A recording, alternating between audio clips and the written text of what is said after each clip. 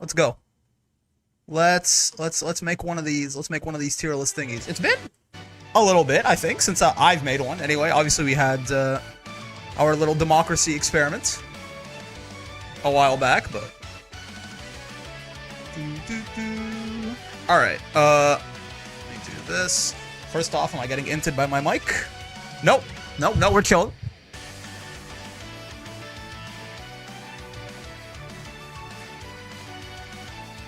Let me do this real quick.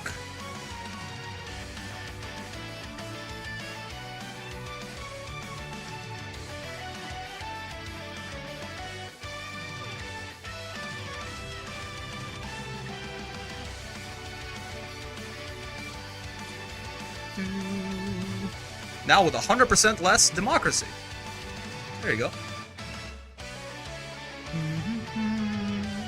Alright, let me grab this, do that, kill that, move over here, grab this guy, pop him down.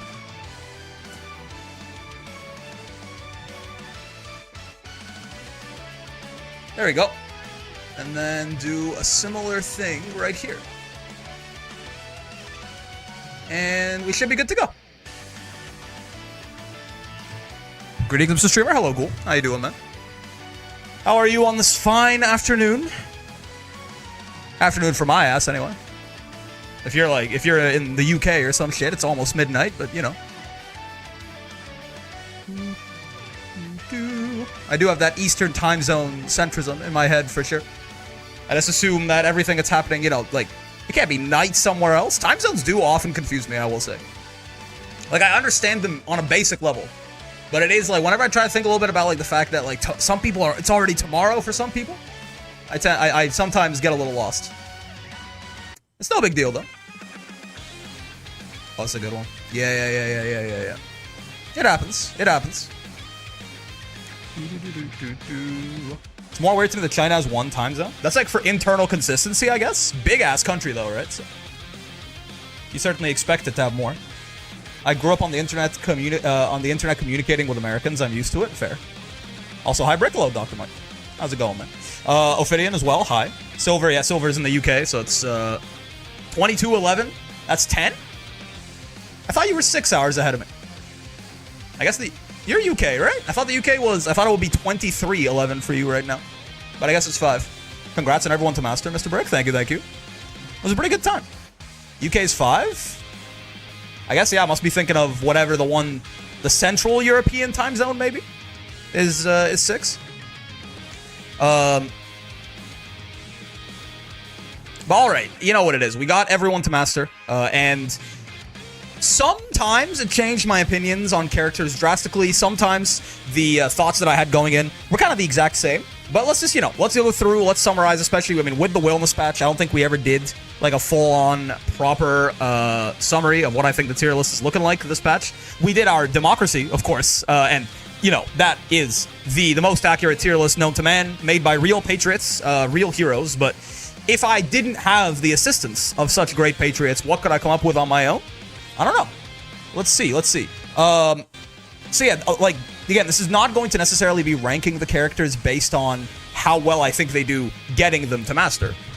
A lot of the point of the road to masters, besides, just kind of doing it for fun, was just understanding the character's toolkit better, right? Because certainly there are things that you might be able to, like, slime out like an S+ with that aren't going to actually hold up when you fight better players. I am not necessarily like a tournament level player, at least, not a consistent high level one for sure, at least. So, I can only go with my understanding, my own, like, pretty high level practical experience, and then my own theoretical understanding of what, things might look like that I might not be able to execute on in a proper like tournament setting. With that being said, all that preamble out of the way, let's do a fucking tier list, man. These are fun. Honestly, we'll do like this, like a more serious one, and then I think we might just do like some general discussions on the whole roster afterwards too. But first, these are not the tiers. I think in my head right now, I think I have Grand Blue as a 6-tier game. Used to be all the way down to like 4 at one point, but it feels like there's been, as my understanding of the roster has deepened, and as, like, just patches have gone on since the Versusia patch, I feel like I see more of a split between, you know, the worst characters and the best characters these days. But yeah. Congrats to everyone to Mastery. Excited for the tier list. Thank you, thank you. Also, hello, look quiet. So I think I wanna name these a little bit more semantically than we might usually. There are gonna be 6 of them.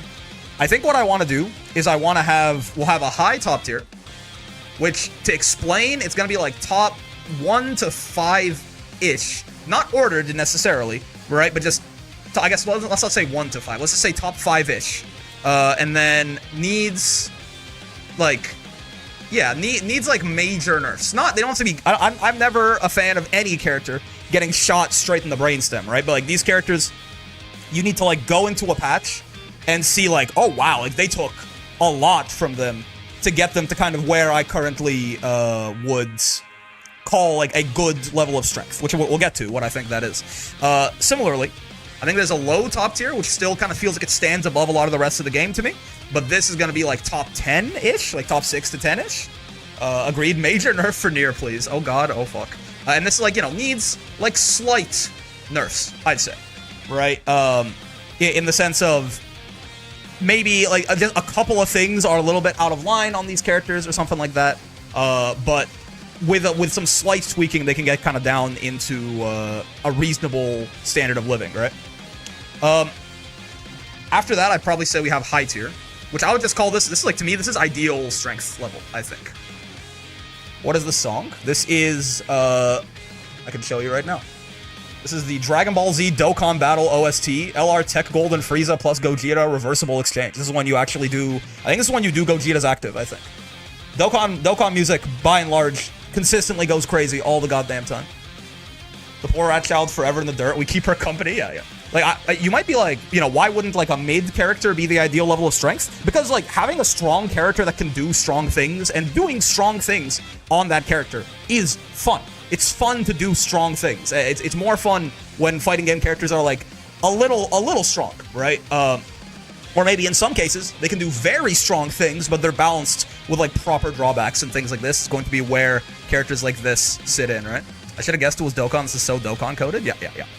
There's going to be a mid tier, which for my money is going to be like, this is going to be like the most vague one, but it's either characters that feel outclassed, and not in the way of like, you know, technically Catalina, spoiler, is like a better version of almost every Shoto in the game in some way or another, but more so they feel like they're straight outclassed, like someone fits their exact niche, just better, like everything they do is done better by a different character, or they're inconsistent inherently, which is a problem when you're trying to win, you know, 15 sets in tournament before you lose 2. The Steelers will be on X, I guess so. Or they are just in a tough meta, right? I would say this is characters where, you know, if a lot of the very relevant meta characters are horrendous matchups for this character, then they go in here. This is like the most buckets you could fall into here. And then I think we have a low tier, which is just needs like some help. You know, like a couple, let's see if we can maybe like fit it in 2 lines like that. Yeah, needs some help, right? Like just like a couple of nice buffs, and these characters are at least, you know, out of there. And then there is help, all caps is what I think I want to call this, which is needs major help. In general, I think the characters in this tier probably need more help than the characters in this one need nerfs. You know what I mean? That outclass feeling is a little frustrating, IMO. Yes, and I think I thought about this a little bit. I usually don't put as much like thought into this before I make the tier list. I did actually think about what I wanted the tiers to be, what I wanted them to be named, like the explanations for why characters are going to go in here. And I'm going to do my best to not try and overfill the list too much. I want to roughly have these be even. Though, I mean, spoiler, and this is still kind of a good thing, I do think most characters in this game, not most, the plurality of characters in this game are going to be in this tier. You know, of all the tiers, if I think about it, high tier is going to be the tier with the most characters in it, but there's going to be still like probably like 6 to 7 characters per tier for the rest of these, right? The game has 40 characters now, mind you, so there's a lot to do. This is not the color scheme I want for this shit either. This should be bright red for please help. Can I fit this in 1 line? Oh, no, I can't. Maybe if I don't caps it up. Needs major help. Yeah. And then this shit can be yellow. You can be like a light green. You can be a vibrant green, because this really is the good shit. You could be like a light blue, and then usually I like this one to be like the pinkish there. That works pretty well. We got 40 characters? I think so, right? 1, 2, 3, 4, 5, 6, 7, 8, 9, 10, 11, 12, 13, 14, 28, 40. Yeah. With the EX characters, it's 40 now. It was 36 before the wellness patch. It's 40. I think it's 39. I'm pretty sure it's 40. I just counted it. 1, 2, 3, 4, 5, 6, 7, 8, 9, 10, 11, 12, 13, 14, 28, 2 missing, plus 12. So, a nice round 40 for Gran Blue these days, which I fuck with heavy. There you go. Just wanted to turn that down ever so slightly. Yeah. So, let's go. And by the way, when I say ideal strength, I don't, again, these, like, a lot of characters that I end up putting in high tier are going to be characters that I think are strong. I want characters to be strong. I don't want everyone to be kind of like mid and neutered, right?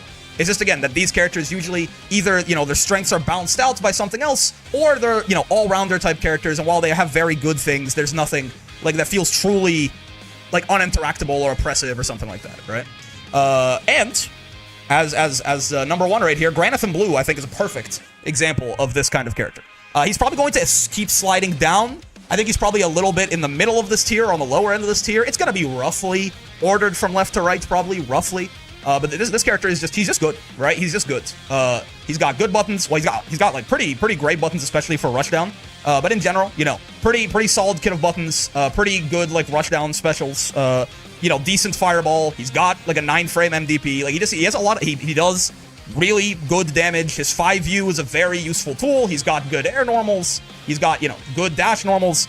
He just has, like, everything on this character is very, very good, right? There's nothing... the only things you can really levy at Gran is that... The only thing, really, that you can levy at Gran is that he's a rushdown character without a proper throw bait, which matters, right? It does matter. He's a rush...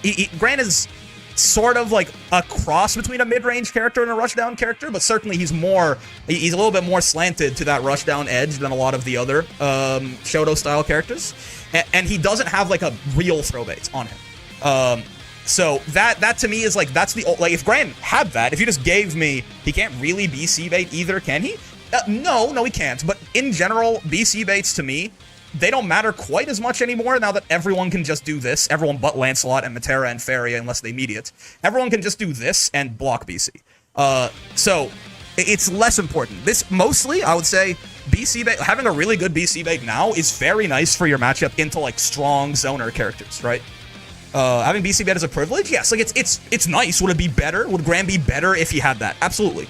But I don't think it's not like a glaring weakness of a character these days to not have a BC bait, like it would have been before they made it minus on block.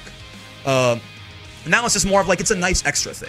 Him not having a proper throw bait, he has to rely on like backdash or delayed close H, is if this exact character, if he just had one of these, he would just be top tier, right? That's really the only thing I feel like is holding him back. But at the end of the day, like, it is strike throw fantasy versus, right? The entire game revolves around beating your opponent's delay tech and fuzzy mash, and having a throw bait that beats both of those, huge deal.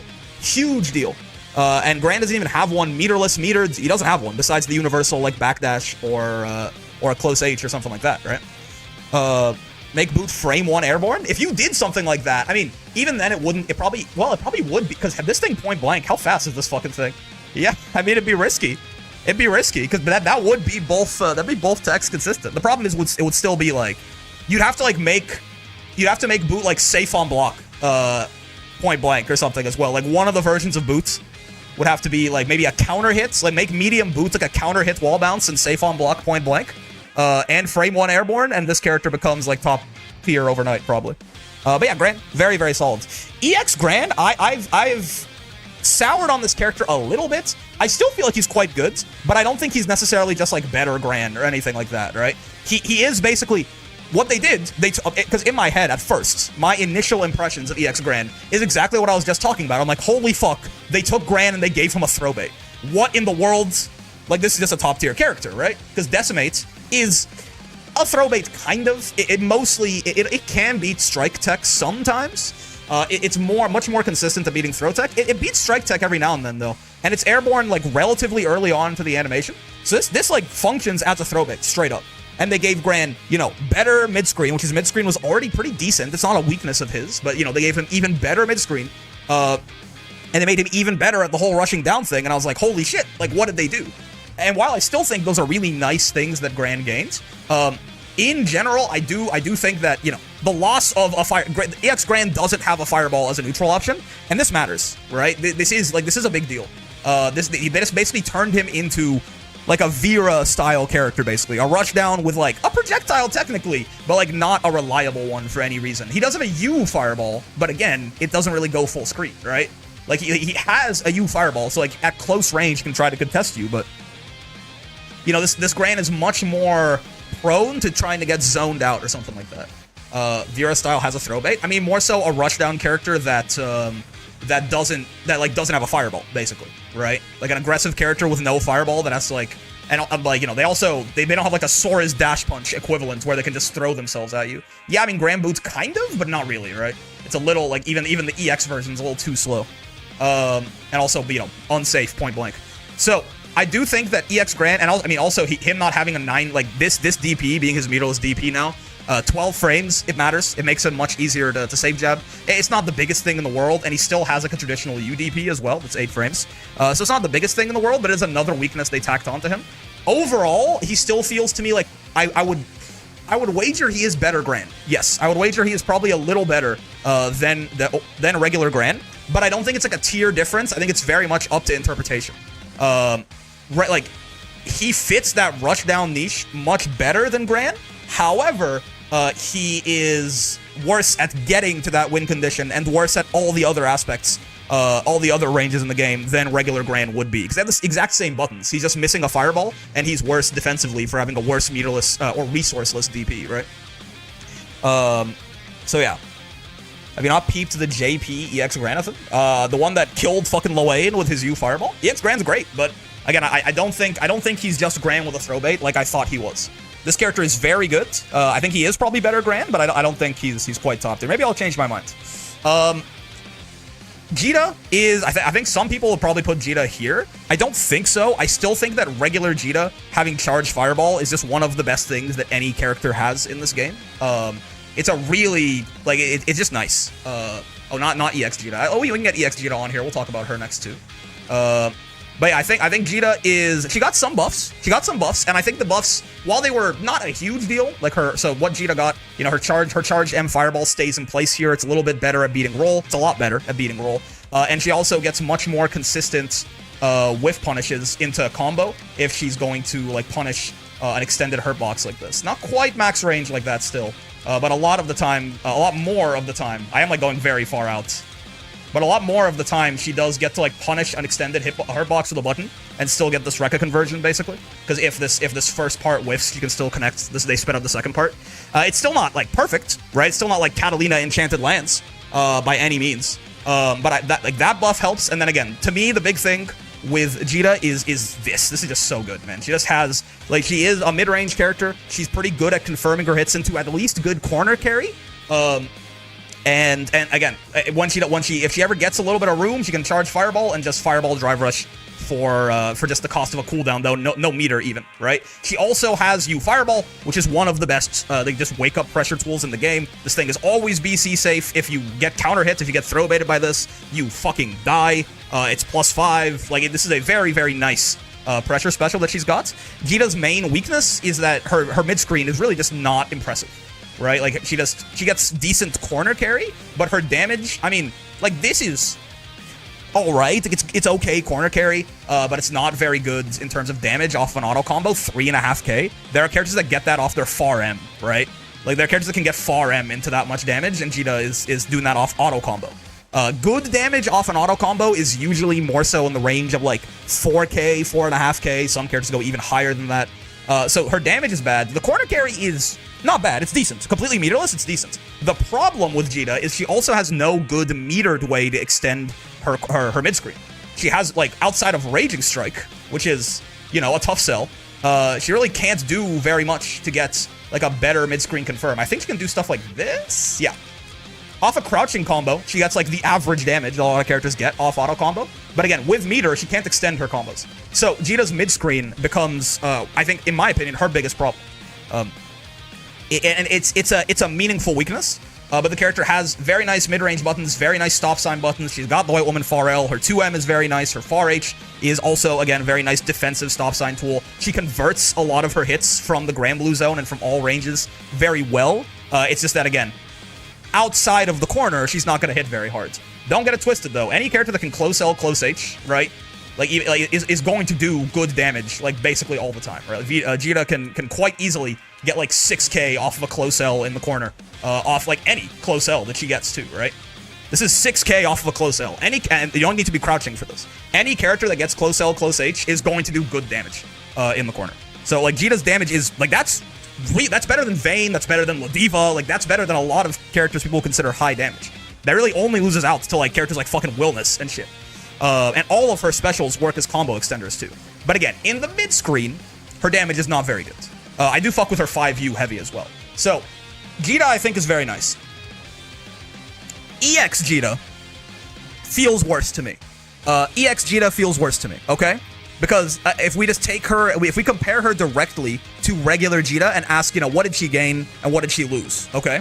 EX Jeta gains, notably, a more consistent way to throw bait. Regular Jeta has a throw bait, but she has to have level 1 5U charge.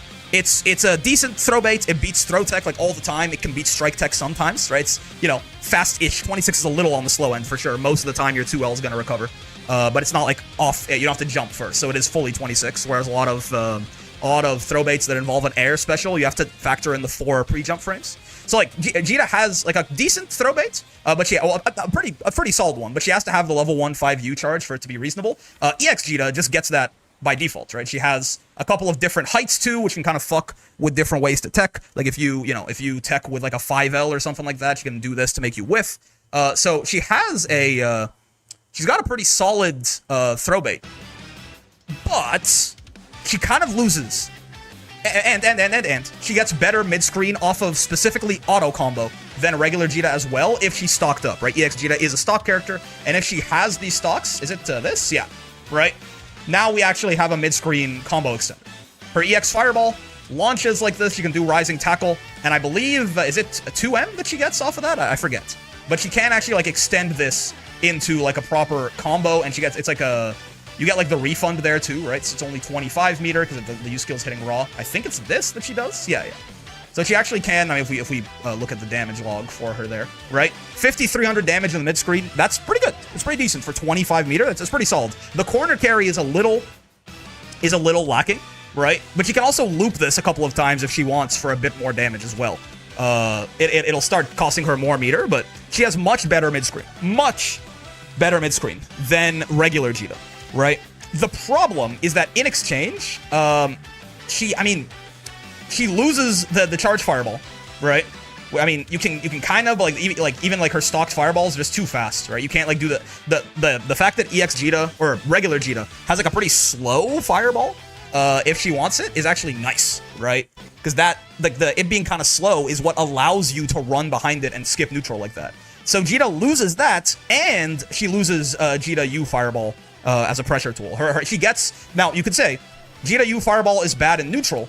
EX Jeta U Fireball is better in neutral, because it's more like it becomes Gran, like regular Gran U Fireball, where it's just this bullet that knocks you down and she runs in. So again, EX Jeta, they you know, I want to say they skewed her a little bit more rushdown, but, I mean, 2 of Jeta's best rushdown tools are this thing and this thing, when she's in your face. And these, to me, feel better than... you know, a slightly improved throw baits, because Jeta already had one, and a significantly improved mid-screen.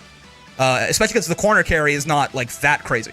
So that, to me, actually does feel like Jeta's already kind of on the lower end of this tier, as we'll see. This, to me, actually does feel enough to make EX Jeta feel, you know, a little... I would say outclassed in that almost by regular Jeta, I almost want to say. I mean, obviously, regular Jeta herself has a couple characters she can point to who do it a little bit better than her. But yeah, she doesn't bring, you know, Jeta's U Fireball and her Charge Fireball are special. She brings special things to the table that not a lot of other characters can really do, alongside an already very solid kit. She just loses those things that are special. She's just another character with decent mid-screen extensions with meter and a throw bait, there's a lot of those, right? Which is why I feel like she feels a little outclassed to me. Catalina is right up here. I don't know exactly where she's gonna end up left to right here, but, I mean, this character is the reason that a lot of characters are going to go in outclassed is because Catalina exists. Catalina is the game's premier defensive mid-range character, right? Any character who wants to be like, my job is I kind of sit here and poke at you with good buttons from mid-screen. I convert these buttons into big damage, and once I get you into the corner, you know, I have a relatively oppressive situation waiting for you. Catalina is, like, you have to have something real crazy to be competing with Catalina, like the other characters who we're going to see who are kind of similar archetype, who are going to end up in that tier with her, right? I mean, again, arguably the best kit of buttons in the game, point blank, right? One of the best far Ls in the game, does have the whiffing on crouchers problem a little bit more than some, just because of how much, if you look at how much that hitbox extends outward, right? On the second active frame here. Hold up, let me try and actually capture this. There you go. Oh, was it the first one? It's the first one, there you go. Like, there's quite a bit of extension here over where crouching hitboxes can be, but it's still a 6 active frame far L otherwise, and it's, you know, very low recovery, and also, I mean, Catalina has the Catalina privilege where she gets, like, all of her combo extenders off of her far L. A lot of characters need to get, like, a medium or, like, a counter hit or something like that to start, like, for everything to work. Nope. Catalina gets U Fireball off of far L, Catalina gets EX Fireball off of far L, Catalina gets Enchanted Lands off of far L. Everything works off of far L. And it's not like her mediums. I mean, this far M is ridiculous. It's one of the biggest mediums in... Is it the biggest medium in the game that's not like Vasaraga's 11-frame medium, which is basically a heavy, or like Ferry or something? Standard mediums might be the biggest one. This is... Lucy Jesus Kick at tip range is 9 frames, and this is bigger at 8 frames. Percy's, I think, is the only, like, standard medium button that's bigger than this one. But it's 9 frames. So, like, this thing's ridiculous. And her 2M is... This thing is stupid. 7 frames, 5 active frames, 15 recovery frames, also converts into everything. On counter hit, she gets both of these light walls into medium. Both of these mediums into light wall, too, which is just, like, ridiculous, like, meterless damage. This is crazy, man. She gets her medium into fucking, like, half-screen corner carry, and if you get wall bounced, like, what are we talking about? Her U Fireball is maybe the best combo extending special in the entire video game. She's got a 9-frame MDP. Light Wall is a Brave counterbait. We talked about how, you know, Gran doesn't have a Brave counterbait, but, like, really, it's kind of just privilege, you know. So it doesn't really matter that he doesn't have one. She just does. It's also just an incredibly, like, safe tool to use in general, because if you block this and do that, she's -8 and backing away from you. You are not punishing this. She's gonna lose her turn often. But if she wants to, she can Brave counterbait with absolutely no risk to her own life or safety most of the time. Funny enough, the one thing that Catalina does not have is a throwbait, right? And you might be like, well, okay, Mr. Streamer, why are you such a... Minus 8 of that spacing is basically Catalina's turn, true. Mr. Streamer, why are you such a bias? You just hate Catalina. You have a Catalina hate boner. She doesn't have a throwbait either. She doesn't really, right? Catalina, she really only relies on backdash, close H, same thing. So, like, why are you holding that so strongly against Gran and saying it's the one thing that makes him not top tier? But Catalina, you're saying she's high top tier, even though she doesn't have it still. The reason for that is that Gran inherently is still a rush out of the range of even your 6XL in the corner and threaten Enchanted Lands. And again, on counter hits for the, it's a little closer than that, there you go. On counter hits for the medium one, or on a regular hit for the heavy one, you're also going to hell. So this character is like the Gran Blue Zone character. So, while you could certainly say that her up close pressure is, you know, her one weakness, there is no character without weakness in this video game currently. This is Catalina's, right? This is Catalina's. She doesn't have a throwbait either, but for her Gran Blue Zone is just so goddamn oppressive that it feels like it doesn't matter. And, like, it's not like her up close pressure is bad, because she still has this. So, you know, she still can just turn off or make you really not want to use the strongest defensive mechanic in the game against her. Would it be better if she had a throwbait? Absolutely, yes. But yeah, she does not need to engage with her weakness. That's a great way of saying it, Silver. And even if she does, she's still, like, it's not like her up close pressure is bad. It's just like, it's not literally perfect. You know what I mean? So yeah, I mean, Catalina's ridiculous. This character is, and I mean, yeah, her corner carry, we've talked about it at length, right? I don't have to keep talking about Cat. I can't shut the fuck up about this character. It's got to get annoying to people at some point. Is Cat ease of use all taken into consideration? A little bit. I don't think that there's any characters that I'm going to hold ease of use against, really, except maybe Zeta. I think Zeta, especially at this point, is the only character where she is meaningfully difficult enough in Gran Blue that you can hold it against her. As far as, like, Yeah, maybe Vasaraga as well to a slight extent. But Catalina is also, yeah, her game plan is very simple to implement. It's not a complicated game plan.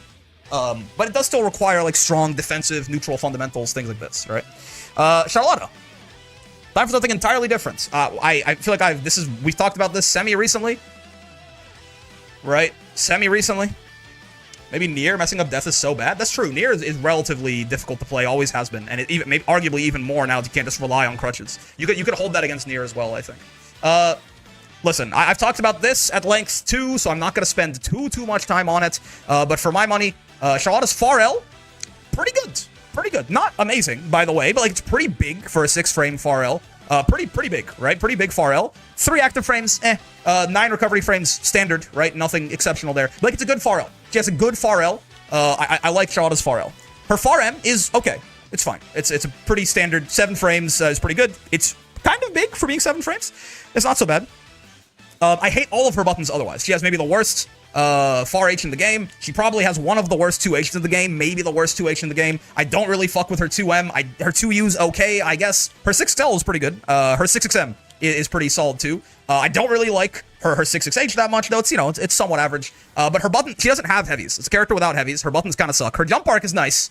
But again, I mean, it is still a 42 frame thing. It's, you know, yes, you know, normally jump arcs are 46. It's 42. It's 4 frames faster, but we're not going from 5 to 1 or 9 to 4 or something here. We're doing 46 to 42. Her jump arc is still very anti-airable. Her main pressure special is very weak to Brave counter. Her primary combo extending tool doesn't work off regular hit Far L. You need a counter hit, as well as being a launching combo tool. So it's like a little worse than a lot of the ones that don't. Her damage is, you know, pretty good off auto combo. We talk about like 4K, something like that, being pretty good, right? She gets 4.4 right there. If she gets wall bounce, she could even extend it for good damage. But like, Charlotta can jump out of the corner and get a corner combo punish by jumping as a call out on throw. Yeah, that's, I mean, anyone, if they want, can call, if you're hard calling out throw, anyone in the video game can backdash and get like a close H starting punish. Charlotta can jump over you and get the punish all the time. A lot of characters can still jump over you and get the punish as well. Depends on how good their cross-up is. She can use her jump as a throw bait too. Also, a lot of characters can do that. You see it happen all the time. Charlotta's window is a little more generous, but it's not even special. It's not a Charlotta thing. She can do it a little bit more consistently than other characters, right? And by the way, jumping out of the corner is incredibly high risk. It's incredibly high risk. Yes, high reward, but it's higher risk than reward, arguably. I mean, Charlotta's corner damage is not even... Charlotta is the only one to really feel it against. I don't know. I see people get throw baited, even in tournaments. I see people get throw baited by like Siegfried jump, like often, right? But also, I mean, the damage Charlotta is going to take for getting anti-air is going to be higher than damage she's going to do for like a close H starting non-counter hit combo. Her damage is also not even that great a lot of the time. This character is one of the ones who couldn't really TOD, and when it started in the corner, she wasn't even close. To even get close, she needed to like have this really weird specific setup that started from like exactly here, right, like right next to Eugen. So again, it's inherently very risky to be jumping out of the corner. Charlotta is better at it than anyone else, true, but I don't like that as a game plan, right? Demon Flip is nice as a Oki tool. She can get a lot of safe flips that she wouldn't get otherwise, which is nice. But like, again, this is not a pressure tool because it's incredibly risky to use. You have to be so good at mental stack. You have to work so hard to mental stack people to have your 2 primary pressure options are jump and demon flip, which lose to the same fucking thing. Yes, you can do like M demon flip and be a little trickier and do like helm breakers and things like this. But again, really, that's only going to work against characters with bad 2Hs half the time too. You think it's just going to do anything against like Siegfried or Grimnir or 2B or Anila or, you know, like a lot of characters that have like higher reaching, Vasaraga, anyone who has a higher reaching 2H? No. Even like a lot of the middling 2Hs, you're going to get grabbed by this half the time as well. So she's again, a rushdown character, doesn't have a throw bait. She has a pressure special, I guess, which is nice. But like, I guess, again, people say her jump. Her jump, by the way, is still only going to be a throw bait on the throw button. So even then, it's not even a good throw bait, even when you count that it's not exclusive to her. But yeah, her primary pressure special is like a guaranteed counter hit Brave counter whenever you want it. People talk about light DP a lot on this character, I guess. It's cool that if you anti-air it and you block it, like she's still plus, right? You can block this and it'll still be Charlotta's turn. She's +2 here, which is... Wait, She has +2 there, no? I'm pretty sure. There you go. Yeah, she's +2 if you anti. I don't know why I said -4 right there.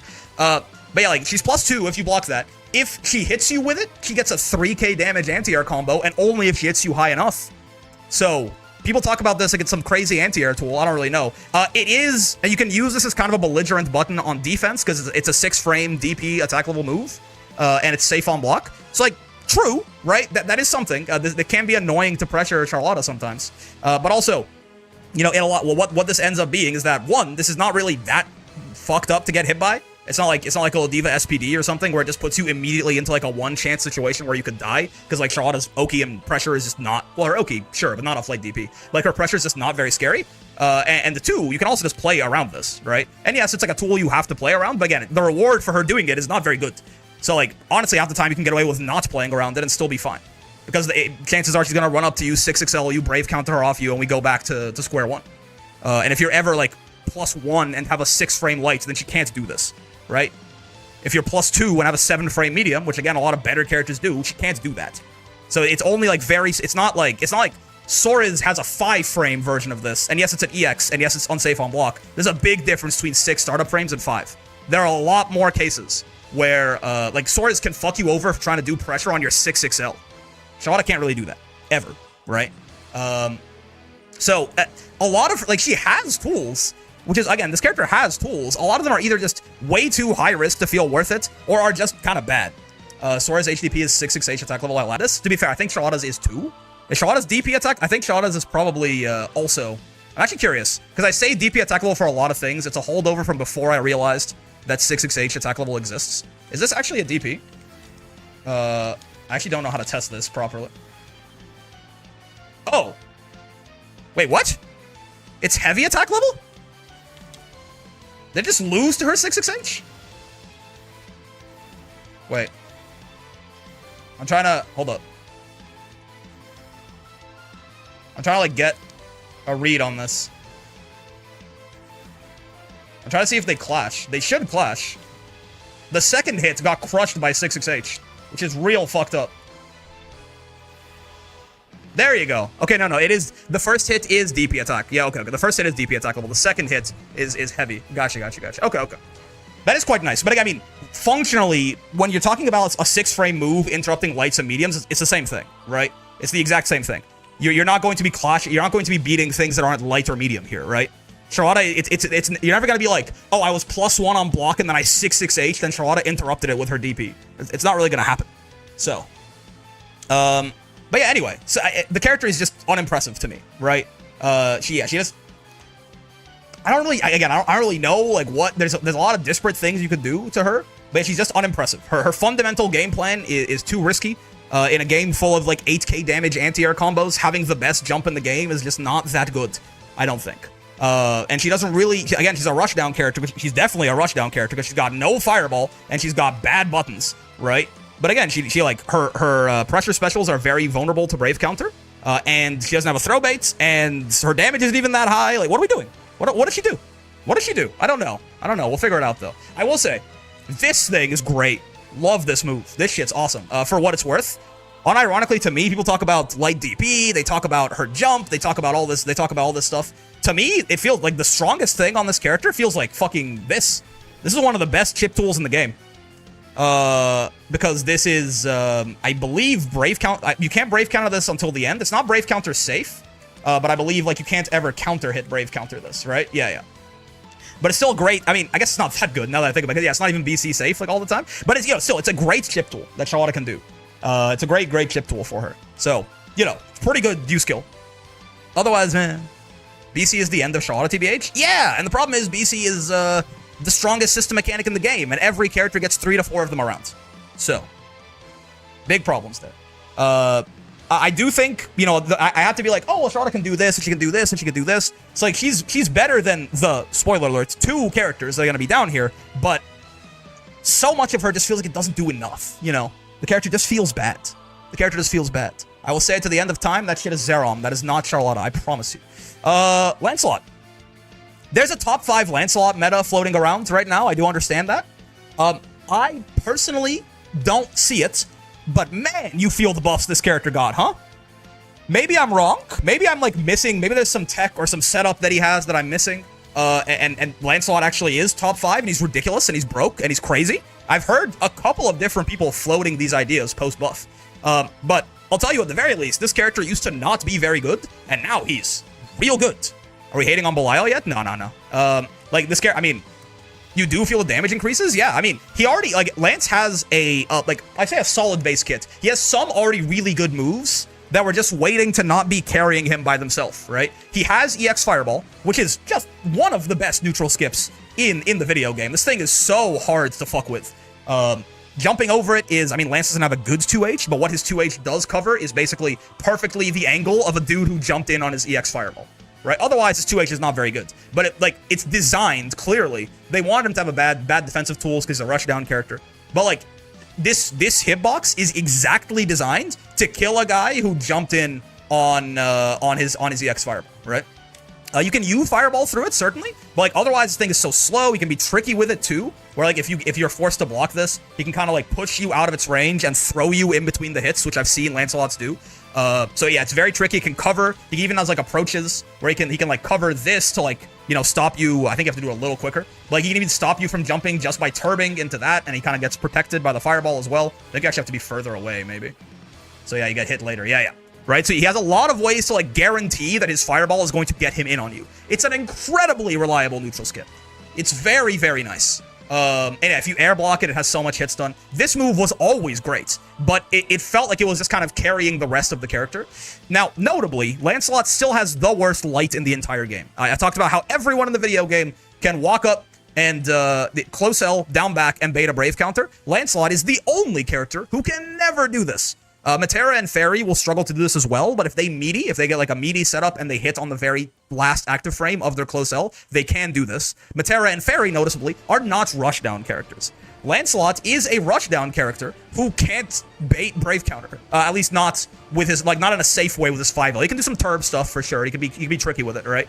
But like, he's a hyper rushdown character who cannot go 5L down back block BC. It's rough. Right, this button sucks. Now they did buff this, right? He gets like 6XL into this. It is a 5L, so he gets auto combo from it, you know, from anywhere. He doesn't need to be in like proximity normal range. It's small enough that it's like only barely bigger than proximity normal range, to be honest with you. But besides that, I mean, Lancelot he skips neutral very well. His 5H nerf was kind of dumb, TBH. Shmeep shmop.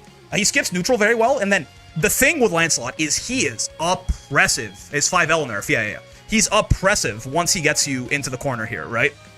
Especially with them giving him, he can use like M Fireball for like resourceless, Brave counter safe, DP safe plus frames. He's got all the turb shit. He can do like, he can steal the corner like this, which you might think, you know, who cares that the game has a guard button? But what Lance can do is he can steal corner like this into immediate, I'm bad at doing this, but hold up. He can steal corner into immediate wall jump. Left, right, yes, but also instant overhead, or not instant overhead, but like wall jump overhead or wall jump low, right? Lance does actually have like a high-low setup that he can do here, and in certain cases he can kind of delay it so it hits you on the same, well, he can't delay it so it hits you on the same frame, but he can hit you meaty with either of them, right? So like that alongside all of like the safe jumps and stuff like that, the turb grants him alongside of like all, you know, the tricky anti-air stuff he can do, all the fireball pressure, you know, true block stringing into U Fireball. Yes, he got like Rekka stuff, which yes can be fuzzy mashed, but like at the same time, it's still like if nowadays if you fuck up on this, this first hit on counter hits gives Lancelot a full combo, so he gets significantly better reward in these cases. I think you have to get close L after that, maybe? Yeah. That's what it is. It gives Lancelot a significantly better like reward if you fuck up on that too, which is very nice for him. And his damage got buffed across the board, right? So Lance's corner situation has become kind of pretty truly horrifying. He can do like if he could bait Brave counter with 5L, it's arguably too much at this point, right? You could really make the argument that now he deserves to be the only character who can't 5L down back and bait BC, because his corner situation otherwise is just so overwhelming, and he gets good reward off of it. Like Lancelot is like an average damage character now. He used to be a low damage character, and he had worse pressure. They made him like an average damage character. It was a big damage buff. And he also got like significantly improved pressure options and reward off of those options. So he's just pretty good. Now, to me, again, the reasons I don't see the top 5 Lancelot agenda is that, one, He still has below average HP, which is not like a death knell, but he has 15,000 health. It matters, right? And as well, I still feel like his, like, outside of Fireball, if Lance spends this cooldown and doesn't get in, he starts to struggle a little bit, right? His buttons really are truly, like, just horrendous, like, all of them. All his far normals are horrendous. He doesn't have a meterless DP, and his meterless DP, the one that he does have, is bad because it doesn't even give him a safe jump, right? Like, his defense, kinda, His neutral is pretty ass outside of Fireball, which, I mean, it's not like it doesn't, like, if you, all you need is, like, you know, one character with a U Fireball, and suddenly, if you throw this out in neutral like this, you're gonna die, right? So he has to find, like, if Lance gets a knockdown first, and then throws Fireball, then you're dead, right?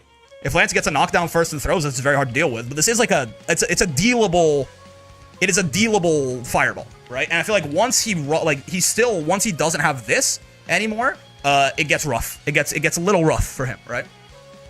There's at least one character with reduced health who is top 5. I know who you're talking about. We'll get to her later. Actually, soon, I think. Yeah. So there's enough, I guess, counterplay to Lancelot to me that he feels fair, right? He has a really strong win condition, but like you can keep him out. You can keep him out of that win condition. And you know, if you end up with him on the back foot, his life gets really hard. Like, yes, he can try and wall jump out of the corner, and he can be tricky with that. But again, I mean, they made the wall cling counter hit state, so he oftentimes, like, dies. So he's very good, but I think, you know, a lot of the top tier characters are characters who have a win condition that is, like, hard to stop, and even if you put them on the back foot, they're not really on the back foot. And it's simple, it's strong, and there's very little counterplay to it, right? Lance does not quite feel like that to me. Maybe I'm missing something. Maybe there are a lot of maybe there's something. Maybe the top 5 Lance agenda is correct. But to me, this is like pretty solid, pretty good high tier character, but like a high tier character. Hey, look, it's another defensive mid-range Shoto who I think is incredibly strong. We can talk about, so Percy is everything we talked about with Catalina with slightly different stats. So we can talk about it quickly, okay? Percy is Catalina, but he gets better non-counter hit poke damage with stock. He's Catalina, but he's more inherently a little bit more, like, two-step, a little bit slower to start, because he needs these stocks for a lot of different things. He's also very reliant on this command dash cooldown for a lot of stuff. So he's a little, I wouldn't call him inconsistent, but he needs a little bit more to get going than Catalina. When he has it up, he's better than her, right? So it really is like a pick your flavor, right? He gets more damage than her off of his pokes. He you know, has, I would say worse buttons, but like still amazing buttons on Percival. This Far M, for example, is very much like this is just Catalina Far M with more active frames, less recovery, more range, and one less startup frame. You could really make a solid argument for this as the single best button in the entire video game, this Percy Far M, right? That you could really make you could call this the best button. If you called this the best button in the game, I wouldn't be mad. It's definitely in the discussion, right? This thing is crazy. This is the biggest, we talked about with Catalina, this is the biggest, like, standard medium button that's not, like, you know, over 10 frames of startup or, like, you know, has a shit ton of recovery or something like that. And yeah, high active frames, low recovery, good conversions. This fucking thing is awesome, right? And then, of course, you know, similar thing, you know, they have great buttons with high active frames, they poke you out, they keep you out, and then, you know, Percy, once he gets you to the corner, Percy does not have Light Wall. However, he has this fucking thing, which they nerfed, apparently. I don't think so. If anything, they made this a brave counter bait half the time. But Percy has, you know, one of the stupidest Grand Blue Zone situations in the entire video game in Flame Carpet. His conversions into, like, big damage from the Grand Blue Zone are not as good as Catalina if he doesn't have the stocks or meter. But if he has the stocks or meter, they're better. Because Flame Carpet is a fucking combo starter by itself, and it also just does a throw's worth of damage for your dumbass, like, blocking it. Just standing there and blocking it. There's really not... Like, this is really... I mean, this is as straight as it comes, right? From this range, right? Percy doing this from this range, there isn't counterplay to this, really. It's just really quite that simple. The only counterplay is that it costs meter, so you can, like, wait it out, I guess. But it only costs 32 meter, too, because he gets 12.5% of it back. So, you know, we talk about strong game plans that are very hard to stop. The ones, again, another, Percy and Catalina are very similar characters. Something you could hold against Percival is, even stocked up, he's going to be, like, a little bit more, it's going to be a little bit more fucky for him to try and, like, extend his combos in the mid-screen like this. Flame Carpets can work for this, right? He can do like a similar thing, but he doesn't get quite as much. You can get 6XL off that. Yeah, you totally can. I'm just asked. He doesn't get like quite as much corner carry or damage as Catalina might, right? So his mid screen is a little worse there. He can do stuff with stocks too. He'll get like, you know, really good damage off of just doing that. But a little bit worse corner carry, you know, a little bit more reliant on those stocks, a little bit clunkier, I guess, in that situation.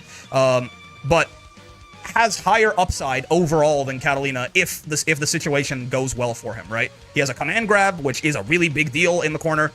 He's got like he can do like you can get this 9 stock situation going, and then any of his hits, even his command grab, become incredibly high damage threats because of the existence of this gun, which they buffed to make a fucking combo starter in this patch for some ungodly reason. I would call him slightly more inconsistent Catalina with higher upside. So it really is like pick your favorite amazing defensive mid-range Shoto and go from there, right?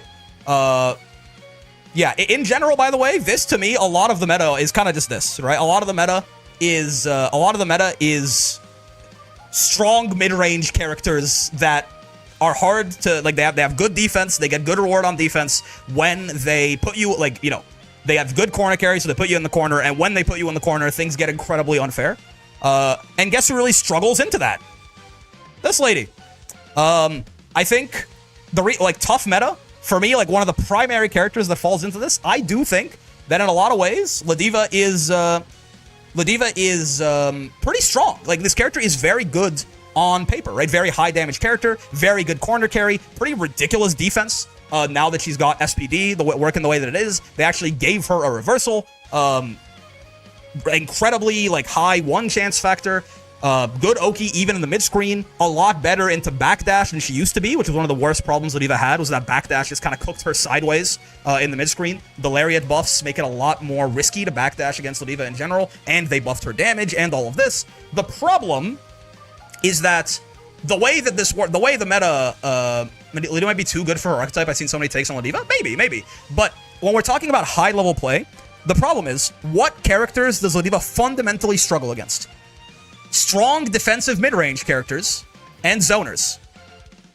And the thing is, we're going to talk about it in a second, strong defensive mid-range characters, I think, are very meta right now, and they're basically only losing matchups are strong, full-screen zoners. So, if these guys are meta, the sort of obvious, like, anti-meta is going to be playing zoners. And guess what? Both of those archetypes kind of fuck Ladiva. So, while the character is very good, she, to me, like, exemplifies... This is just a bad meta for her, man. You know, if we were living in, like, a Seox... If Lancelot is top 5, we live in, like, a Seox, Lancelot, Soriz meta, this character will be high tier, I would say. But we're not. We're not living in that meta. We're living in a Catalina, Percy, you know, like, Willness, like, Metera... all these, like, characters that just kind of shit on her. Lowain meta, right? Ladiva's also a character that gets screwed by BC. Yes and no. Yes, certainly BC can cause Ladiva a lot of problems, but you can't BC a wake-up command grab. You know what I mean? You can't BC, like, a wake-up command grab that does 6k. Yes, though, BC certainly hurts Ladiva a lot because she has to get in multiple times, and because of BC, you know? And it's hard for her to get in. I don't think Ladiva is, like... I don't think BC is, like, fundamentally shattering for Ladiva, but I think it makes you know where it's particularly bad for her? Against motherfuckers like Catalina, like Percy, like Ferry, like Metera, you know, like these Ferry less so, but like these very meta-relevant characters that are already bad matchups for her. In those matchups is where BC is the worst for her, right? Because it's like it's already so hard for her to get in even once that having to do it 4 times makes those matchups feel really tough. And guess what, man? Those are meta-relevant... Those are incredibly meta-relevant characters, right? Those are incredibly meta-relevant characters. So Ladiva is just... She's a very strong character, in my opinion. She can do a lot of really fucked up things to a lot of the casts, but not the best characters. Not the best characters. And guess what, man? You're playing in tournaments, you're going to be running into a lot of the best characters. Speaking of which, I'm a little back and forth on this one. So Metera is obviously incredibly strong, right? He's here or here. There's really no two bones about it.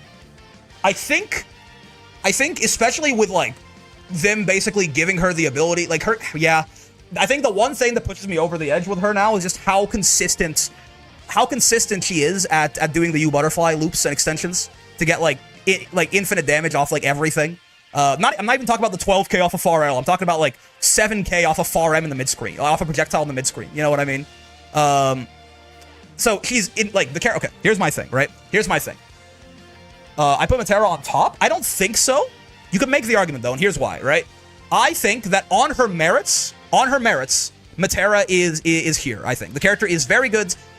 If I was seeing Monarch get really consistent and other like, you know, high level Meteras getting really consistent at doing these like crazy U butterfly extensions from everywhere, because what I've now learned is that they're possible off like any stray U butterfly hit if she's got enough meter, right? She can do U butterfly, run up, light rain of arrows, extend the combo, U butterfly again, run up, light rain of arrows, extend the combo, right? Like it's run up, sorry, it's U butterfly, pop it, they get hit. You run up U butterfly, light rain of arrows, auto combo, pop it, run up U butterfly, light rain of arrows, pop it, right?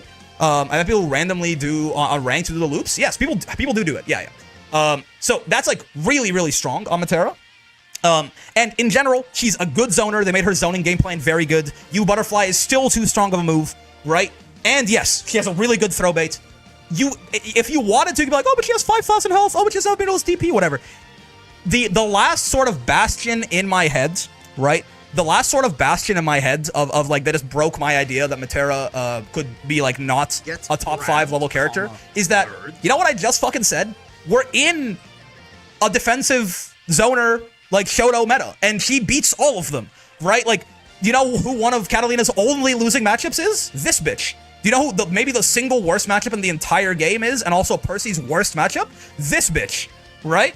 I think we're gonna get to a lot of other characters who I think are quite good, and Metera is either one of their worst matchups or their worst matchup, right? So, like, she's very strong in a vacuum. She plays very well into the meta.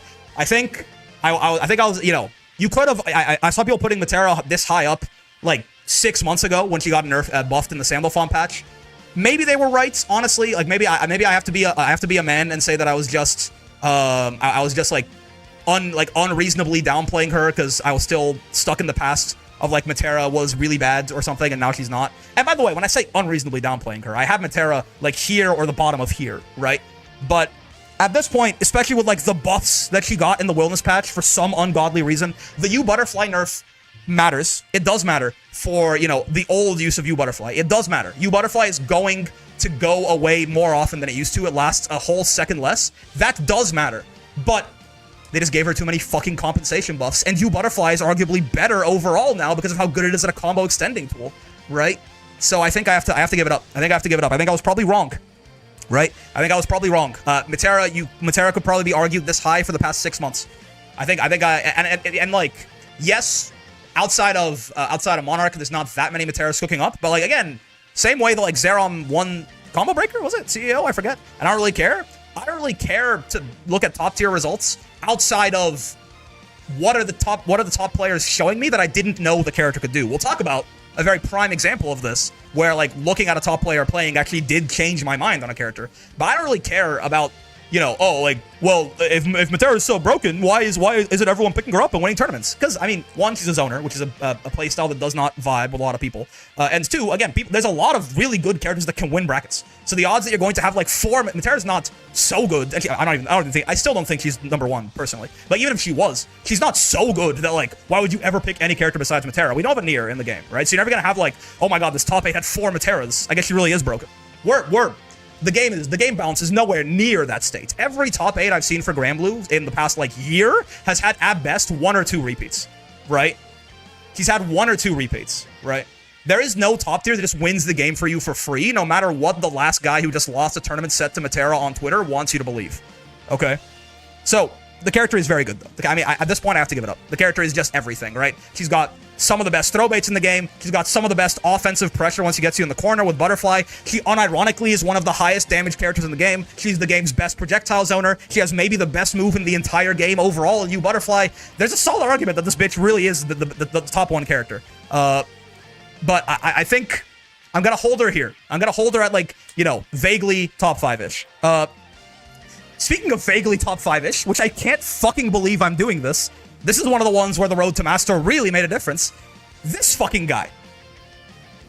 I can't believe this. I mean, a lot of people watch the Lowain mind break. Like, a lot of people watch those videos. They seem pretty popular. So I think, you know, if you're watching this video, chances are you kind of know a lot of what I have to say about Lowain. But I can't believe this. You asked me 3 months ago and tell me, like, do you think you would put Lowain, like, in the same tier of character as Metera, Catalina, Percy, stuff like this? I would have laughed at you. I would have laughed in your face. I can't fucking believe this guy. He just, you know, he's just amazing. He's just amazing, right? His buttons are pretty solid. His far L's alright, it's whatever, right? It's like a Charlotta far L. It's fine. But he's got like one of the best 2Ms in the entire game. He just has like Catalina 2M, but it's smaller range and it's the best low profile in the game for some reason. It's like a reversal, damn near. You know, his otherwise, you know, his buttons otherwise are okay, but his 2M is pretty crazy. His 2U is pretty solid as well, because it's got so many active frames, you can space it out to be safe, all of this. His far H is pretty nice as well as a defensive tool, 6 active frames, right? And up close, it's a little quicker too, 11 frames, right? So pretty solid kit of buttons on Lowain, except for his 2M again, which is like ridiculous, right? He's got quite a good 6XL, a really good 6XM as well, right? A pretty nasty 6XH in combination with his other stuff. He's got this double overhead kick, which can be surprisingly confusing when you mix it in with the rest of his kits. His buttons are Lowain's buttons good or bad? They're good. They're not, outside of this one, they're not like amazing, but they're good. Lowain has good buttons. And he has, you know, the Boys is arguably one of the best projectiles in the game overall. Like, on all versions of it, right? The light, medium, heavy U, when you combine all of them, it might be the best projectile in the game. And the U Fireball is just the best projectile in the game, right? This is the best single Fireball in the entire game. This thing, there is really no counterplay to this thing. Half the time, if you spot dodge this, you can get a full combo off of it. It's a reversal, I fear, because the Boys show up on frame 6 and it doesn't go away on hits. It's plus a billion on block. This is also a mid-screen combo extender for Lowain, because I believe from a lot of ranges he can like do this and like get a combo off of that, which is just ridiculous. I don't even know what to say, right? This move is patently absurd. It's one of the best. It's the best U Fireball in the game for neutral. It's incredibly plus. And it's also, like, damn near one of the best defensive tools in the game, too. Metera U Fireball stuffs this, right? Does it? I think so, Shiro. I hope so. It fucking better. I know it's 2 guys, right? But Metera's U Fireball is 3 guys. I'm pretty sure Metera U Fireball beats this. It fucking better. Yes. Thank God, by the way. I mean, Metera's U Fireball counts as 3 U Fireballs for your knowledge.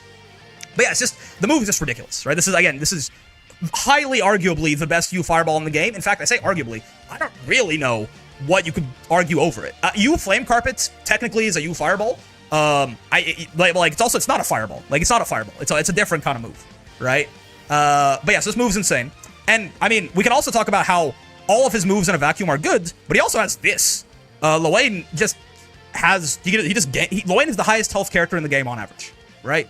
All he needs is to pull like 2 meats. And he has Vasaraga health. That's all, right? Right? He just pulls 2 meats, and he has Vasaraga health. Very easy for him to do that, by the way, because, for example, you get hit by U Fireball, he gets 2 eats for free. Guaranteed, and he's plus 19 still, right? You block a U Fireball, he gets an eat for free, right? He gets a safe, guaranteed eat. He can eat mid-combo, and still keep up his combo, his corner carry, everything like that, right? You're worried about the Boys, he gets a couple of eats. Catabot rockets, you don't stuff this in time with a 6XL, or Lowain is like, gets it off a knockdown or something. If he wants to, he gets a couple eats. And again, all he needs is to hit like 2 meats, which is like a 25% chance every time. He can get spaghetti as well, and that's instantly 2,000 health or something like that. And boom, highest health character in the game, right? And he's not going to eat twice. Lowain is oftentimes going to eat 3, 4, 5 times around.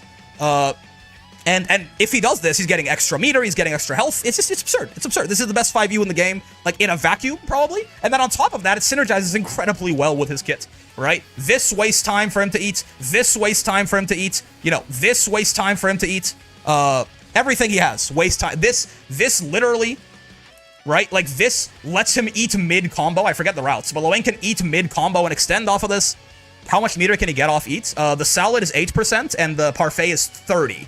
Lowain is one of the 2 characters in the game who can get 125 meter combos still, needing some RNG to do it. The other one, of course, being this bitch, because why the fuck not? The SB gauge boost small. Yep. So, Yeah, his 5U is probably just the best 5U in the game. Hard to really argue it otherwise. His U Fireball is probably the best Fireball in the game. Like, one of the best moves in the game, point blank period. Top 5 on just, like, things that a character can do.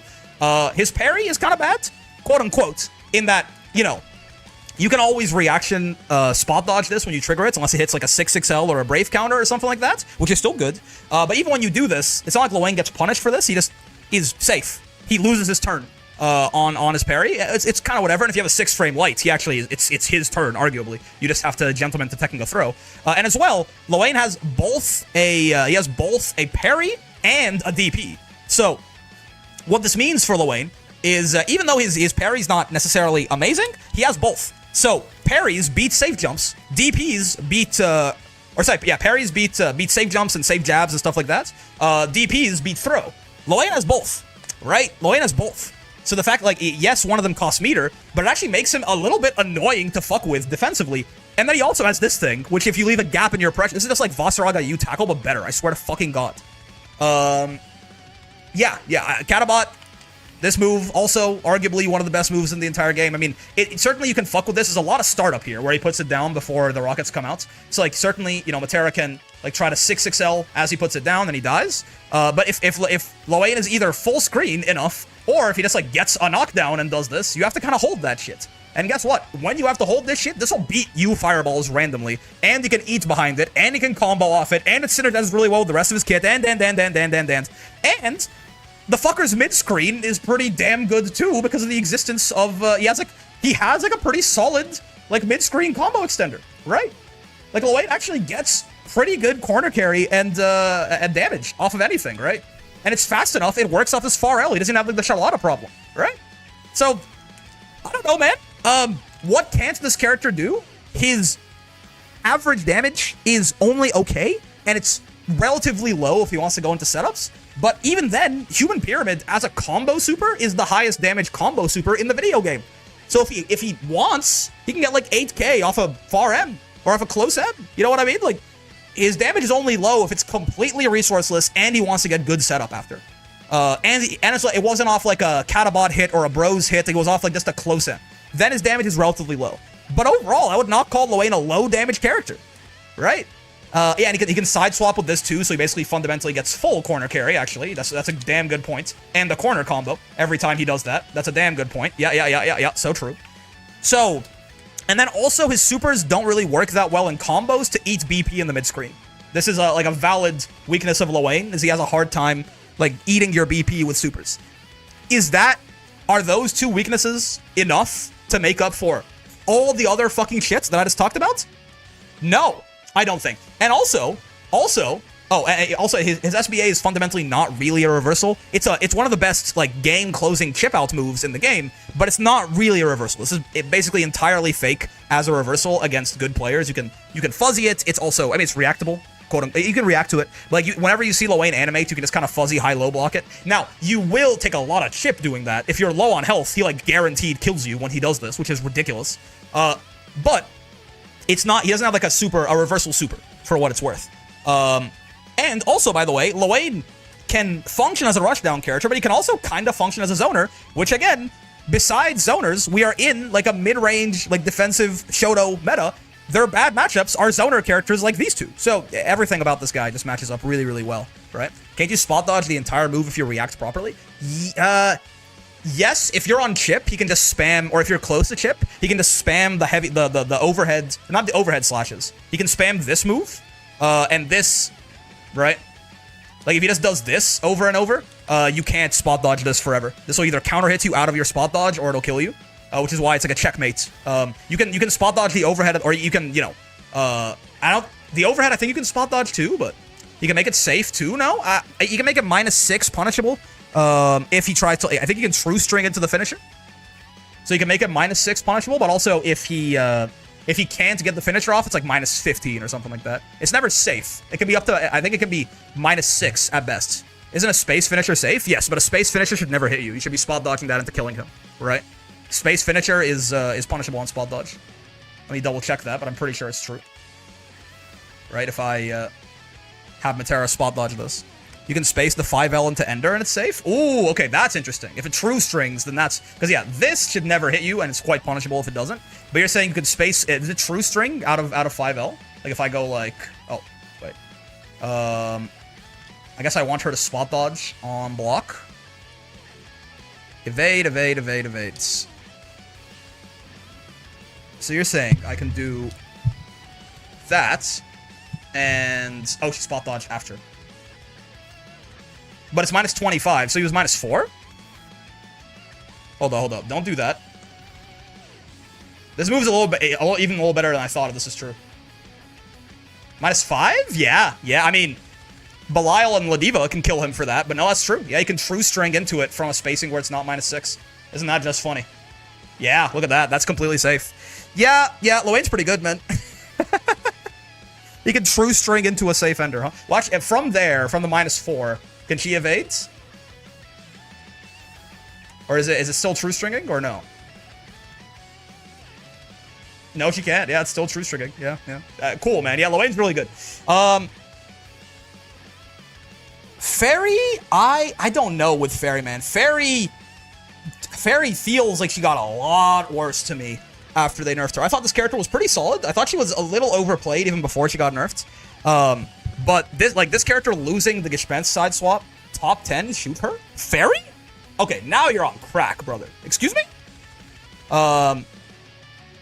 This character losing the side swap off Gespenst and also getting her far L nerfed felt really bad to me. I'm being a hater? Yeah. It's still like a somewhat favorable meta for her. So I don't want to put her in low tier, but she feels kind of fucking low tier, right? I think she's ideal zoner strength. She feels bad. I honestly, you want my hot take where everyone's gonna kill me? I think ideal zoner Ferry's still pretty good, man. I don't personally see it. Maybe I don't see it. I think she's gotten it's really rough for her in the corner now. I think she can still side swap off like a counter hit like far M or something like that, but it's a lot less common to come by, right? Than just like far L into Gespenst. Only character in the game left with looping 50-50s? Well, yeah, but again, it is very low reward on those 50-50s, right? Also, does Ladiva count? Does Ladiva count? I feel like Ladiva counts, right? Ladiva still has those. I think so. But yeah, it's true. Like, she has the GG mix. Does Grimnir count? No. Oh, no, he still has the Karaoke, right? Yeah, he still has the Karaoke. They didn't take that shit away from him. Yeah, Grim counts. Yule has a looping 50-52. True, but I mean, it's kind of, it's a little... but yeah, I feel like, while Ferry's like, they even made her looping 50-50 better in this patch, because Ferry can get it off, I think the way they changed the hit effect on MGG on a mid-air opponent means she can, like, I forget what it looks like. I don't know the setup off the top of my head, but like, Ferry can, like, do some shit like this, like, into MGG or something, right? And it hits, lands, and then she can 50-50 off of that, I think. Which is nice, but it is like one of the least. The least rewarding one is probably UL. I mean, no, UL gets a full combo on the low and like a full combo on the counter hit overhead, but it's probably the least rewarding 50-50 in the video game. She gets like 3-4k off of this shit half the time, unless she wants to dump meter. And when I say meter, I mean super, like not like a U skill. So like, and again, her defense feels, it got rid of her super safe jump route though. Oh, interesting. I did not know that. But yeah, also, her defense feels abysmal now, man. This far L hurtbox shift, this feels a lot bigger than it used to be. This is her best defensive tool, right? And it's a lot riskier now. And also, she can't do the Gespenst side swap anymore, right? My big thing, I thought that Ferry was... also, she's bugged as hell, yes. Her far L, like, doesn't... Placing Ferry in low tier should be a crime. This character does not feel good to me, man. I don't know.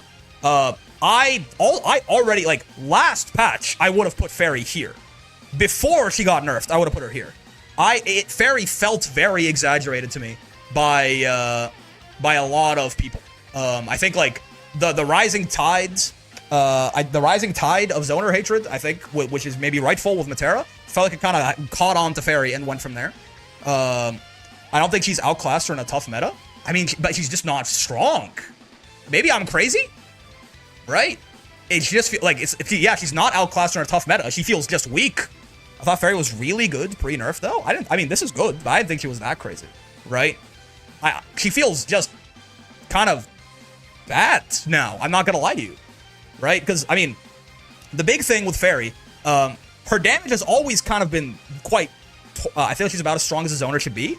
You want to be real to me? With me? Do you want me to be real with you? You know how strong a zoner should be? Felt like it was last patch? Probably last patch Ferry.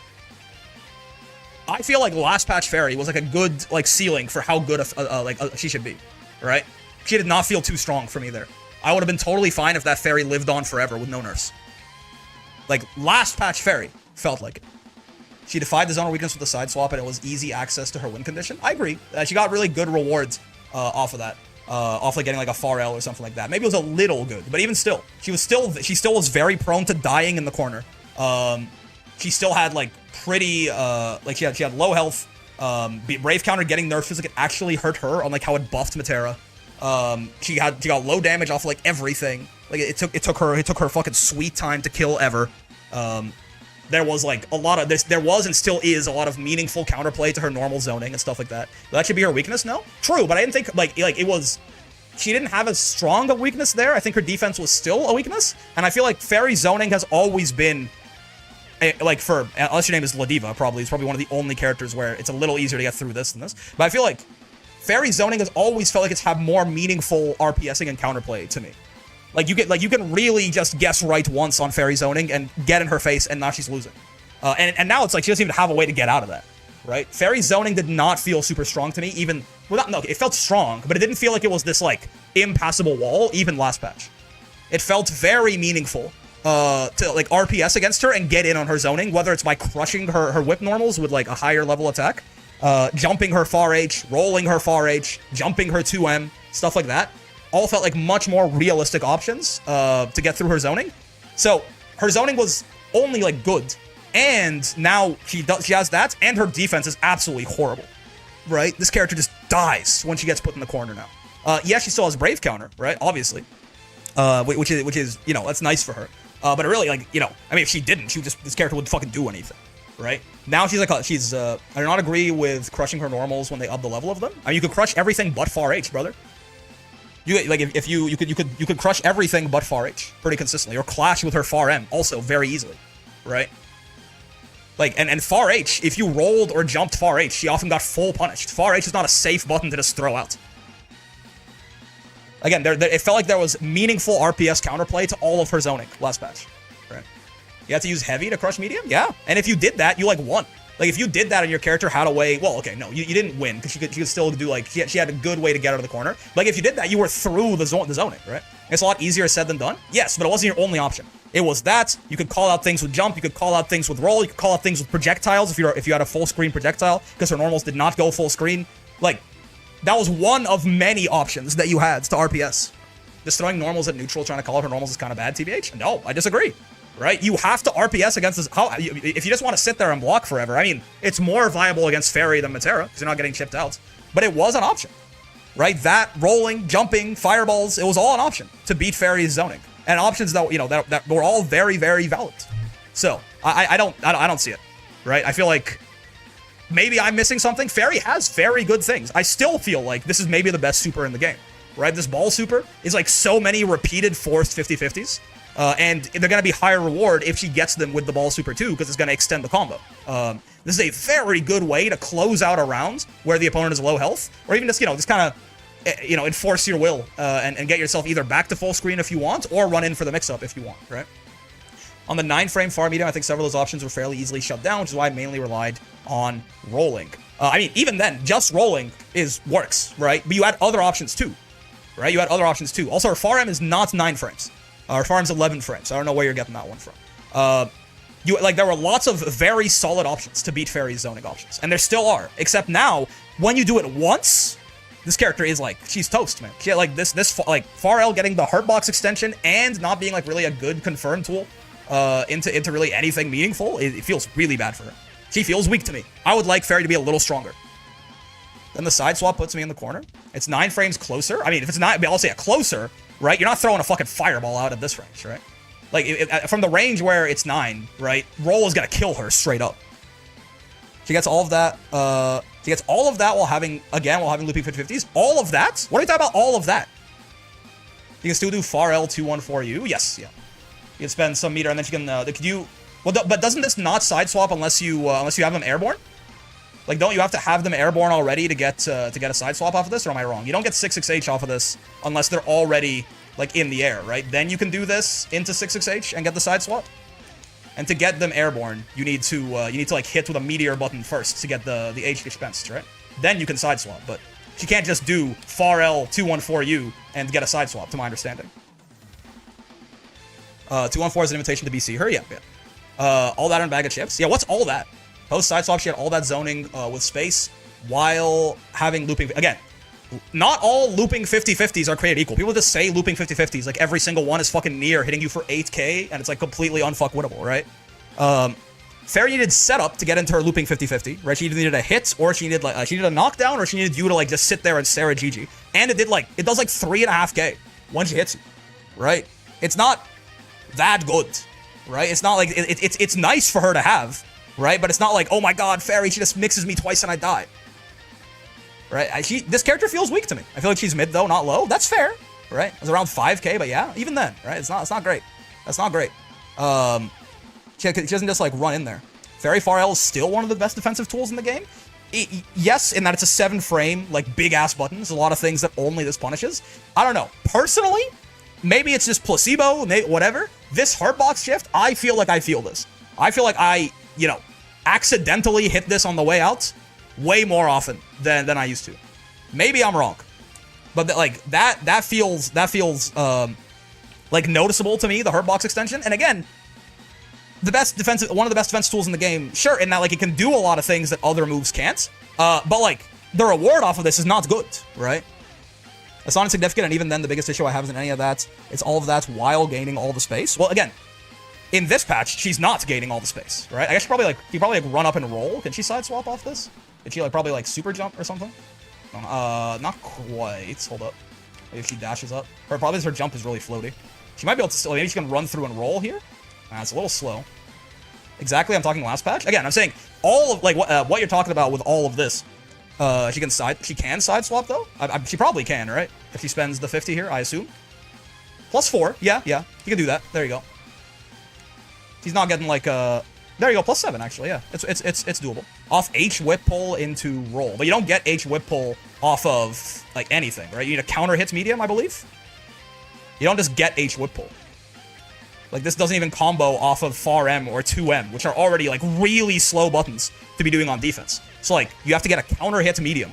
I think it works off far H normally, right? She has things a zoner shouldn't have also. Close H plus. Level 3 close M. Yeah, well, because it's her anti-air. Level 3 close M because it's her anti-air, right? You can 6-6H off the U skill? No, you can't. They have to be airborne already, right? If you get like H whip pull, then you can do this, right? And now you can 6-6H and get your side swap. But you can't do it just off the basic hits. It is true that you can get a side swap like this. Oh. It's a little finicky, but it does. Actually, does this work from like if I like hit someone from like a big range of the far L? I assume it still works, right? Yeah, it still works. You can side swap like that, which is nice, right? But it's also not gonna be like side swap leading into any sort of Oki or anything like that. Not even Charlotta has a close H plus and she's the rush down. Charlotta sucks, brother. What are you talking about? Like that's that's fine. That's like Charlotta not having something is not the comparison. This patch, I feel like Ferry's like mid, whereas last patch thought she was bordering top level strength. Fair. I mean, so we both agree that she dropped she dropped 2 tiers. I just thought she was here, and now she's here. And you thought she was here, and now she's here, right? I am not very impressed with Ferry as she currently stands, right? The character feels like low rewards. She feels like her zoning has always been like relatively interactable. Her reward is low, and her defense is even worse now. Actually, I would just call it horrible now. It was like certainly like good before. Good. She at least got good reward for what she was looking for. The side swap's pretty huge for her. I'm very unimpressed by Ferry as she currently stands in the meta. Yeah. Zeta. This character's weird, right? Again, this character is one of the ones who I feel like I could try and like kind of hold. I'm not saying she's good now, but she's back to being nothing outstanding. She's definitely nothing outstanding. It feels to me like she's a little underwhelming, personally. She's on the higher end of here, don't get me wrong. She's better than Charlotta, that's for damn sure. But like, she still feels a little underwhelming to me. I would, like, I want her to get some small buffs, right? I want her to get some small buffs. This is my current stance on Ferry. Zeta, I'm not sure on. Zeta is still pretty good, I think. Not, like, amazing, right? She might be, like, kind of on the lower end of this, again. Kind of sitting... I don't think I, like, necessarily... Zeta's mid or high, leading mid? Something like that.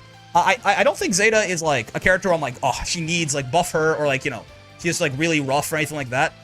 Certainly, like, the most special thing about her was the looping 50-50, which is also, you know, quite high reward as well, a lot of the time. But, you know... Even not having that, this character is, a lot of the shit that she does is difficult, but Zeta does get, like, probably the best meterless corner carry in the game, barring, like, install Vira, maybe? Like, you just carry, like, I could even do the fucking, I couldn't even do the combos, right? We have to look up the bread video, because a lot of it's, like, a lot of manually timed links and shit like that. But, like, Zeta can, like, take you corner to corner off, like, any hits with the Spears of Arves, for, like, nothing. No meter or anything, right? For just execution, which is very nice. He gets good damage off of it, too. I'd argue Zeta is high tier. I think I would agree. Rhapsody, for, you know, for some of its faults, like, it's kind of hard to use into multi-hits and things like this.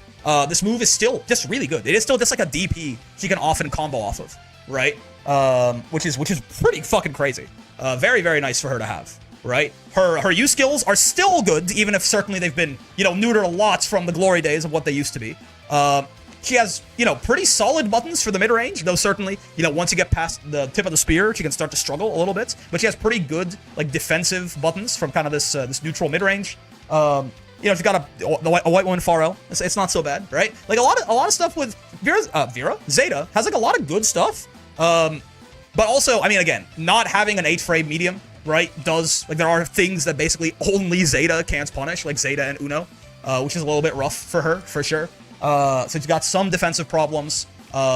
She, you know, I would say struggles a little bit like Charlotta, where she's not very good at finding this first hit, I think.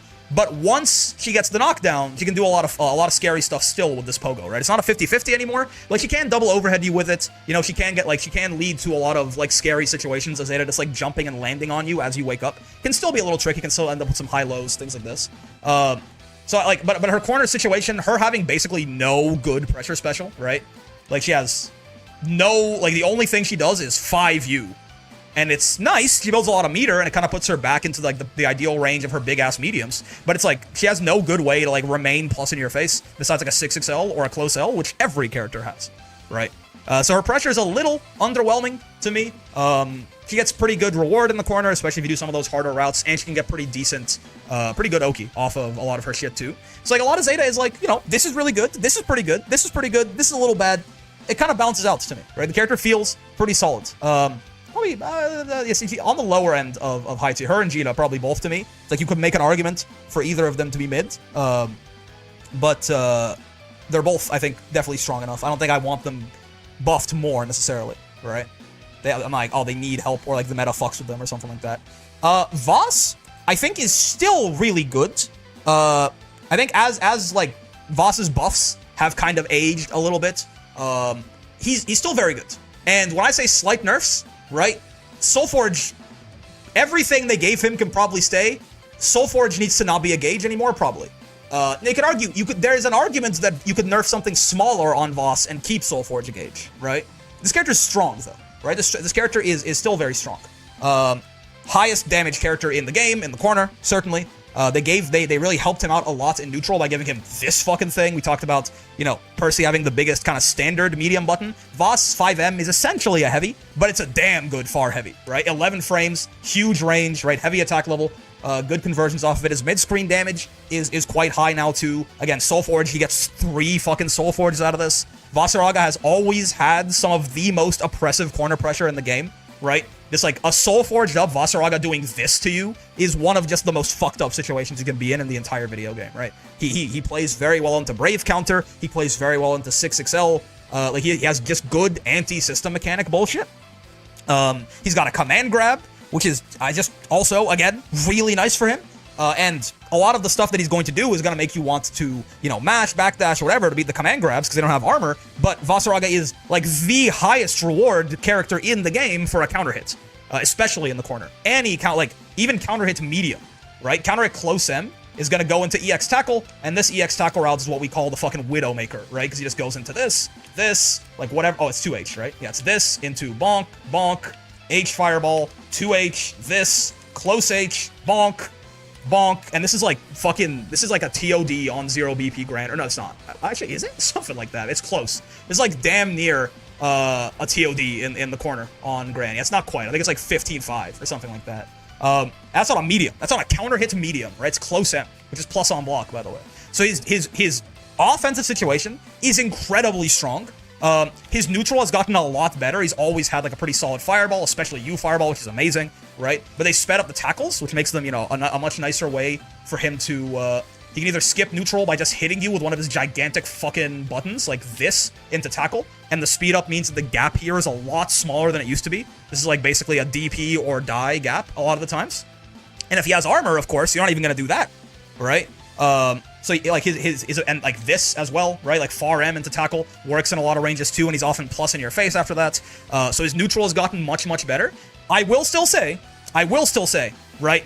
Vasaraga still absolutely can get blown up on defense. I've been saying this, and it's less so now because they made, you know, for example, the reward on U tackle is much more consistent when they have their back to the wall because of the buffs that they gave to far M, letting you like convert into far M. So like the risk reward on using U tackle is a little better. It was kind of inconsistent before, right? And Soulforge being a gauge makes it more likely that even if Vasaraga fucks up with a Soulforge move and gets put in the corner, he has like a couple of seconds where he can try to like cheat out with something like this, which this is a damn scary defensive move if Vas has Soulforge. So his defensive weaknesses have been shored up. I would still say that Vasaraga's defense is a weakness, right? Yes, you have to play around certain tools like this and this, but they are tools that are not impossible to play around, and it's quite rewarding to play around them. One thing that is, again, good about Vas defense, though, is that it does play very well into Gran Blue Zone. Nobody wants to Gran Blue Zone this guy, because kind of inherently there's going to be a lot of big gaps in your pressure, which means, you know, this is going to come out. If he has armor, this is going to come out. This is going to come out. You really do want to pressure this guy up close. So certain characters who are not as adept at that, Percy nowadays, this is one of the only matchups where I actually feel Percy's Flame Carpet nerf, I think. It's a little hard for Percy to, not saying this matchup is losing for Percy, but this situation is one of the times where Vasaraga's kind of unique, but usually bad defense matches up very well into the fact that, you know, Percy can't just Flame Carpet him in point blank and be BC safe anymore, right? And if he Gran Blue Zones, he's really risking his life doing that against Vasaraga. So it's something. But overall, I would say this is still like a meaningful weakness on Vasaraga that can be exploited, especially in certain matchups, especially by better players, right? So even though, to me, Vas, it's almost its strengths, and he has 18,000 health, by the way. Really big. I mean, another big weakness about Vas, he fundamentally doesn't have a 6XL, basically, right? He does, but like, he doesn't. You know what I mean? He basically doesn't. And he's incredibly slow to move around, but that part doesn't matter as much, right? Because he can make up for it. But like, he basically like, doesn't have a 6XL for pressure. Kind of. He has one, but it's maybe the worst one in the game, right? But yeah, so while Vas is almost all strengths all the way down, to me, again, there's still meaningful ways to try at least and stop him from getting his game plan going. And if you do, you're rewarded heavily for it, right? 18,000 health and gets a 50% damage mitigation during armor. Yeah, no, again, right? Vasaraga health is like one of, arguably, even with everything else he has, it's one of the best things about him, right? Yes, and there are certain matchups. It's a good point. It's a good point, Explosions. There are certain matchups that just shoot Vas in the head as well, right? So he is counter-pickable, certain, right? He is counter-pickable, which is a fair weakness to cite for highlight. Yeah, just pick Vane, honestly. Pick Vane. Vane is good now. We're gonna see, by the way, you're gonna see Vane's like good, I think. This character is fully solid in this patch. Yeah. Narmaya is interesting. This is where like Narmaya's here probably. Narmaya's very good, right? Narmaya's very good. Why is Vane bad for Vasaraga? Why isn't he? Shield and Wild Beat shut down almost everything Vasaraga wants to do. If he wants, he can spend U Fireball to trade with Resourceless Shield just for Vane to put it right back up. Vane also genuinely hits hard enough a lot of the time that like it's a zoner who like has equivalent risk reward to Vas in the mid screen, right? Shield's actually a move against Vas. It's not just actually a move, it's like the move. But like it's really hard for Vas to like Vane almost doesn't care about him having Soul Forge up. He just puts shield down and goes for it, right? But yeah, so Narmaya is very good, right? This character is very, very good. Not really too much to talk about, I think. Very popular character, very well understood character. Narmaya has, I mean, one of the big things Narmaya has probably, the more I think about it, actually, the more I think about it and the more I really like sit there and think about it, probably just the best throw bait in the game. Probably, right? TKH Flip is actually probably the best throw bait in the game. Potential Woman Narmaya, I don't know what potential we really, we need to, what more potential we need to see before we start talking about her like she's a good character. But this is probably the best throw bait in the game. So which makes, again, in a game entirely revolving around basically strike, throw, and delay tech for defense and offense, having defense with offense, having the best throw bait in the video game, pretty important. Potential is really good, she doesn't have many results offline. I've talked this to death. I don't give a fuck, brother. I don't give a fuck. I don't care that she doesn't have any results offline. At the end of the day, just because, you know, like the 6 people that get results offline in this game didn't fuck with Narmaya, didn't decide to pick up Narmaya, I don't really, it doesn't really mean anything to me personally. But in general, right, having the best throw bait in a game, in a game entirely revolving around throw baits, makes Narmaya's pressure incredibly scary, right? The thing for me that pushed Narmaya up here is that really it is the U transient buff, I think. The thing that in my head made Narmaya feel a lot more, because she has a lot of, she's always been good and like really terrifying when she has you right here, right? But it's felt to me like Narmaya can very much, she can very much die to either characters who are, you know, better at playing defensively than her, or like zoning type characters, or just characters with a good fireball, not even full zoners, right? Setsuna can work, but Setsuna is not a zoning tool, nor is it an anti-zoning tool, right? But I do genuinely think that U Transient is like a consistent enough anti-fireball tool that one of like the primary weaknesses this character had kind of goes away to me. I mean, otherwise, her defense in Kagura is not great in the sense that she has like no meterless DP essentially, but she also has like a pretty good like 5-frame 5L that goes into auto combo anywhere. So Narmaya oftentimes, like if she's on defense in Kagura, she just kind of, right?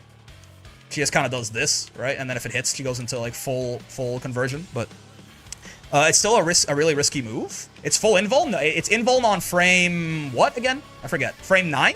Frame 9. Right on frame 9, it's invuln until basically for all the meaningful parts of the animation. Invuln starts at 18 frames. Is this lying to me? Hold up. Why is it saying not? Maybe the frame meter mod is cooked. Wait, the move hits on frame 17. Are you sure? The move, it's not invuln until it's already hit the guy? I don't think that's true, no? It hits on frame 17. You're saying it can't be invuln after it's already hit you. Because I've seen the invuln come into play. Yeah, I mean, frame meter is saying frame, looks like it's saying frame 9-ish. Yeah, frame 9. It's frame 7? That's weird. Weird that this one is fucking it then. But yeah, regardless, it's a pretty good, like, on-reaction anti-zoning tool sometimes, right? This thing hits, again, hits you on frame 17. A little bit later from... Oh, is it always 17? No, from the ranges that it will hit, it hits on frame 17 always, right? So it is, like, pretty good. It's pretty good, like, as a reaction anti-fireball tool, right? Frame meter kind of cursed with U skills, fair. I mean, I'll believe frame 7, but it sounds something like that. It's a collision check? I don't know what you mean by that. But yeah, I mean, you can, like, from the ranges where this will hit, because it doesn't hit full screen, right? If you go, like, full screen, this just whiffs and Narmaya dies. But it's like a on-reaction anti-zoning tool, right? 17 frames is quick, man. 17 frames is fast. So, like, on reaction to you throwing a fireball, Narmaya can sometimes just blow you up, right? She gets pretty good damage and a safe jump after. U-Transient doesn't have an actual hitbox, so true. But anyway, point being that move to me feels like a lot of the just kind of keep Narmaya away from you and shit like that doesn't really work as well anymore. It's a lot harder to just zone this character out and kill her because of the existence of that move. Because, I mean, before, she could try and, like, do this or something, and, like, I guess, well, this was, like, incredibly, this is, like, mostly on preemption, and, like, it's incredibly punishable if they get, like, this is slower, a lot slower than Transient, right? It's like, while she could try to do that as an anti-zoning tool, and otherwise, besides that kind of weakness to fireballs and zoning and stuff like that, Narmaya otherwise is pretty solid, right? In Genji, she has a pretty capable set of normals. I'll call, like, her far M pretty good. I'll call her 2M pretty good, right? Her far H is a very nice kind of like 6 active frame, pretty big defensive tool as well. It's a side of Narmaya I've never seen before, TBH. Right. But yeah, so like her normals in Genji are pretty solid. Setsuna can be a nice like call-out poking tool as well, so that she can play defensively if she needs to in matchups where, you know, she's not the rush down, someone else is trying to rush her down. She can play defensively pretty well with these buttons. And Kagura is pretty annoying in the sense that, you know, not only can she do some fuck shit with Flip, just because of the say, you know, like obviously, you know, Flip has a little bit more counterplay to it that people lead on. You can like jump back throw it on reaction, things like this. And like it's not like it's like, oh, I can't believe like a TKH Flip is really like the truly ridiculous one. But still, there's a lot of like mental stack at play with like the different versions of Flip, right? Different spacings of Flip, like crouch blocking versus stand blocking it, things like this, right? Like doing it out of like transient and shit. And she can do a lot of different things out of transient. So you got like a couple of like tricksy things you can do to skip neutral. But also, it's kind of, Narmaya is a character that is a little risky to anti-air, right? If she jumps at you in Kagura stance and she's got 50 meter, you have to like risk getting basically you Flip full comboed by this bullshit, right? So like, she has a lot of good ways to play rush down if she wants. Once she gets here, she's one of the scariest characters in the entire game, because you basically just can't fucking tech against her. I mean, you can do it with close L. You can like stand up, close L tech, and it can beat TKH Flip. But one, you're standing up to do that, which is a little scary. And two, even then, the window's really tiny, man. You have a 4-frame window to hit this because of how goddamn fast this is, right? 4 pre-jump frames, 5 startup frames in the air. If you TK it the second you leave the ground, like it's tough, right? The thing is fast as fuck. So like, she's one of the scariest characters in the game when she gets you here. She's pretty versatile in that she can play defensively pretty damn well. And she has good ways to skip neutral. And she now has an anti-zoning tool that works pretty well too. And I mean, generally, I would say like her defense it's fine. I don't have like a problem with it. Probably one of the real, like the most real knock you could put on Narmaya is that her mid-screen is not super great unless she lands like a flip, right? Unless Narmaya lands like an M flip or an H flip or something like that, her no far L can be an issue in some situations. True, yes. Like her 5L is certainly smaller than a lot of far Ls. At the same time, though, it does mean that she gets auto combo even from ranges that most characters wouldn't, just by mashing it on defense, right? One of the biggest problem with this character in my head is that outside of landing a flip, her mid screen is usually not the most impressive. Right? Even off like auto combo here, she's often just like getting fucking this, which is not great. She can extend it with like, you know, with meters, you can do bullshit like this, and then I forget, it's like you do Kagura close H or close L into Genji close H or something like that. She can extend with meter like decently, right? Certainly. Or is it? Oh, you can get far H. Yeah, she can extend with meter like all right. You can also like do, I know you can do like U, whatever the fuck this thing is, U Setsuna, right? Into like Genji 2M into this. Right? She can extend with meter decently, but mid-screen is more about pushing people to the corner than damage, so yeah. Well, no, it's about both, I'd say. Jeta has bad mid-screen despite having good meterless corner carry, right? It's definitely about both. Because a lot of the hits you find in the game are not going to be in the mid-screen. Or are not going to be in the corner. So I disagree. No, it's about both. And she's okay at both of them. Well, yeah. Bad on meterless damage. Decent on meterless corner carry, I would say. Like, just because the way that Kyoko works, you just kind of end up getting carried half the screen. Like this. But yeah, with meter, the damage gets a little better, and then it's the mid-screen that's a little bit more right? Unless she really wants to spend like a lot on this bullshit. By the way, also, Husky, Maximo Flama, Quantum, and Jota. Thank you all for the follows. I've been too busy yapping to actually talk about it. You can get 6XL after this, can you not? Can you not? I'm pretty sure you can. You can get fucking close H's. There you go. Yeah, so like you can get like you can transient into Setsuna there. You can get like a little bit. Mid-screen carry sucks, IMO. I mean, let's like, if you get like some shit like this into like bonk, 1, 2, 3, into, oh, it doesn't combo like that, so true. You don't get transient off auto combo? I guess not. Yeah. That's not very good, certainly. Not even remotely close to Jeta's. Yes. Better damage, worse carry. That's what I've been. It doesn't work, huh? It is, by the way, I mean, again, meter Jeta does the same carry as meterless Jeta, so it is remotely close, right? You can get transient off auto combo and converts. Why am I? Maybe I'm just ass. Hold up. The cancel is finicky, but it works. Okay, I mean, if you're an ARM player, you can do this shit then, right? For sure. There you go. Yeah, I mean, this. I would not call this ass, right? This is 50 meter for like 70% of the screen. This is like Gran corner carry, man. I don't know. For 50? This is not ass. But it's not great. Her mid-screen is certainly not very strong. And meterless, her damage, like, meterless, she only gets, like, kind of okay carry and like really bad damage, right? Even worse than like Jeta. So this is definitely like the main weakness I feel like I would cite for this character, but off of 6XL is a little different. I didn't do it off of 6, I did it like fucking off an auto combo, right? Off 6XL will be even better because then you get an auto combo and it extends even further, right? So I don't think I buy the idea that it's ass. It's a little finicky because I don't play Narm that well, but she definitely can do it. So with all that being, you're doing metered? Yeah. Again, I mean, meterless, it's not great, but again, I mean, the corner carry, honestly, meterless is better than a lot of characters. Or it's about the same as a lot of characters. It's like the same thing as Gran doing like auto combo into boot or some shit, right? No one, like good meterless carry is very rare. Like this bitch has it. Ladiva can do pretty damn well with no meter. It can get you like damn near to the corner with no meter, depending on the hit, things like this. So you have to spend BP for longer mileage. Yeah, but again, meterless, that is not rare at all. It's not a weakness. That's just not a strength, right? So like that and like Kagura having bad defense sometimes. Can Gran not extend with H Fireball? Yeah. I mean, if we look at Gran, he's gonna get more damage for sure.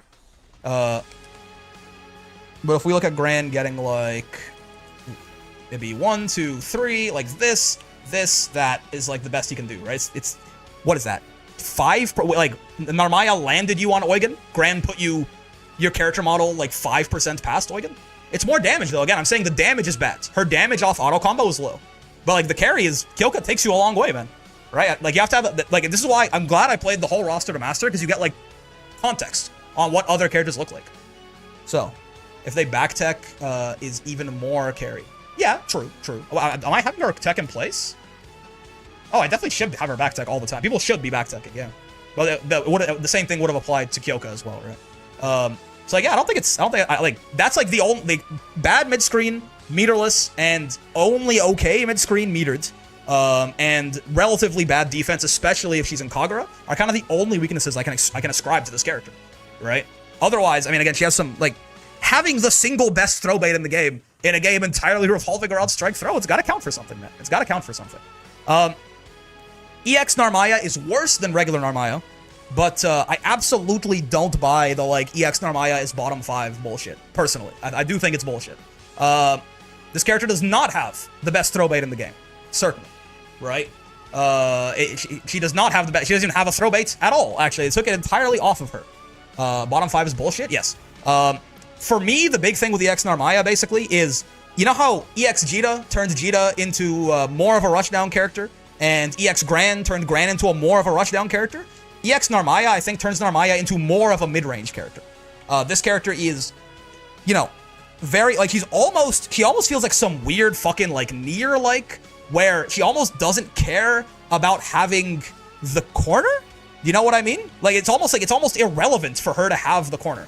Just because of the fact that, like, off her counter-hit mediums, even in the mid-screen, she just gets, like, so much goddamn damage a lot of the time. Like, you don't really, what do you get off this again? Was it, You got another far M, I think? Yeah, you have to be a little closer to get the M. I mean, this is like the super ideal version. You get another far M, I think, into like that. Is that 9? Oh, you get 2M. You get 2M, that's what it is, right? You get 2M, this, and then you can extend like that, right? And I mean, that's best in the game? Is that best in the game? That's best in the game, right? Besides, like, maybe Blade level 5 Lucilius? Wellness can't do that, meterless. Even off a Wellness off a counter hits medium, maybe? This is best in the game, I think. Outside of BL5 Lucilius, who does like 10k when he hits through the far M, but that character doesn't exist. Well, I mean, that's not even meterless, to be fair. Even BL5, I don't even know what BL5 Lucy does meterless. This might be comparable, honestly.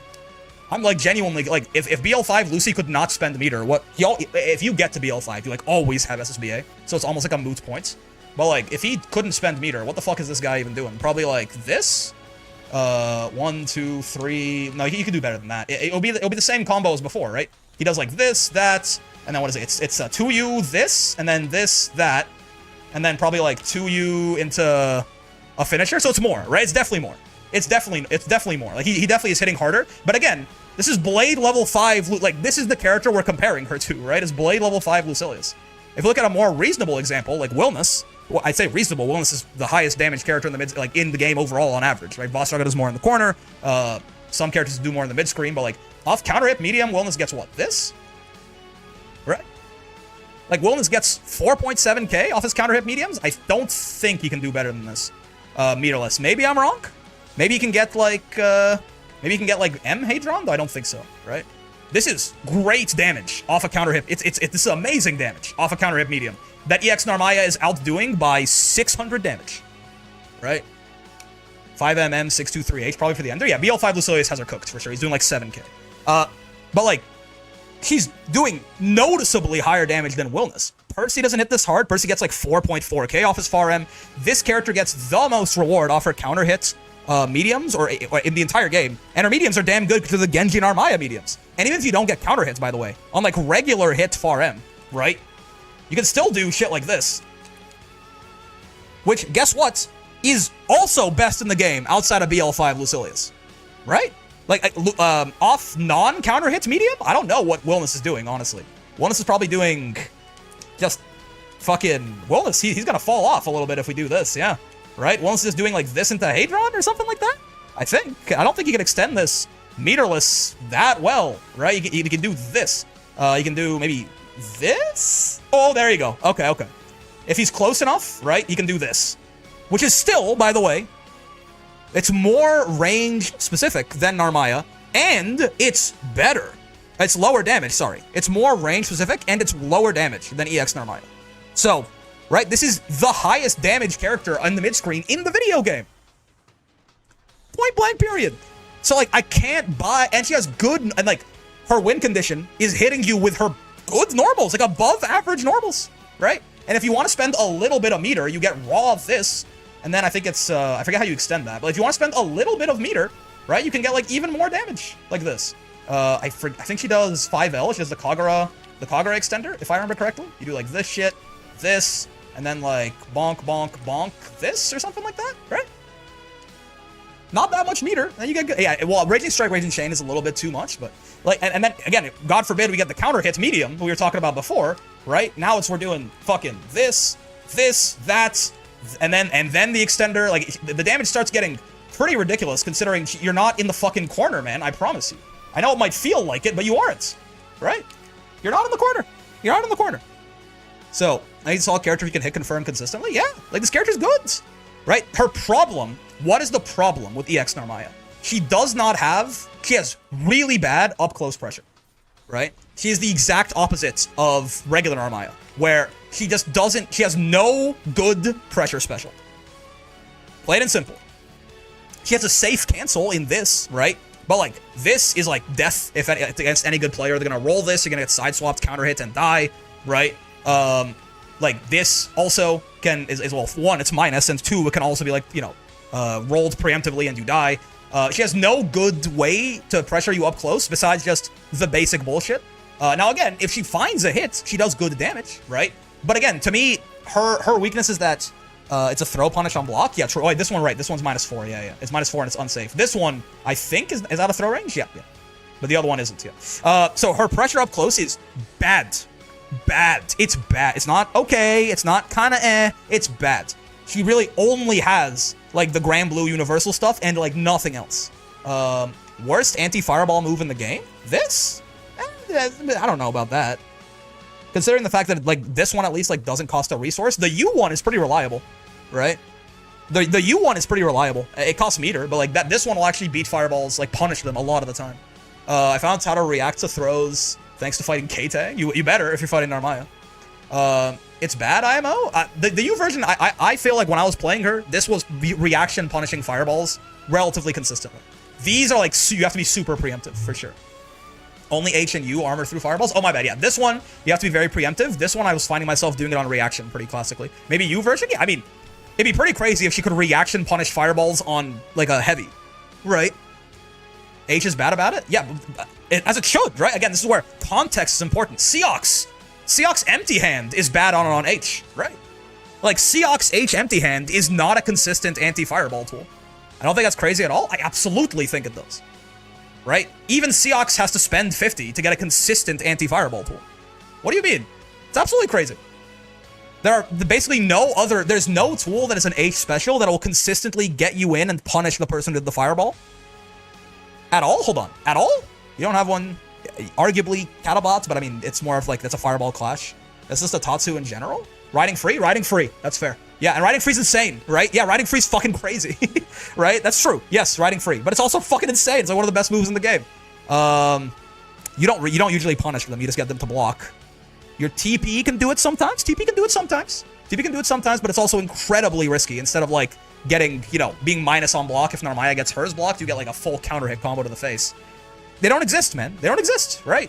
Outside of Beatrix riding free, which is one of the best moves in the game, right? Riding free is fucking insane. It's a launching low that converts anywhere with Delta Clock. Yes, and we're gonna talk about like the low profile doesn't matter, right? We're gonna talk like the low profile isn't important on that. You can't walk back on it. Like the low profile on riding free, if it didn't low profile, it'd be way worse. You could just throw out a fireball and not worry about it, right? Grabbed, comma. So my point is that yes, it absolutely is insane, right? Like there's Lucilius Tessera is an amazing anti-zoning tool. M Tessera in particular is very good, but it has a 12-second cooldown, right? Like this thing has like this is like it beats fireballs consistently without needing to do anything. But like it has a 12-second cooldown, right? I guess like Henri, right? Henri gets a consistent move that beats fireballs like all the goddamn time. This is the game's like dedicated anti-zoner, right? So again, my point is comparing to riding free is a silly comparison, Coffee, right? Like it's an overloaded move. It's a crazy overloaded move. Like comparing, like being like, oh well, it can't do this thing that riding free does, and riding free does all these other things. Riding free is like damn near Beatrix's fucking character identity, right? No, it's a bad comparison. It's a bad comparison. It is absolute. Again, Empty Hand is a much better one, where even H Empty Hand is not consistent at beating fireballs. This is like one of like until riding free came in, this is one of like the premier anti-zoning tools in the video game. This thing's not consistent, right? This thing's not consistent at beating fireballs. He has to spend you. So anyway, I keep getting sidetracked, man. I want to do other things today. I can now tell. Also, FERAR, thank you very much for the follow. I get so distracted. But you know, that the big thing with Narmaya, EX Narmaya, I think, is that she has pretty bad up close pressure, and while it is a major weakness, she can somewhat mitigate for it by being like pretty good in the Grand Blue Zone. And again, I mean the Grand Blue Zone kind of thrives off counter hits, and if you get counter hits by this character, you're getting double side swapped into your entire fucking life bar, where you go right back in the corner, and she still is gonna hit you like pretty damn hard, right? I forget what the fucking bombo is with this bitch now. It's like sets and it was like that into whatever, right? And then you side swap again on SSBA. Like she has really good damage conversions if she finds one of these counter hits in the Grand Blue Zone, which is kind of what the Grand Blue Zone's all about, right? Is getting these counter hits into the rest of your paycheck. I feel like it was some shit like that, right? It was this, that, into this, and then I remember I did like 2U. What I used to do is I would do like 2U Raging Strike as an extender, and then like this, that, or no, it was just the high one, right? It was like this, bonk, that, this, that, and then you could SSBA. That might not be optimal, but like that would be the ender of the combo, and it'll do a shit ton of damage, right? So while it is meaningfully a weakness, I do still feel like, you know, she can kind of work around it with how good her Grand Blue Zone reward is, and on top of that, she also just has more than enough of a strength to make up for having such a big weakness. It's not like she just has that weakness in a vacuum with nothing else. She's the highest damage character in the game in the mid-screen, like realistically. Outside of Lucilius Blade Level 5, no other character hits as hard in the mid-screen as EX Narmaya. That matters, man. A lot of the hits that you get in the game are not going to be in the corner. Plain and simple, right? I mean, this also applies to her having a really good, like even on non-counter hits, her defensive reward is crazy. Because like you need a counter hit on EX Narmaya or SSBA to get the double side swap and not just like take people out of the corner. But if on defense, I only want one side swap. I just do bonk, bonk, and now your ass is in the corner, right? So her defensive reward also really good and high. So this character's good to me. This character's quite good. Is she worse than regular Narmaya? Absolutely. Does that mean anything at all, considering like how great regular Narmaya is? No, right? She's noticeably worse than regular Narm and still a very strong character, for my money, right? I absolutely don't think this character needs buffs or anything like that. I think I'm very happy with the strength level that EX Narmaya is at. We gotta get moving a little bit here. I think Swords is very strong. I will say, I think I've cooled it a little bit on him. Since like I saw the patch notes, but I do still think that Swords is a really good character, right? This character also, something I didn't give him credit for a really long time, is just how good this guy is. at converting his hits in the mid screen like this meterlessly into quite a lot of damage, right? He can get like he gets like anything like this into that, which I mean, 3750 off of far M. The average in the game is like 2400, right? On regular hits, on like non-counter hits, not crouching, nothing like that. That's pretty fucking good damage, and I mean, it also gets him pretty decent corner carry into his into like dash punch bullshit as well, right? Which certainly you can DP on reaction, but he can also, like, it's more of like a, you know, he can, if you don't have a DP, or if your DP's on cooldown, or if he just wants to heat check you, he can do that and then be right in his win condition right away, right? They also made it so he gets like better conversions off this, which is really nice. He can save this roundhouse kick cooldown, which is very important, right? So you can get stuff like bonk, bonk, this, and still have roundhouse kick up for combos or whatever in the corner. This character does just hit really hard in the corner too, especially now that they buffed a lot of his routing. Like 6k off of a medium auto combo, and it's probably not even the optimal. I just shit a Sora's combo out of my ass there, right? I think dash punch starting the combo is better because of how high damage it is. Maybe not. Yeah, it is better, right? 6230 off a close set. Characters don't do this, right? Characters don't do this. His damage is very high, right? Sora's hits really hard. His anti-air damage is also very high, even non-counter hits a lot of the times. He can do shit like this and then extend with his U dash punch, right? If he hits high up, I will say. I think his lower down one is, I think he has a lower down anti-air combo too, but I don't remember it. But he can do this on the non-counter hits, right? That's 7k, right? That's 7k on non-counter hit anti-air. Now, they have to be like kind of high up? Yes, we don't have to be that high up, I don't think. I can hit Seox like kind of like here-ish, I think. Just barely not, no. They have to be kind of high up, but there you go. Like, that wasn't like tip of his jump arc or anything like that. And he eats a nice 7.1k, right? And yeah, if you get anti-air by this, it's the same thing. It might be even more damage, honestly, because he doesn't get scaled, right? So like like Sora's is one of the scariest characters in the entire game to get anti-aired by. Point blank periods, right? Do M kick into H kick for real, for real. Yeah, you can do funny stuff in the corner, right? You can do counter hit this.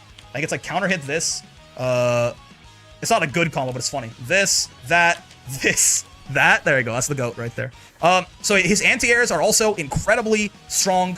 Counter hits does even more damage. It's consistent anywhere, right? His buttons are pretty good too, right? His buttons are pretty solid. In that, you know, his 2M is like pretty decent range. It's not a low, but pretty decent range. 7 frames, 6 active frames, 11 recovery frames. This thing is fucking nuts, right? Like, look at this. Look at this. Look at this. Its range is where it suffers a little bit, right? Remember, for Weezy, you can do RS combo into HDP into ult dash punch. That's really funny. That's great for him. Catalina 2M, which is a ridiculous button, has more range than Sora's 2M, but 1 less active frame and 4 more recovery frames. This is a sleeper, one of the best buttons in the entire game, by the way, right? Again, I think the range is lacking a little bit, but it still hits post-throw tech, right? It's still like, I will call that good range.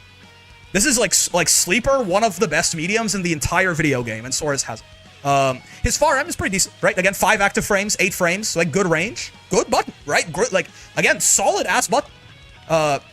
Like, honestly, I didn't know this thing had 5 active frames and 14 recovery frames. This is a good button. I lie, right? I lie. This is actually like, this is like a good button. This is a great button. What? I did not realize this thing was 8 frames and 5 active frames, right? Yeah, this button is great. And his far H obviously is also, he takes a big step, so it's got good range to it. And again, 6 active frames. He has like good defensive buttons on one of the game's premier rushdown characters. And again, he converts any of these hits incredibly consistently off of anything. I think on counter hits, he gets even like better shit, I think, right? Like on like a counter hits medium. I forget what he can get. I actually forget what, I know he gets like he gets that? You can get like a roundhouse kick off of that and like save one of the cooldowns? Yeah. It's not like more damage, but you can save the H-fist cooldown, which is very nice for him. I think it's that. I think he can get like other stuff too, but I forget now what exactly it is that Sora's can get. So he gets very good conversions off his exceptional buttons, right? They're not good, they're not okay, they're exceptional. His far L is it's 7 frames, which is like, this, you'll find yourself kicking this sometimes, because sometimes you just want a 6-frame button that's pretty big. And his 2L, while it's pretty solid, it's not going to service what you want a far L to do. But it is a low, right? It is a low, and it just converts into everything he's got too, right? It's got a little bit more hit stun to it than your average bear, if I remember correctly. And also his specials are just fast. So this converts into whatever he wants. Even on regular hits, you can go like boom into boom, which is very nice because again, it's a low, so it can catch you off guard very easily. Yeah, like this character just, I mean, he just does a lot of shit very well. He's got good mid screen. He's got well, I will say, he's got good corner pressure in that he has a lot of ways to remain plus, and he has a throw bait, which is not great, and he just does really high damage. But it is true that Soares kind of does share the Charlotta weakness, where he is rather vulnerable to Brave counter a lot of the time. A lot of what Soares might want to do, while he has a lot of different very nice specials, all of them are like a free counter hit Brave counter, if you want, right? So this is a weakness of this is a weakness of Soares' offense, to be sure. Now he does have a throw bait. It's okay. It costs 50 meter. It mostly will only ever beat throw. It can beat strike tech sometimes, right? It can beat strike tech sometimes because, like, you know, like if you're a little preemptive with it, because it is hitting on frame 22 there. Like, it's not, there's no jumping or anything. So it can hit, it can beat strike tech sometimes, certainly. And he gets good reward off of it too. He gets a pretty good combo, and it's plus on block. It's just, it doesn't go airborne quite as fast as you might want. And again, it's a little slower than you might want. So it's a little inconsistent against strike tech. And if they react to it and do nothing, they can spot dodge and punish Soares, right? So he has a throw bait. It's not great, but he has a throw bait, right? He has like a good throw bait, I would call this. I would call this a good throw bait. Not ass, not great. It's fine. I would say Soares has a throw bait, though, which is nice, right? Rush down character with a throw bait. Again, having, like, you know, some nice close normals, some nice plus on block specials, very high reward off his bullshit, surprisingly competent. Not like, I wouldn't call it Grand Blue Zone, right? I wouldn't call it Grand Blue Zone because his normals are a little smaller, but he can kind of like stand out of these ranges and poke you, right? Threaten to like counter hit you with roundhouse kick as well. He also gets, like, if, you know, he can kind of do the Catalina Enchanted Lands thing too, I'm not gonna lie to you, right? Because if he gets counter hit these days, you go straight to fucking hell, right? And it's safe on block. So you can kind of also do the Catalina Enchanted Lands thing, where you gotta like stand out here, and if you dare to do anything, boom, into just like truly unreasonable amounts of damage, right? Off of that bullshit. So I would say overall, Soares' pressure is pretty competent in terms of how likely he is to get the hit, and then he has very good reward off of it too. He has a very nice 5U. It certainly has its counterplay. It's not as unbeatable as a lot of people like to talk about. But like, it is still just a nice way. A lot of Soares' pressure is, you know, it's kind of structured around being slightly minus on block, -1, -2, -3, and this armor starts within 3 frames. So Soares, it's another way where Soares can try and like steal a lot of turns by like getting you to respect this, and then, you know, once you respect that, he can start like pressuring you on his fucking minus frames. Combined with this, which can also, being a 6/6H attackable move that starts up on frame 5, this can also kill you very often for trying to take Soares' turn back. Take your turn back, against Soares, if he's like -1 off of like this, for example. So he's got a lot of ways to make you, scared to take your turn back, and then he's got, you know, if you start respecting him, he's gonna be plus forever and ever and ever. He's pretty good at chipping people out too, because of just how many specials he's making you block over and over. Scary, very scary character in the corner, very competent in the mid-range. Decent enough on defense. 5U kind of tries to stand in as a meterless DP for him. He doesn't really have one, but like, you know, yeah, and in this patch too, yeah, if he gets counter hits 5H all the time, he also gets this as a conversion now, which gives him that, right, which is very nice. But yeah, this kind of tries to stand in as a meterless DP. It can do a decent job. Also sorry. He's got a couple of ways that can be a little risky on defense to try and take his turn back, and then his UDP is actually quite good. He does not have a meterless DP, but he has a pretty good UDP in terms of just like how active it is and how high it reaches and things like this. He doesn't get a save jump off it though, he just rolls and he's a little plus, right? So that's a little worse than average. Like, he doesn't get a save jump off this, something I definitely hold against him. And again, not having a 6-frame far L can be a little rough. His 2L is serviceable, it's not bad, right? And again, the fact that he can convert, you know, any hits into like decent damage at the very least, even with his back to the wall like this, right? It's good. I would call his defense the middling, right? But then on top of that, again, Soares does have 17,000 health baseline, and this is more of like, this is definitely more situational than you might like it to be if you're a Soares main. But if Soares ever gets to SSBA range, he does have healing on his shit now, right? Soares does heal off of his SSBA, which is quite funny to me personally. It's rare that you're gonna see 5 macho stacks. We only need 5 macho stacks for the healing to be good, right? When he goes into SSBA, a lot of everything I just mentioned gets better, by the way. His pressure gets better, his damage gets higher, his mid-screen gets better, he's faster too, right? Install Soares is already giga buffed. He also gets, however many macho stacks he has here, he gets 10x stats in damage reduction on every hit. And then he heals 300 HP per stack, right? But again, if you have 3 stacks, you heal 900 health, and that 900 health actually goes significantly further than you might think. It's like closer to 1300 or something like that, 1400 health, because of the fact that you have damage reduction, right? So even like a pretty average scenario where Soares gets 5U into flex, he'll have 3 of these stacks, and he's the highest, he has more health than Vasaraga in this round. If he gets 1 of these stacks and goes into install, which to go into install, all he needs to do is get into SSBA range. It doesn't even cost meter to do this, right? And it's 20 frames, so it's basically unpunishable all the time. He can do it mid-combo sometimes, right? And then he has 18,400 health, right? It's very good. It's very good. He'll BC you for it. Yeah, he can BC into it very, even non-counter hits very easily, right? So, this character is just strong, right? This character is just strong. You could honestly argue him a little higher. Personally, the only reason that I wouldn't do this is because I think it just so happens, like the thing that's kind of cooled me down on Soares a little bit, is I think it just so happens that a lot of the best characters in the game are kind of a little rough for Soares. It's not, he is, I find, yeah, exactly, susceptible to zoning below 50 meter. It's not like Soares is just like, you just zone him for free all the time, but it is certain, like he's better into zoning than some other characters that really just die into it, but he can, like Metera especially, for example, can zone this guy out pretty consistently, even through his U punch sometimes. And these mid-range characters can also try and make his life a little harder, and Lowain can also try and fuck with him a little bit. So, like, I think it's just more so, the only reason that Soares isn't higher in my head is just that he is a little bit meta screwed, I think. A little bit meta screwed. But on paper, the character is incredibly strong. He's like imagine like Ladiva, but like way better, right? Way better. He's kept in check by matchups? Not that much, right? But I do think it does matter. I would probably wager that all of these matchups are at least probably slightly losing for him. I would wager, right? Probably at least slightly. Like a 5.5, 4.5 at the very least. Metera might be a little rougher too. So like it's just, you know, yeah, but he's very good. He's probably better than Voss, honestly. He's probably better than Voss for my money. Soares only loses to Metera? Maybe. Out of those 4 characters? I could see it, honestly. I mean, listen, there's an argument to do this. I'll think about it. It's like, do I think... he is, like, when I talk about it, he's just so solid, right? I really was... Soares loses to Grimnir? Well, you know, we're talking about... It's okay, we'll get there. And he should be in top tier? We'll get there. Anyway, Soares. Zoe is just... She's kind of neared a little bit, right? Well, not neared. But Zoe just feels left behind a little bit to me. What does Narm have over him, you think? The throw bait. Right? The throw bait, really. Like, she just has the best throw bait in the game. And better anti-zoning properties. They're similar-ish kind of characters in that they can function well in mid-range and they can function well in rushdown. But Narmaya is just him with worse mid-screen and better anti-zoning and better pressure.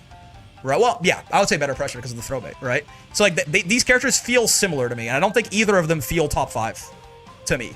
So I feel like if I moved Soares up, I'd have to move her up too, but I don't think so. Kag. This character's also here. This is the... Wait, did I... Oh, Zoe. I forgot to talk about Zoe. Even I forgot Zoe, not just the developers. Also me.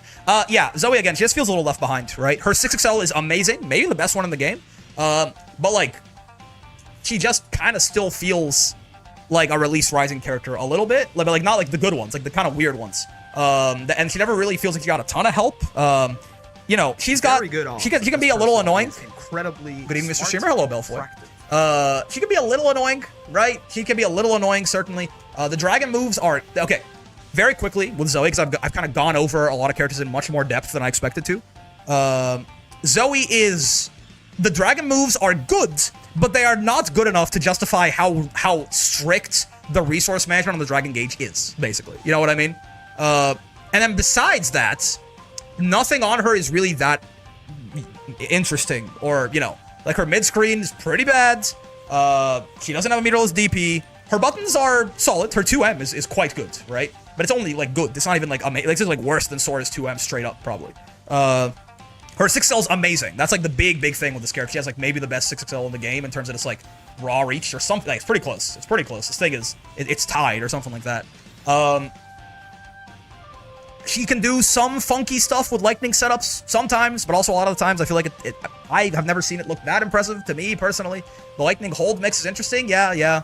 But yeah, her damage is not even that exceptional in the corner either. Like, she just kind of feels like, Zoe to me feels like she's supposed to be one of these characters like Catalina, you know, like Percival, like this, where she, you know, she does defensive mid-range play, stuff like that, and then when she finds that hit, she takes her to the corner, and then when she takes her to the corner, you know, she does crazy stuff to you, but when she finds the hits, she doesn't get enough reward off it in the mid-screen, for my money. And when she gets into the corner, what she does just isn't as intimidating, right? Again, outside of the dragon, which you can very much sort of try to, like, wait out. She doesn't really have very much the scary outside of the dragon moves. She doesn't really do that much besides, like, the universal Grand Blue stuff. And, like, even, yeah, you can't, like, you know, even, like, as far as the Grand Blue zoning, she doesn't really exactly get the most, you know, absurd damage off of this shit either. What is it? It's like 2H off of this that she gets, right? Or no, you have to get M Dragon, right? It's M Dragon. And that's even Link off that. Yeah. So like, her like a lot of what Zoe does just doesn't feel impressive enough to me personally, right? Her best starter is H Dragon by far. Yeah, I mean, like this is not a very common starter, right? To just get, you know, hit by this into whatever the fuck other, probably like 214U or some shit, whatever it is she's doing in these streets. I mean, for damage, yeah. So, I mean, you know, she's just kind of like low power, really, right? The character just feels low power. She could get a lot more mid-screen rewards, and the dragon gauge could be a lot less tight, and she would maybe be high tier. Probably not. Probably, like, she needs a lot of help, I think. Defensive counterpoke character who's on a timer, yes, and again, he just doesn't get good reward off of her game plan almost ever, it feels like. Which matters, right? The amount, like, at the end of the day, the amount of damage that you're doing matters. The amount of damage you're doing matters. And hers is, like, feels like it's notably quite low most of the time. In certain situations, she hits real hard, but it's not very common. Similarly, Ferry is definitely the best of these characters. There's an argument. If you want to put Ferry here, I'm not gonna disagree with you. But she, at the very least, even if I am gonna put her here, she's, like, definitely the best of all of these. Oh, Cag. Yeah. I forgot Cag. Yes. Cag is the character to me that, like, one of the most recent examples of, like, watching a top player actually made me think about the character differently. Basically, Cag is just a good character, right? She's got, like, really, like, very, very solid buttons for this kind of defensive play, as well as having an actual 8-frame medium, unlike Zeta, so she kind of has, like, the strength of the big normals that Zeta has, without having the weakness defensively. Yeah, again, very good normals. Far H, obviously, is ridiculous, right? The trap setups are insane. This is still, like, one of the most oppressive situations in the entire game, is, like, trap set up and Cagliostro running at you. It's horrible. It's you tech, you die. You don't tech, you die, right? It feels like it's, like, an Narmaya level of oppressiveness in the corner, for sure. And she gets, you know, very good combos off of it a lot of the time. You know, but you could maybe argue that she needs, like, you know, she needs to, like, set up for what, like, Narmaya can do normally, and maybe, you know, she has some other weaknesses. Like, why do I think she's right there? Honestly, it's just fucking this. It's just throw, light trap, MTP is the setup that I saw Elsa doing, and it kind of just made me view the character in a completely different light. Is it M trap LTP? It might be M trap LTP. I forget now. It's one of them. Yeah. That's the, oh no, hold on. I thought it was throw. Maybe it's M trap MTP. I forget. There's one of these basically that just beats fucking every option you could possibly do. M? Wait, for which one? You got to be more specific. Is it M trap MTP? I feel like it was. Hold up. I fucking forgot. That. There you go. Yeah, that's the one. I think, anyway, right? It loses to mashing on wake up? Yes, absolutely. Which is the riskiest wake up option. Everything else you can do, whether it's a delay tech, whether it's a DP, whether it's trying to throw tech anything, whether it's like trying to jump, whether it's it beats DPs as well as what I saw, which is fucking ridiculous. But it beats every other option except mashing on it. And when you mash on, I mean, you're gonna mash on Cag with fucking traps set up on you in the corner? I mean, go for it, I guess. This is one of the stupidest, like, knockdown situations in the entire video game, because guess what? The problem with this whole thing is there's no resource involved here, right? She does this with light trap and medium TP. There's no resource involved here whatsoever. She just does this fucking shit and then you die. And again, I mean, you can beat it by mashing on wake up, but, like, really? That's what you're gonna do? That's what you can do L trap into, like, close H and fucking end you, right? So, like, all of her strengths that she has, combined with that setup, I mean, she's got to be at least here, right? You could argue her higher, but, like, she's got to be at least here. The only, like, the weaknesses of the character, if I had to say, is pretty lacking mid-screen without traps. Even, like, with meter, she can't extend it that well. She gets pretty good corner carry off of that, at the very least, right? Good carry, if not damage. But, like, without traps, she's not really getting that good of mid-screen.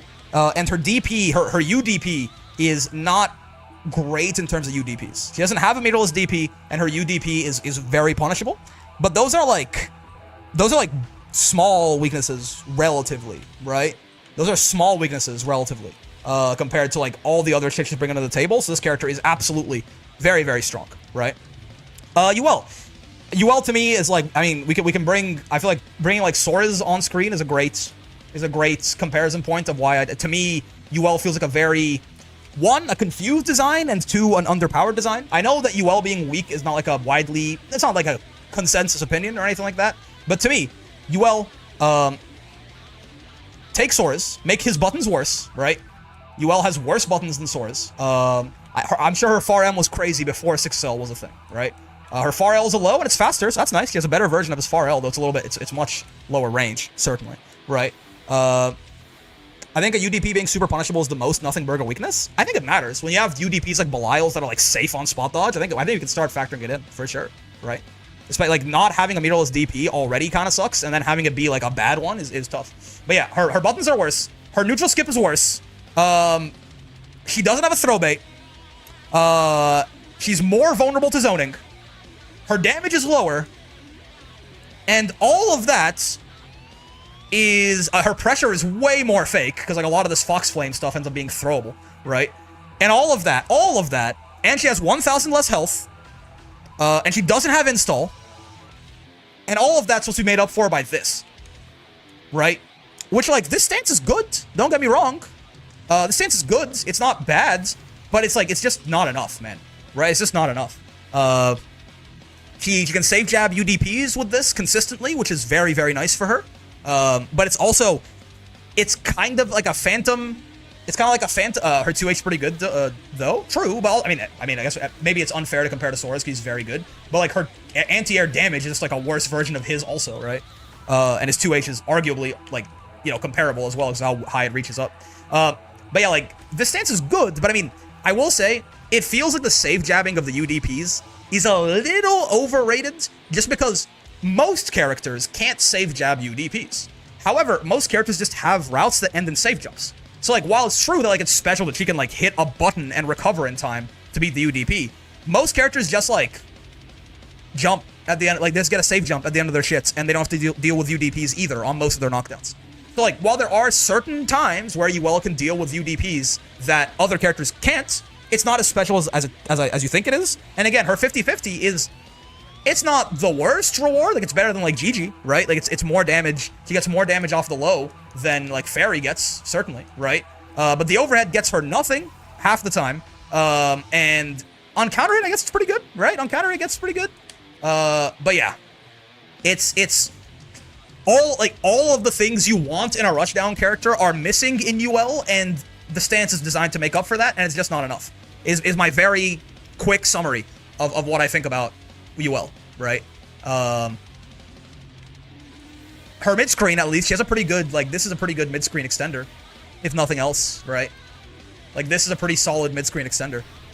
Her 2-2U right here, I'll take that, right? The carry's not the best for spending double U skill. I could probably extend it a little better than that. How plus am I here? Plus 10, yes, you can 6XL. It'll be a little tight, but you can 6XL and extend that and get a little bit more carry, which is nice.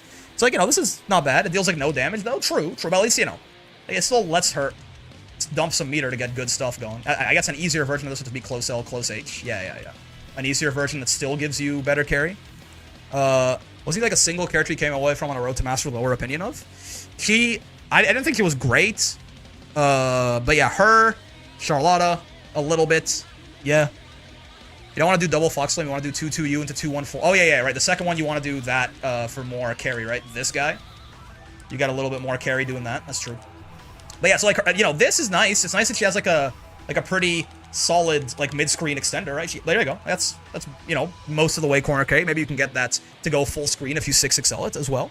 But the character just feels underpowered. Again, I mean, a lot of the characters in this tier, they just feels underpowered. They feel like, I mean, UL is just lacking so many tools I want in a rushdown character. Not really any amazing pressure specials. No throw bait, no good neutral skip, low damage, right? I just don't really know what to do with her. Like, there's not a lot going on. Let's see. Uno. This character's pretty good. UL has a throw bait? And what would that be? What is UL's throw bait? But it's hard to pull off? I actually don't know this one. That is, like, genuinely, that's news to me. Is it this? Is this airborne? This is an airborne. How based? It's Stance M? Stance 5M? Stance 5M is not a throw bait if you can just hit a button then she dies, right? Also, on what frame is this airborne? Do we know? What frame is this airborne on? 214, you can do it, but it's kind of bad, yeah. What, does anyone know what frame this shit's airborne on? You also good walk speed, so you can pull off shimmy reliably, TBH? Sure, but again, I mean, it's not, like, a lot of characters can shimmy, even with, like, a backdash, if anything else, right? If someone whiffs a throw through your bullshit, you're gonna do it anyway. Kaina does hop stance 5M trick me with a telegraph? No, yeah, because you, her throw, right? Like, if she throws, it hops. But, like, both of these also just lose to, like, if you see that hop, for example, you can just fuzzy match both. It'll be both, right? It'll beat the throw and it'll beat the 5M. Yes, it's true that she has a throw bait that only works against throw teching and is punishable on block, I guess.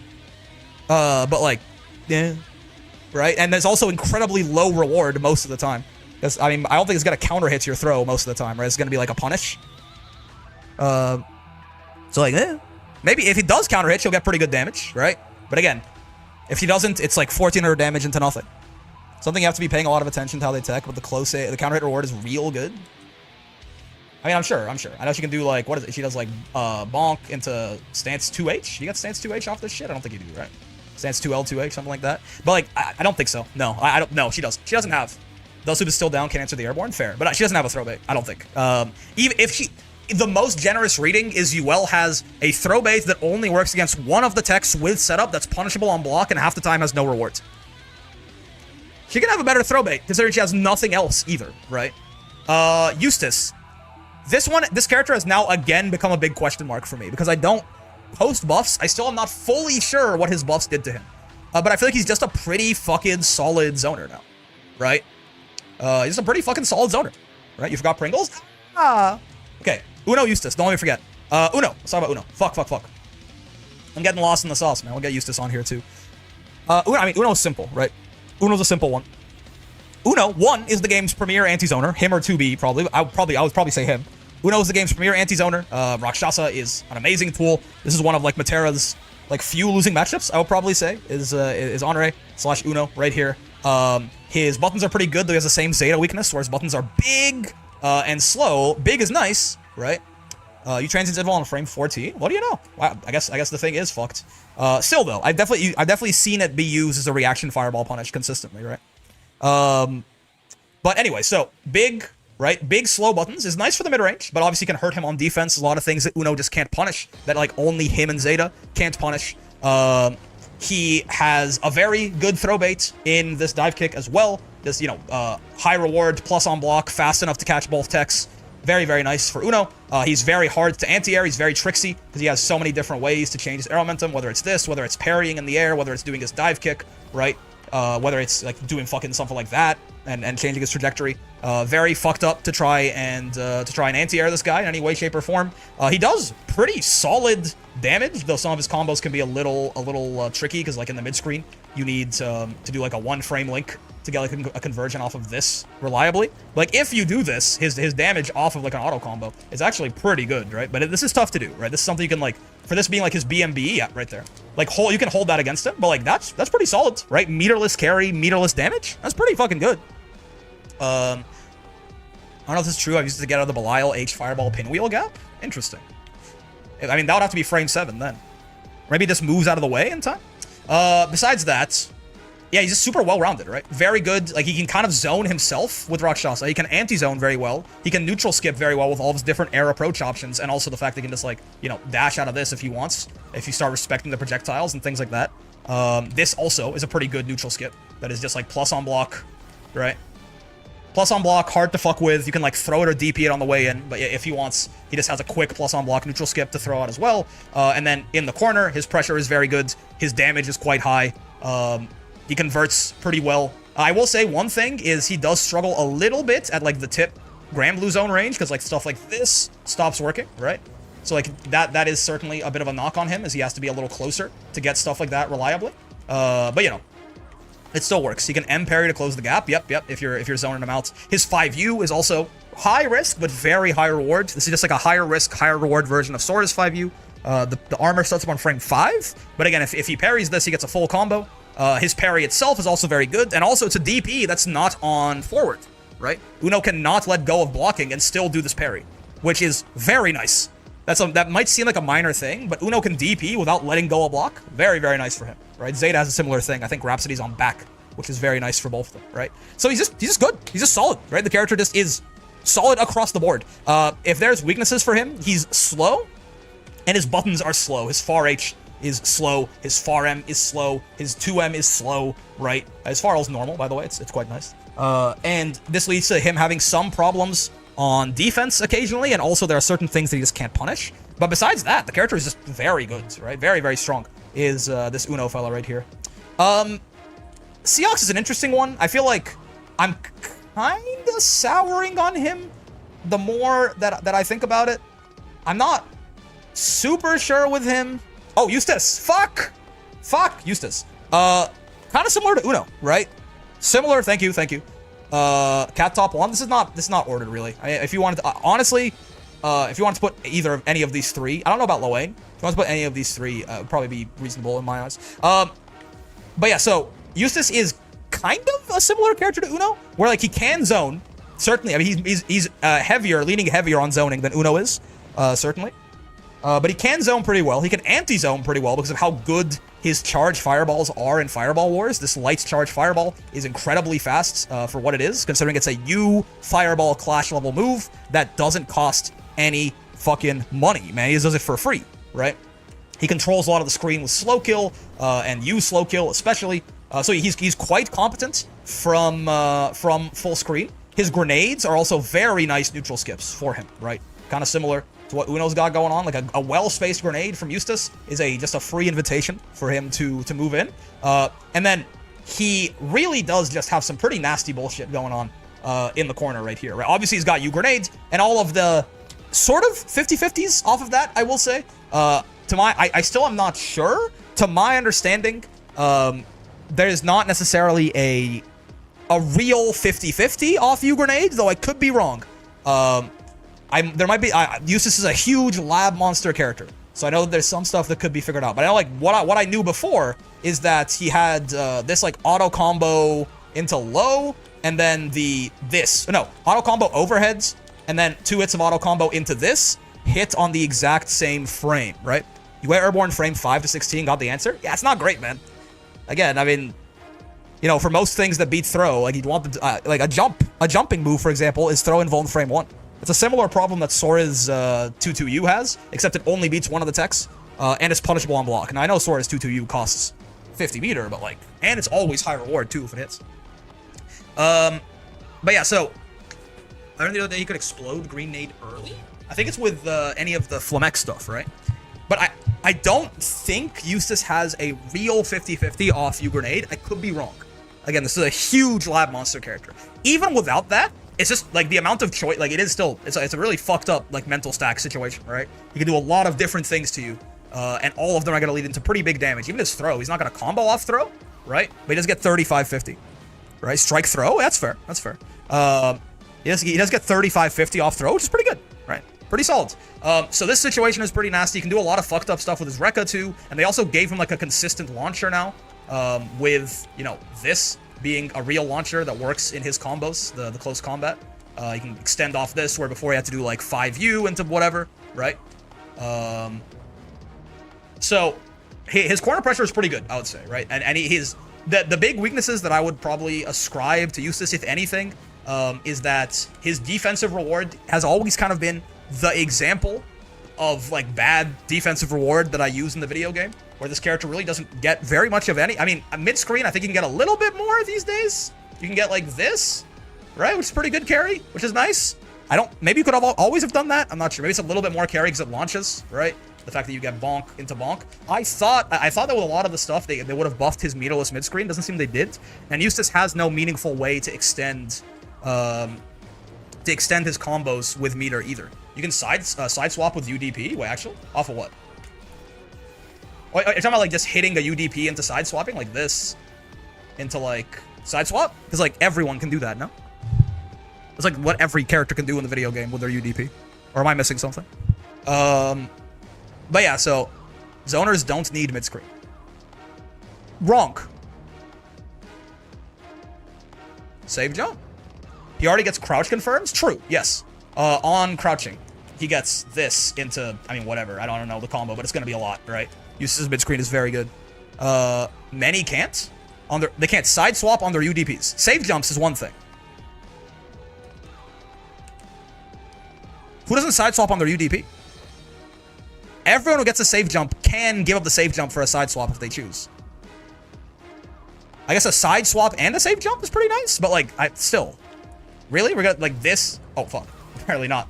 We're gonna talk about this into, like, super jump, save jump, side swap, and, like, that's... You can cross up side swap with UDP. What do you mean cross up side swap? Like force you to hold the guard button on wake up like you should be doing? I don't know, man. I don't think... I'm not buying it. Whatever you guys are saying, I don't think it's... it doesn't seem real to me. But yeah.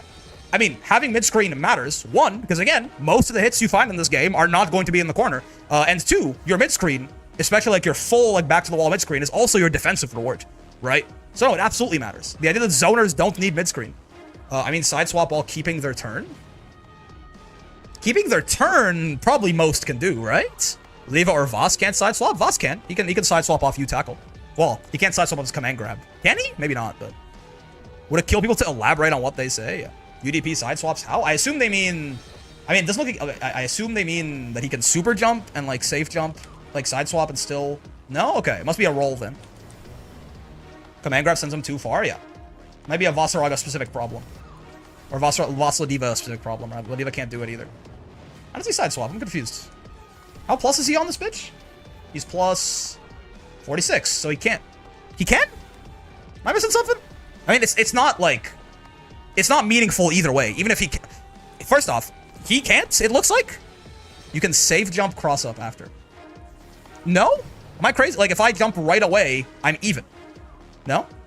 Like, I guess I can... do I have to dash up and then run and then jump? I feel like this is not a safe jump. Right? Like, if they... Like, I can do that, but, like, it's not a safe jump if I'm minus 11. Maybe. Yeah, maybe. There might be a way to get there, get that to be like minus 8 or something. Minus 7, rather. But again, even this isn't good. Again, this isn't that good. Right? Am I crazy? I don't know. Anyway, his defensive reward is terrible. Unless he has H grenade on you, or it's kind of tricky, but you can. Sure, even then, it's not good, right? It's not good. It's not like exceptional or anything like that, right? His defensive reward is terrible because he has no real way to extend his mid-screen unless he has a crouching confirm. Here, it's actually, his mid-screen is very good with a crouching confirm if he has the red grenade up, because I don't know the exact routes, but he gets a lot off of this, right? He gets, with the launch, he gets quite a lot of juice here. I think it's like this or some shit. I forget. Oh, I say very good, I will say. What does he get off this now? They made this like a little bit more plus or something, right? Plus 8? He gets like close M? Oh, he gets far M. Yeah. Again, I say exceptional. His mid-screen becomes like pretty solid for auto combo. I forget what his fucking extender is now. Is it this? That? Oh yeah, that first maybe? He gets HH to one of the DPs. Oh yeah, right. No, he gets his fucking DP loops. Right. That's what it is. He gets the backshot DPs. Yes, no, it is good. I lied to myself. Anyway. Yes. Regardless, his defensive reward is not very good. I mean, it's not very often you get crouching confirms on defense, right? You're going to be like 6XLing out into a guy who's like doing this or something. which is, I would call, a pretty big weakness, right? I'll call that a pretty big weakness. It feels pretty shits to be on defense with this guy in general, and his mid-screen in general, again, not very good, and then amazing if he gets a crush confirm, right? Or if he has H Grenade up. He's kind of reliant on this H Grenade, though. This is kind of like, he is praying at the altar, at the shrine of H Grenade at every living moment of his day. Now, this move is great, right? But again, it does mean that he needs a little bit of setup to get going, right? And certainly, while sometimes you can, like, guaranteed Oki people into H Grenades, it's not just like a, you know, they always have H Grenade on them free, like, no worries ever situation, right? But he's pretty good. He's pretty good. I would call him pretty solid. Like, his zoning is good. It's not, like, amazing, but it's good. His rush down is pretty great. And his defense is kind of ass. So, like, overall, it's a pretty strong character. Strong character to me, right? Strong character to me. His corner pressure situation is very oppressive as well. I fuck with him, right? I think Eustace, a lot of the buffs that he got did matter, alongside just learning a little bit more about the character. Shit is invul in frame 9? I'm pretty sure, yeah. Dust Loop is wrong on a lot of stuff sometimes, especially, like, move properties, I've found. Bubs can't corner swap off UDP. I hate it here. F. Okay, Seox, I don't know where I want to put this character. I feel like I'm souring on Seox a little bit more as time goes on. I don't know if... He might be high too. He might be. Because off the top of my head, I don't know what kind of buff I want for Seox. I don't know, man. He's very good. He's good. This character is strong. The 14,000 HP sucks. He has a throw bait, which is good. He's fast as fuck, which is good. He has a pretty good anti-zoning option in U empty hands. His buttons are, like, terrible but in the mid-range, but, like, they're fast, right? They're fast-ass buttons, which is exactly what you want. His damage is low, right? His damage is low. He kind of, like, has the old Lancelot damage from before Lancelot got his shit buffed. And his health is just so low, right? His health is just so low. He can do a lot of funny stuff with the Rekka, certainly. He can do, like, this into, like, nothing into parry, right? To, like, stop you from mashing. But, like, the Rekka is not the most threatening thing in the world, I find. In general, like, it's not, like... It's very rare that you're, like, worried about getting opened up by Seox Rekka. Weirdly enough, unless it's, like, the medium version. But even then, I don't think he can usually combo off it too well. I think if he gets counter hit, like... hold up. If he gets, like... that, right? He can combo on counter hit, I think. So his pressure is like alright. This throw bait is nice. This is one of the weird throw baits that feels like it loses to throw more often than strike, which is like there are very few of these, but it feels like it doesn't go airborne quite as fast as you want, but it's fast enough to catch strike tech quite often, right? 21 is, I mean, just like kind of like Sora's is, you have to be a little preemptive, but it can certainly work. And it's also a plus on block, and he gets a combo off it. It's quite nice, right? But yeah, in general, to me, like, why does Seox feel... I mean, the 14,000 health is just such a big deal. It is, right? It's just such a big deal. And I don't know that he... Maybe I'm, like, tripping. I don't feel like he has enough to make up for that in my head. Not that he's bad. He doesn't feel bad. But I am back and forth on this guy very often. Like, some days I wake up and Seox is mid-tier in my head. Some days I wake up and he's high-tier in my head. And today feels like one of those mid-tier days. But just, like, 14,000 health is so fucking bad, man. And combined with his damage being rather low as well, just means that, you know, a lot of the time, the risk reward is just not in this motherfucker's favor. You know what I mean? Like, even off, like, auto combo, like, not even, like, just in the corner, too. Like, just, if he just gets, like, an auto combo, he does, like, what, this, and can, like, extend with 2M. 3,700, that's, like, bad. You know, he doesn't even have a good, like, U-skill combo extender a lot either. I don't think this works off auto combo, yeah, right? So his damage is kind of low across the board. And his health is incredibly low, so risk reward is just always against this guy, it feels like. And there's a lot of high damage in the game these days. Like, if anything, it's that. Like, a lot of the best characters in the game just hit really fucking hard. A lot of the not even great characters in the game just hit hard. It feels like Grand Blue, low damage? Seox? Yeah, absolutely. What are you talking about? You gonna tell me off auto combo he gets fucking that? 3,700 damage? You gotta call that good damage? Right? In the corner, I think he's rocking shit like... What is it you do again for this mullet? You go like 1, 2, this or something like that? Probably not. Probably a slightly better extension or something like that, right? But like, so without the SSBA, I'm doing what? Probably this into like just the ender here, right? Like if he's not gonna like cash out, if he just wants to do like his regular like setup bullshit, he's probably gonna like do auto combo, launch your ass with this, close H, fireball, close H, that, right? It's not even 5k. What the fuck do you mean low damage question mark? Yeah, obviously low damage. This guy, even his mid-screen damage is low, his corner damage is low, his average damage is low, his top-end damage is, I think, lowest in the game? He has like 13k on his optimal or something like that on no Brave points? In every conceivable metric, Seox has low damage. And it's even worse, again, he has low HP, too. So, like, the risk and the reward, like, the reward for his opponent, Seox? Yeah, let's just say everyone with a question mark and not elaborate. That's a great point.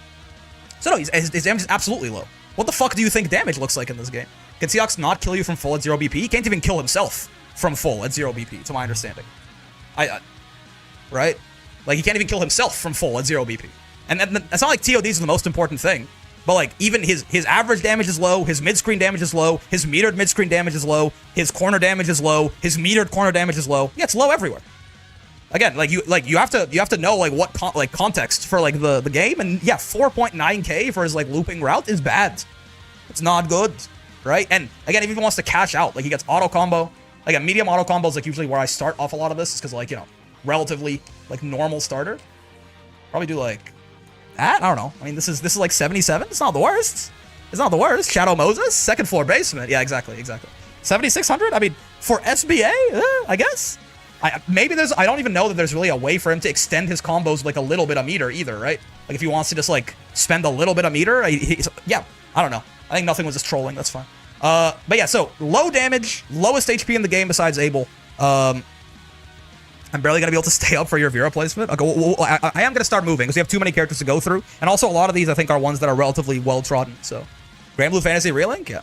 It's interesting to see that Seox in big top 8s so often, despite it being super demanding and low reward in every interaction. Again, some days I wake up and Seox, no, not here. Some days I wake up and the Seox feels like he's here. Some days I wake up and he feels like he's here. He's like really borderline for me, right?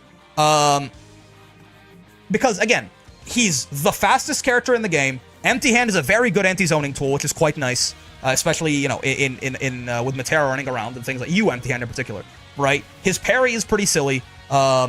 He can at least get good conversions, like even off his like, you know, off his far M and stuff. You know, he can convert it to like good corner carry and things like this.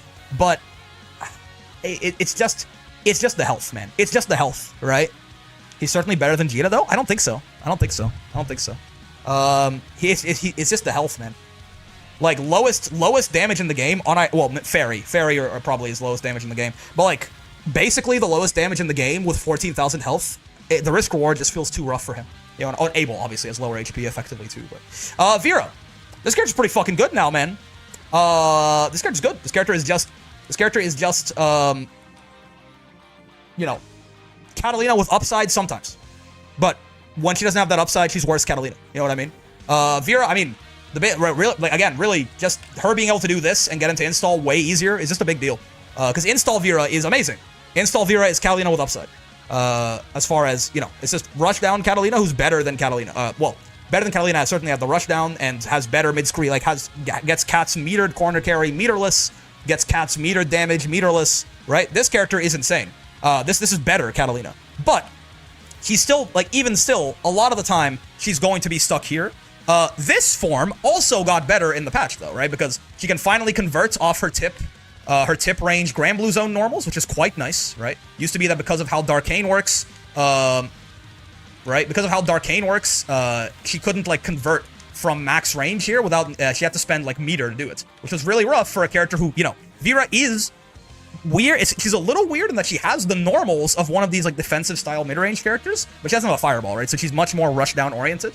But like, she has some very nice normals. Her far M is great. Her 2M is great. Her far H is pretty good. Her 6M is amazing, right? So she has these very good normals to Grand Blue Zone pressure you with, but she couldn't convert off of it well, right? I have like 18 clips of far M not converting, so that wasn't fixed at all. Is it off extended hurt boxes? Because like before, it used to be like off the tip of it hitting, it wouldn't convert. I tried that after patch. Extended hurt boxes is a different thing, right? But like tip range, it still, yeah, converts, right? Am I crazy? If I set her to block after first hit. Yeah, no? Like, you're just lying to my face. This didn't used to work before. I have her blocking, or, oh, sorry. There you go. Oh yeah, no, yeah. I have her blocking after initial hit, she doesn't block. Am I crazy?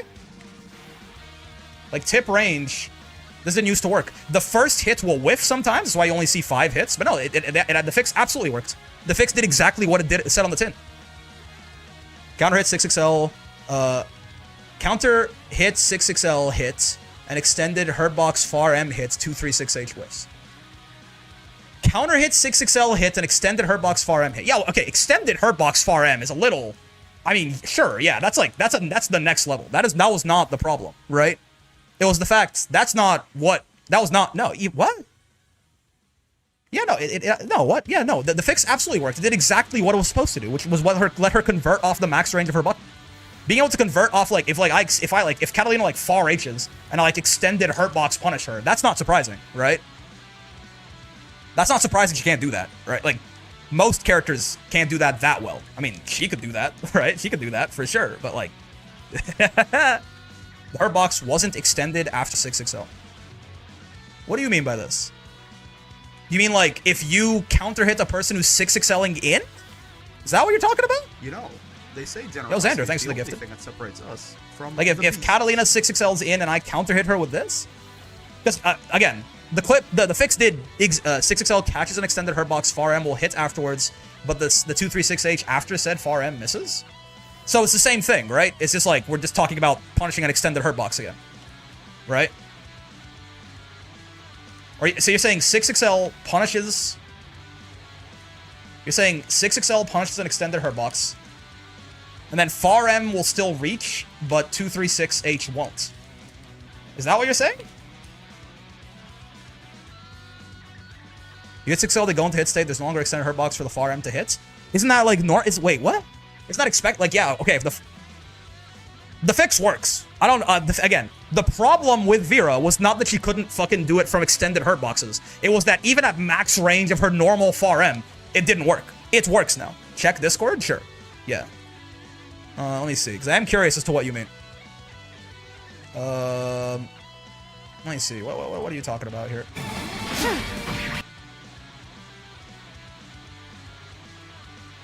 Oh, okay. It's the added pushback, because I see what you're talking, because 6XL has pushback and far M has pushback, right? This is strange, I will say. Because you'd think I could manufacture a situation where I could do this from just far M. That far M should convert. Why can't I get this from just far M in the corner? Is it like the hit stun scaling? Is it that tiny bit of hit stun scaling that's doing it? Because, I mean, I can do max range far M and it'll convert. I'm pretty sure, right? Like, as far, yeah. So, I mean, again, I think pushback scaling probably, yeah, I guess so. A little bit of pushback scaling on that second hit, I suppose. Maybe it's pushing you and the other character back? Oh, yeah, true. Maybe outside a corner? Let's see. No, yeah, I guess it's just pushback scaling, right? Yeah, it's just pushback scaling of the 6XL. But, like, again, this is... To say that this is the fix just doesn't work is incredibly disingenuous, right? It's incredibly disingenuous. I didn't even notice this ever happened, honestly. I never noticed this fucking ever happened, even in my... Like, even to, like, get... Yeah, like, no, right? The problem with this is when she was Grand Blue zoning, right? She could hit from the tip range of her very good far M and not be allowed to convert, and that was stupid. I think it's incredibly disingenuous to say the fix just didn't work. No, you're smoking dick, I fear. All right? Not even close. This is very nice. This, like, it fixed the actual, like, the main problem with her, with the arcade, is that she couldn't fucking convert off of it when she got a hit in the corner, right? Like, that, yes, fair enough. There's an edge case there, and you could argue that they might as well go the full way, but, like, this is like, again, also, most of the time that I do this, it feels like it works anyway. Like, can I even, outside of punishing an extended Hurtbox, can I... Oh, block after initial hits, please. I mean, it still looks like a combo to me. Yeah, no, right? Even, like, outside of... Genuinely, the conversion from far M feels less consistent since the patch. What are you talking... Like, again, outside of an extended Hurtbox, I can't even get this to happen even with 6XL. Like, even with the 6XL pushback scaling, I still can't get this to not convert. Extended Hurtboxes are always, like, they always make things rough, man. I don't know what you're talking... Like, I don't know. Right? Like, this is... You found like an edge case where it doesn't work and said the fix didn't do anything. Incredibly disingenuous, I think. Besides that, though, I mean, the fix works, again, because what the fix was for was to do this into this, and that works all the time now, which is great. And she also, base Vira also got buffed just in the sense that she can do this now, right? Like, yes, it's probably still better to go into install, like, most of the time. But, like, this also just gives Vira a very nice meterless combo extender, right? She can just, like, do this into that.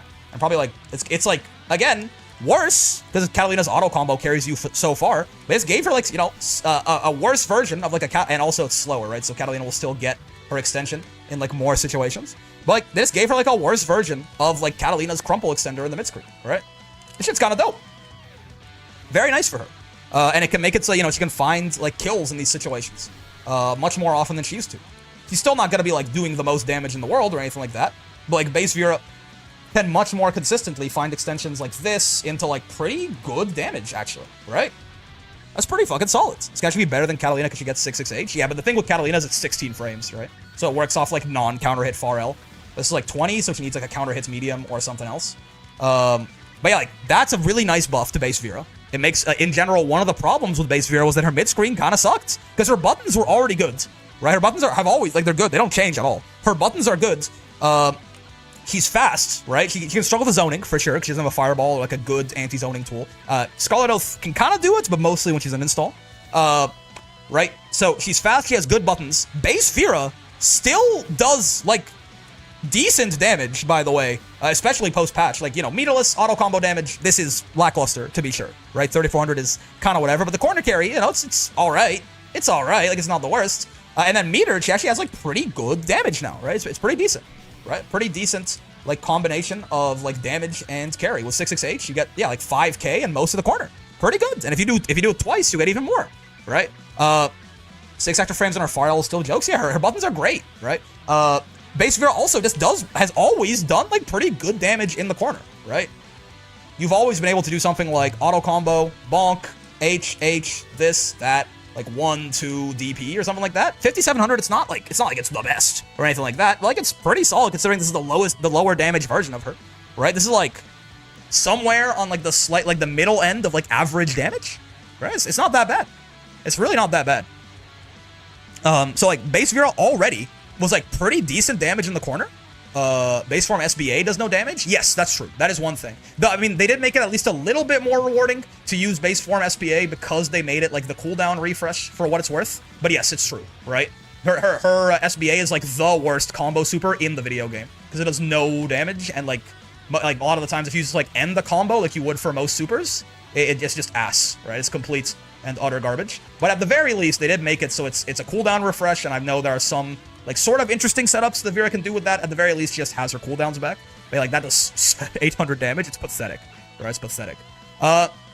So, base Vira became a lot more competent, right? Her conversions in the Grand Blue Zone are a lot better. Her damage is higher. Her mid-screen is better. And on top of that, going into install, much more realistic. And then install Vira is ridiculous. So, she's good. She's just good, right? And it still feels like a very, I love what they do with Vira personally, because absolutely, base Vira herself is still not great, right? Base Vira is like a character that is very fightable by the whole cast, right? Weak to zoning, while she still has very good mid-range buttons and much better damage now, base Vira is still like an underpowered character. So, you can still absolutely do your best to try, like, if you can stop Vira from getting install, the character is not great, right? It's not very good. So, there's a lot of counterplay. You can stop her win condition. It's quite, she can decide how much risk she wants to go for with it too, right? Try this command grab, which is super high risk. She can spend 100 meter when she gets a hit to just get it whenever, like even off like a far L or something like that if she wants, right? Just go like far L into boom. And this is like, maybe not far L from there, but you know, like anything into just bop. Or again, they gave her like a more middle resource and risk thing, which is to find a hit, any auto combo hits, and now she just gets install if she wants for free as well, right? So it's very interactable. Her win condition, the character is solid, the character is not broken, the character is not weak. Unironically, I still don't know what makes install Vira that much better. Two primary things. One, install Vira has probably the best meterless corner carry and damage in the game. This is, apparently, I've been told, this is not even install Vira's optimal anymore. There's a better combo, but you can just do this. Right? To the uninitiated, I have to let that rock too. To the uninitiated, what Vira just did there, and what she's gonna do when I do it properly too, is better corner carry than Catalina gets with meterless. Right? It wasn't optimal before either. Fair enough. Yeah, it was something about, I know you like jump and then you cancel something or something like that. Call whatever you want. This is a bad install Vira combo, and it's full screen corner carry and 5k with no resource spent whatsoever.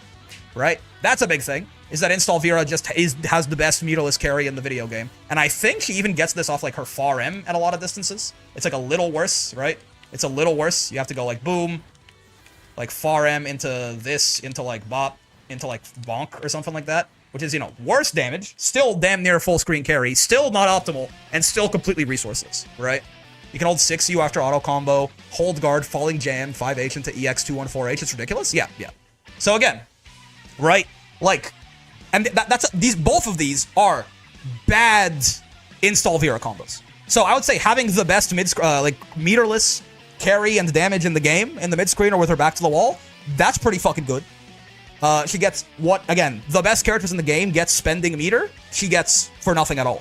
And then on top of that, she also is just, I mean, she has a really nice MDP. It's not as good as it used to be, right? But this thing is still nice. It's 9 frames, and it's, you know, safer than some DPs on block. Her air dash is actually quite nice, and like all the bullshit you can do with 5U. It's not like, certainly a lot of this is risky, right? A lot of this is risky, but it is also just like another way for her to approach. It's a way to get around her zoning weakness, right? Having this can make her, you know, a little tricky in terms of anti-airing her, and she still retains all of Vira's, like, good buttons, and her damage gets even better.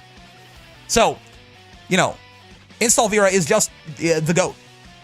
She's just the GOAT, right? Like, she just, what makes her good? Vira had a very solid kit with, like, 2 weaknesses, right? Vira, like, base Vira is a very solid character with, you know, middling meterless mid-screen, and a big zoning weakness. And install Vira has the best meterless mid-screen in the video game. Luminaria is also significantly better as an anti-zoning tool because it actually goes full screen for what it's worth. Even though certainly it's still not enough. And she has an air dash to get around zoning and anti-airing as well, right? Oh yeah, and her pressure gets better too because, you know, this is fucking plus on block now for some reason. Used to be safe, now it's plus. Whereas in base, you can't even cancel this, right? Like, you have to just go for the follow-up that is unsafe on block. So her pressure is better, her damage is higher, her damage is way higher in the mid-screen, it's higher in the corner, she's better against zoning. You know, what do you mean? Everything about, like, install Vira is a... base Vira has no meterless mid-screen besides auto combo special. Yes, and her specials carry a decent amount is what I'm talking about. So, like, install Vira is just, like, essentially a flawless character. A flawless character with extreme strengths as well. Yeah. So, like, who cares, right? Yeah, install Vira is amazing. Let's move. Let's go. Yeah, Vira. I love Vira in this patch. She feels strong and interactable. I love this kid. This character is like almost like this to me almost feels like the new gold standard of balance in the video game. Maybe I'm wrong, but like this character is great. This is like if every character could be like as good as Vira, not install Vira, goddamn, as like Vira as a package, I would love that. See, Bubs, I've soured on Bubs a little bit. I think he is. In many ways, he feels like a better version of Uno, but I don't know how much. You know what I mean? I don't know if like he's Bubs is slightly better Uno to me, but is he slightly better Uno in that he goes here or that he goes here? You know what I mean? He's also a very all-round character, right? He's one of like Bubs is, you know, he is one of these characters who can zone, he can rush down. He can play in the mid-range, though it's probably his weakest area, right? Like, all these fireball buffs are very nice for him. He can genuinely zone people. He's got a lot of full-screen mental stack things, too. Bubs is, in my opinion, like, the picture of the character who has just enough shit that you have to look out for, that even though all of it is technically fake and beatable 100% of the time, you're just not gonna do the right thing. Even the best players do not just do the right thing against Bubs most of the time, right? Like, technically, every time he does Karma, every time, he should get a full combo, right? Every single time he does Karma, he should get a full combo, theoretically. Whether it's a jumping combo or a roll-through combo or something like that. This is always rollable, right? And you can even roll it on timings where you don't even get hit by this, right? You could, theoretically, always reaction DP. If you have a meterless DP, you could, like, always reaction DP him coming in with Unisonic. Like a lot of the shit that he's got going on, right? This should always be spot dodgeable.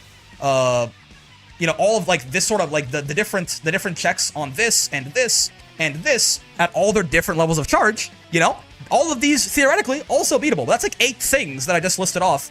And usually doing something, if you roll at the wrong timing for this, either you get hit or this catches you. And the timing that doesn't get caught by, the U Chaos Caliber here for the H Fireball is not the same timing for the M Fireball or the Light Fireball or any of their charge levels. So all of Bubs' stuff is reactable, fake, but like you're just not gonna do it. You're not gonna do it, right? He has he has mental stack of the character. He has 11 fucking things to look out for at full screen. So he's very capable at this range, I think. Very, very capable character at this range. Can zone out a lot of the casts, right? A lot of the cast is going to have a very hard time zoning out against, or getting in on Bubs zoning them. And for the ones that he can't, he rushes down very well, right? Bubs can, he can just neutral skip very well. I mean, Karma, arguably, is also a neutral skip. It just pulls you in and makes him plus in your face, right? The, instant dive kick like this, I mean, certainly, if you're, depending on how far away you are, you have to get a little bit more height on it for it to reach. But this is quite good. Again, another big reaction check. He can teleport in to counter zoning. This is death in neutral. Never do this, for fun. But if you're throwing fireballs at him and he calls you out, he can actually be plus here, right? 36 frames is shorter than most fireballs, every fireball in the game, right? He's not going to do it on reaction, right? But again, he does have an anti-zoning tool in his kit, and it's another reaction check you have to worry about from full screen Beelzebub, right? So he can anti-zone quite well as well, on top of the fact that his fireballs are now actually quite good in, fireball wars. So he can rush down very well, and once he gets in here, he's got a pretty good throw bait in Unisonic. He does pretty decent damage. It's not amazing, but it's good, right? Bubs' damage is good, I would say. And they made it so he can convert off a lot of these hits, even from the Grand Blue Zone here, right? He gets pretty decent conversions on things. I think, is it L Karma that you do? Is it faster? Can't remember. Maybe you can't get L Karma off of that, but honestly, even just fucking, what was it? This, into far H. Even just that off Grand Blue Zone is very nice. JU into dive. L Karma's only off close H. Gotcha. But even just that is good, right? You get for considering you got off like a tipper far M. That's pretty solid for me. Yeah, he can actually do auto combo high and this. To my understanding, these hit on a very similar frame, so it can be very hard to actually fuzzy this. He's pretty good up close. Again, has a good throw bait, can get good reward off of it. Karma is a very nice turn stealing tool now that it's always +2. Again, it's reactable, right? 21 frames. But if you don't, right, if you don't fuzzy mash this, or if you don't DP it, or if you don't react and roll or something like that, he just gets to steal his turn back and be +2. A 2-frame difference between overhead and 214H. Yeah. And he can delay cancel it probably too to get even closer if I have to guess. Or maybe that is with him delay canceling it. So he's quite scary when he's in your face. He's quite scary at full screen. Mid-range, his buttons are capable. His buttons are actually quite good. I like Bubs' buttons. His 2M is, again, a very nice button. His far M is pretty solid. His far H is pretty solid. He has a really good 2H. The problem is he's just so slow, right? Your walk speed is very important to how well you can play the mid-range, and his is abysmal. It's not bad. He's not, kinda slow. He's in mud, man, right? He's in mud. So, this hurts him. He can still play a competent game in the mid-range against characters who are not as good in the mid-range, though, right? This is a thing that Bubs can do very well. If you're a character who is weak to zoning, guess what? Bubs is zoning you. If you are a zoning character, guess what? Bubs is rushing you down and doing it quite well. And if you're a character who's kind of weak in the mid-range, and he can also he's passable enough in the mid-range that he can also fight you there, right? Unless you are, he definitely can't, he's not fucking with, Catalina or something like that in this range. But he can just choose how he plays based on matchup. And by and large, there are very few matchups where all 3 of these options are bad, right? Usually at least, well, I say bad. At least one of them is very, he is fucking with Catalina in that range. I don't think he is, because, again, his walk speed is just so horrendously shit. But he can try, right? He can try. His buttons are good enough for it, right? His mediums especially are definitely good enough. His fireball's a plus on block poke at that range, I guess. But you get in the range where we're sticking out mediums and 6XLs, you're going to hit me with your 18, 19 frame H fireball. He doesn't like to fight at that range against Cat. Yeah, this seems like a weird. Again, his buttons are good enough for it, but his walk speed is so horrendous that I think it's gonna make it rough for him. But yeah, again, he's competent in the mid range still, right? He's definitely. I'll press far H in that range. I'm sure you will. Panini. Walk speed buff on Bubs. It's okay. But yeah, the general idea with Bubs again is that he's competent everywhere on the screen in every possible game plan that he can play. So he can zone, he can anti-zone, he can rush down, he can play mid range. So he's good at 3 of them, and sorry, he's great at 3 of them. He's great at 3 of them and good at mid-range, right? Let's remember JU criminal button. I mean, again, sure. I mean, if your plan for mid-range is to jump at me, there's problems there. Like, again, it's okay. You can cape for Bubs. I think I've talked myself into putting him here anyway. Don't worry about it, right? But mid-range is definitely his weakest point. But he does just feel like better Uno to me. He can play the mid-range against cats. I didn't say he couldn't play it. I said he's not going to be very, like, it's probably not like, he would, again, if he's fighting Catalina, right? Wouldn't he just do this? Like, why wouldn't he just zone her out? You know, wouldn't that just be better for him? Wouldn't he rather, like, rush her down? Like, it's his weakest spot on the screen. He just can't play the footsies game against her. I mean, I guess if you're talking about mid-range, like, here, right? He's disadvantaged there, but he can play the mid-range. You know what? Okay, because you guys are pedantic little motherfuckers. Ladiva can play the mid-range against Catalina, by the way. Okay? Like, yes. Do you know that any character, like, Lancelot can play the mid-range against Catalina, right? Like, what do you mean he's disadvantaged there, but he can play it, right? Ladiva can play the mid-range against Catalina. Lancelot can play the mid-range against Catalina. Anyone can play the mid-range against anyone. There is no point where the game puts up a stop sign and says, nope, you are not allowed to play this. But Bubs is that will be his worst point in that matchup, and it is in general his worst point, right? It's in general his worst point. Even unplayable Belial can play mid-range versus Cat. So true. Far H spotted based. Yeah. Oh no, Cat has better mid-range than me. Yeah. Anyway, Bubs is very good though. I think I have talked myself into having him here. He's just too like it's really hard. I think they don't like fighting Beatrix. I know that much. It's kind of hard to counterpick this guy otherwise though, right? Belial. Yeah, he's crazy. This character is worse than he used to be. This, right? He did get nerfed. I agree. Yeah, he's still just right here though. Right? He's still just right here. This character is still crazy. I mean, yeah. I mean, we just talked about it, right? Are the inside of the tiers ordered right now? Vaguely. Vaguely. Yeah, vaguely. I would say. Yeah.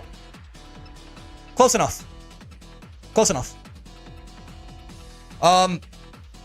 Yeah, I mean, this character, again, he just is Belial still, right? Like, really, we all know about Belial. We've known about Belial for years. What has changed about Belial, right? This has a gap in it now. Okay? That's a big deal, right? That does matter. Now, with that being said, this is still a reaction check. So it's not like it's like, oh, the move's unusable. Belial is in the corner. He is mental stack the character. Still, he's just like what Bubs does to you at full screen, Belial does to you in the corner. So like, yes, you can just like kill him for this. Even then, if he does it from out here, you can't, right? 7 frame gap.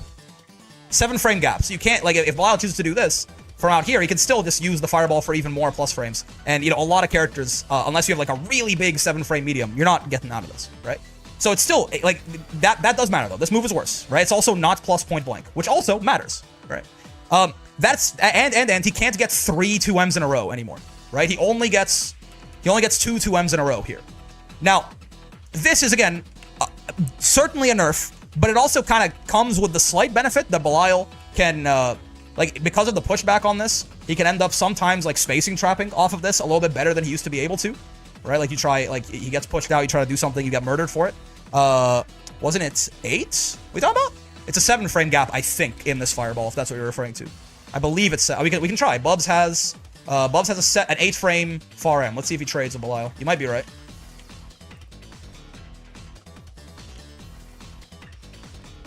Yes. Wait, you're right. Yeah, it is 8. My bad. Yes. Okay, there you go. It's an 8 frame gap. 2M is better. Well, 2M is 7 frames, so doesn't. Why would I do that? We're asking if it's 8 or 7. Why would doing 2M show me anything, Gyokuro? You know what I'm saying? Yeah. Okay. It is 8 frames. You're right.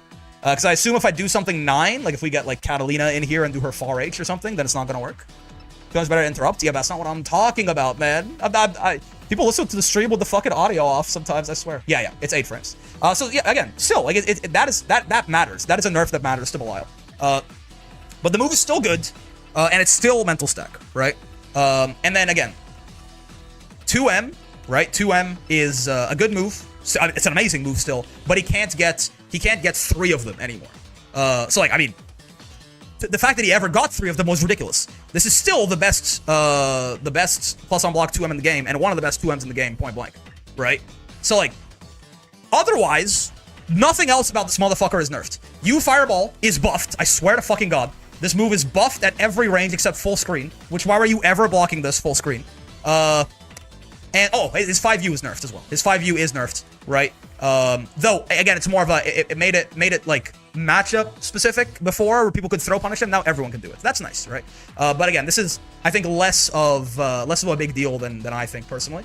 The biggest nerf he got was H Fireball, and then 2M, only getting 2 of them instead of 3 of them in a row, right?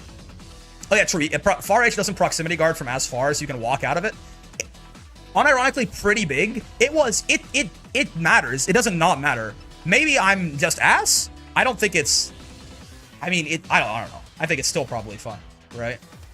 Yeah, the fact that, like, you probably couldn't have. Yeah, I probably couldn't have walked out of it at some of these ranges. I would have gotten proximity guarded, but like, yeah. Right. I think it's probably, this move is still ridiculous, right? So, if Belial was here before. For it's just kind of impossible to whiff punish in a lot of situations. It's still goated. Yeah, Belial was here before. His EX Fireball gets made to be a worse pressure tool, but still a pressure tool. Still functions, 100%. And his 2M goes from ridiculous to amazing. Yeah, okay, cool. I don't know, right? So, I don't think Belial needs nerfs, funny enough. I would disagree. I would disagree. I mean, Belial's not, like, particularly toxic or anything like that, just in terms, like, a lot of, like, both of these characters are probably fine, as far as, like, being incredibly toxic characters or something, but it's just more so that he's just above the power level of the game. He's just, he's stronger than most characters. I think our ideal power levels differ is the main thing. I mean, if you think the ideal power level is, like, here, then, I mean, I guess we should buff Cagliostro and Narmaya, but I don't think so. I don't think so. But anyway, Belial's still very good. Abel's a weird one, man. Abel's a weird one. This character got buffed in the last patch. Genuinely, right? Abel got buffed in the last patch. In a weird way, he doesn't do as many pact follow-ups per combo, which is kind of good. It leads to him using, like, like 800 less health in some combos sometimes. Which, I mean, that matters, right? That matters. They made, like, just, like, one special into one pact follow-up better, but they made it so that, his combo freedom got kind of toned down a little bit. So he has more health, but he does less damage in a lot of situations. I'd sooner see Cag take a nerf than Belial, not gonna lie. I see what you're getting at. I see what you're getting at in that, like, characters can be strong in different ways, and some of those ways can be more, like, toxic than others. I see what you're getting at there. But I still don't know that I would say, like, I don't think Belial needs nerfs. Like, that, they're two very different statements. Right? Two very different statements. I think Belial is better than Cag, but shoot Cag, please. Yeah, like, fair. I can see where you're getting at with that. But it's two very different statements to say that and say I don't think Belial needs nerfs. I definitely don't think Belial is better than Cag. Yeah, that's fair. I do. But yeah. Anyway, Abel. He does less damage, especially on his top end a lot of the time now, but he spends less health doing it. So that's, overall, I would call that probably a buff, because his damage is still good. It's not quite as ridiculous, but it's still good. And him having less health is one of the, I mean, him having like 12k HP or 10k HP or whatever it is, really was like the biggest problem with him. And now it's like he went from like 10k to like 11.6k or something like that. That matters. Getting an extra 1600 health in a patch does matter. But the other big thing with Abel to me that kind of like holds me back thinking he's too much better even after that is, again, his damage did go down, which is when you're a low HP character, the amount of damage that you do matters even more because you have to balance out your really high risk with good rewards. But also this, right? Now, don't get me wrong. This had to be nerfed. This was a stupid move. But if we take a look of like, good game design and just go to like what Abel as a character had before and didn't. He had the best neutral skip in the video game, probably, in this, and that it was plus on block, death on spot dodge, comboed on hit half the time, and was incredibly hard to fuck with. You could like reaction DP this sometime, even then it needed like timing, right? So this move was crazy good, and now it's minus. It's still good. It's still good, but it's like not, the fact you can just block this and Abel loses his turn is such a big deal. So considering how dumb of a move this was on Abel, having this be like a balanced move now, just like a good move and not a great move, does hurt. Not great, like amazing. Again, arguably the best neutral skip in the entire game. That hurts, right? That hurts. So with Abel getting arguably a pretty big buff in HP, but then like a nerf to some of his damage in some cases, well, most cases, and then but like, you know, minor in some cases, major on like his top end, his counter hit 668s, stuff like that. And then also 214U getting nerfed. Like, he kind of comes out in the wash. I've always felt that Abel was a strong character who just felt too inconsistent to really get anything done for real. I have kind of the exact same thoughts on him now as I did pre-patch. Which in many ways, I guess you could argue, makes him a bit of a failure of a rework, because if you didn't really meaningfully buff the character, or, you know, change him in a way that mattered too much outside of making him less fun for his mains to play, that's not great, all right? That's not great. That's not super good, in my own personal opinion. Time to get people mad at me for putting Anila above Ferry. But Anila to me is just the definition of an outclassed character. Anila's not bad, right? Anila is not a bad character whatsoever. But Anila is like the exact version of, like, she's just Catalina but worse in almost every way, right? Like the exact niche that she fills, Catalina fills better. And it's not even, I'm not just putting her there because I'm like, oh, well, Catalina exists. But also, like, if we just look at how she does it, it's not in the best of ways, right? Anila is a character with good buttons, right? I like her far M. It's got good active frames, it's got decent range, 9-frame startup. Right? It's like a, you know, it's a worse version of Percy far M, but like not by that much. It's like a little lower range and one more recovery frame. It's a good button, right? I like her 2M as well, right? 7 frames. It's a little laggy for what it is, but, you know, 7 frames, and some decent range to it. I fuck with it as well. I like her far H quite a lot as well. 10 frames, really nice range on it. 5 active frames, though again, a little committal, right? 24 recovery frames kind of hurts, for sure. Her far L is also amazing, right? I've had Greg make the argument to me this is the best far L in the entire game, and I can see it. I think it having a normal amount of active frames is where I would disagree with him on that one, but like this is a like, because of how short she is, it's gonna like almost never whiff on crouchers. It can, right? But it's really only that last little extension on frame 1. So like her far L is also amazing. Her buttons are good. Her 2U, while being really clunky, it does again allow her to play at like her mid-range is bigger than most characters, right? Like, she can hit you with a button from this far out. Almost no one else can do this. This button is risky, but again, it means that Anila can, you know, fuck with you with her buttons from a longer range than even Catalina. Like, Catalina cannot deal with this from this range without like closing distance on Anila. She has to actually respect that. And again, Sheep being as good of a combo extending tool as it is, means that Anila gets pretty damn good rewards. Can Sieg go that far? Hell no. Sieg far H? No. Sieg far H is not that big. It's close. It's probably the closest thing we have. Maybe Vasaraga 5M. But no, this is a big ass button. Voss 2U is actually pretty close as well, I think. But Sheep is also a very nice hit confirm tool, right? It's really nice. It launches, right? And it's unsafe on block is the problem with it, right? A lot of characters can have safer hit confirm tools than Anila can, where if they fuck up their hit confirm or something like that, they don't just die. Anila just dies. If she fucks up her hit confirm, or if she doesn't, you know, if she is a little late on her or something like that, she just dies. It's an unfair comparison. Like, you know, if Catalina fucks her hit confirm up, you die, like you know, she just pushes you back. So it's a little unfortunate that her hit confirm is unsafe like this, and she does have the problem of being a mid-range character whose buttons don't convert into her like conversion special for max range, right? She can't get. They tried to buff they buffed this on her, but they didn't go all the way. Like this is the fix that didn't work, by the way. Talking about Vira Darkane earlier, her shit actually like genuinely doesn't combo from max range far M. It doesn't combo from max range far H. This sucks, right? Because like. It really means that a lot of the times, if you're playing at Anila's optimal range, she has big buttons. You want to be playing at the tip of these ranges, right? Her far H is like really big. But like, H didn't used to combo from far L. Yeah, they didn't make it better at least. Even tip or hit far L still doesn't work? Is that true? No way. Oh, it still doesn't. Right, yeah, right, that too. Yeah. This sucks, right? So like, that's a big problem for this character, because like, you're a mid-range character. When you hit people, you have to get good reward. Right? And at the very least, it's not a lot of damage, but it's good carry. This is really nice carry on that sheep, right? So like, that kind of sucks. You know, yeah. And again, so that and her mid-screen combo extender launching and being unsafe on hits are things that I think, you know, it holds her back a little bit. Or unsafe on block, rather. Her 668 is amazing. This is probably the second best 668 on the game. I've settled on this now. I think Siegfried probably does have the best one. This thing is crazy. It's again, essentially like this gigantic burst range option that she has to play from this 2U range, right? She can also 668 you from here. So this is very, very nice. And It's fucking death on counter hits, obviously. It's also 6/6H attack levels, so like you will get counter hit by this if you do anything but block. And it's safe on block, right? So you guys the best 6/6H? Yeah, I'd probably say so. I think so. It's yeah, 6/6H is very, very a silly little button. But yeah, like it's death on counter hits. It's safe on block like 90% of the time, right? It's very synergistic with the rest of her kit. It's like poking at you, trying to get you to sit still. And if you sit still, you just enforce her will with this. You don't want to sit still, so she kills you, right?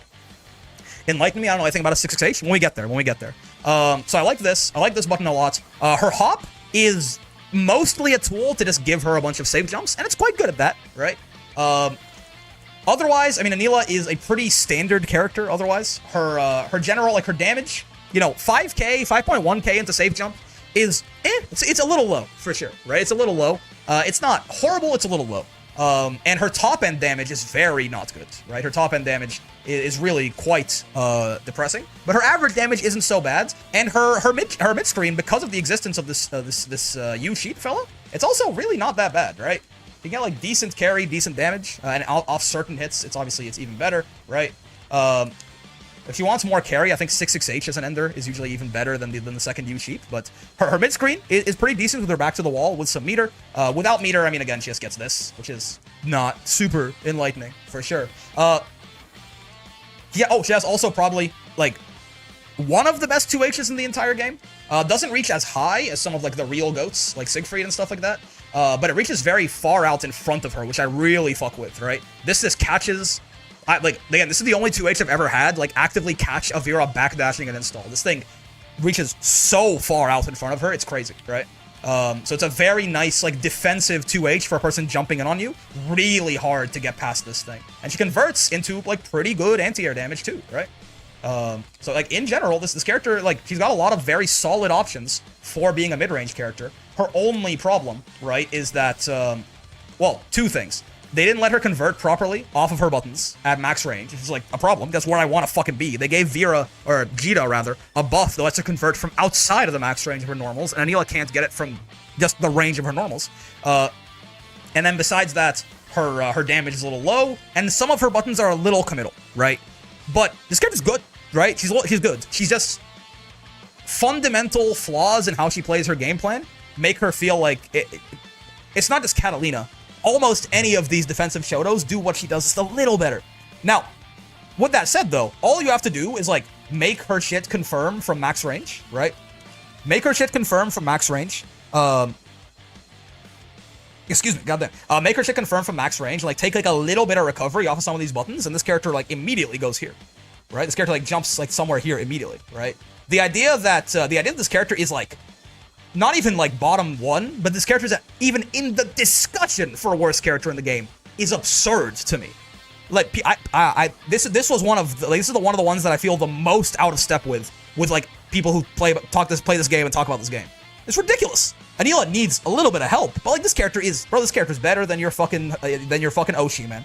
This character's better than Ladiva, in my opinion, for sure. It's probably better than Abel, right, bro? I think she's better than Ferry. Even if you want to put Ferry in mid-tier, she's still better than Ferry. Even if you disagree with me, like, putting Ferry here, I'll put Ferry here. Anila's still better than Ferry. She's better than UL, better than Zoe, she's better than fucking Charlotta by a lot, right? Better than a couple of characters. Like, yeah, it's crazy. Siegfried. Man, this guy's weird. He's probably good. He's probably fine. I think I overreacted a little bit to some of his nerfs. He feels good still. I think Siegfried is he probably is the character who, like, of these top tiers, who at this point has been hit the hardest, because it used to be Lancelot. Well, Nier, obviously. Nier's always number one. It used to be Lancelot, and they kind of bounced Lancelot back. Sieg's still very good, though, right? Sieg's still very good. He's got good buttons, right? He's got good buttons, great buttons in this 2M, for example. It's an amazing 2M right here. His far H is alright. It's big, it's slow. He gets good conversions off of it. His far L is pretty decent as well, right? I fuck with this. He doesn't get good conversions off his lights anymore, though, is the one problem for him, right? It's pretty, not inspiring what he gets off of this. But his buttons are good. He does still hits very hard in the corner. He has 17,000 health. He still has, a good pressure special in H Fireball. The big things... Oh, his 6/6H. We talked about that, too. The big things that don't feel very good about Siegfried to me is his walk speed is abysmal. I think he is literally tied for bottom one with Vasaraga. I think they're faster than Bubs, even, right? He hits hard off counter hit close H. He hits hard off counter hit far H, too, to be fair. If he gets like one of these in the fucking mid screen, right?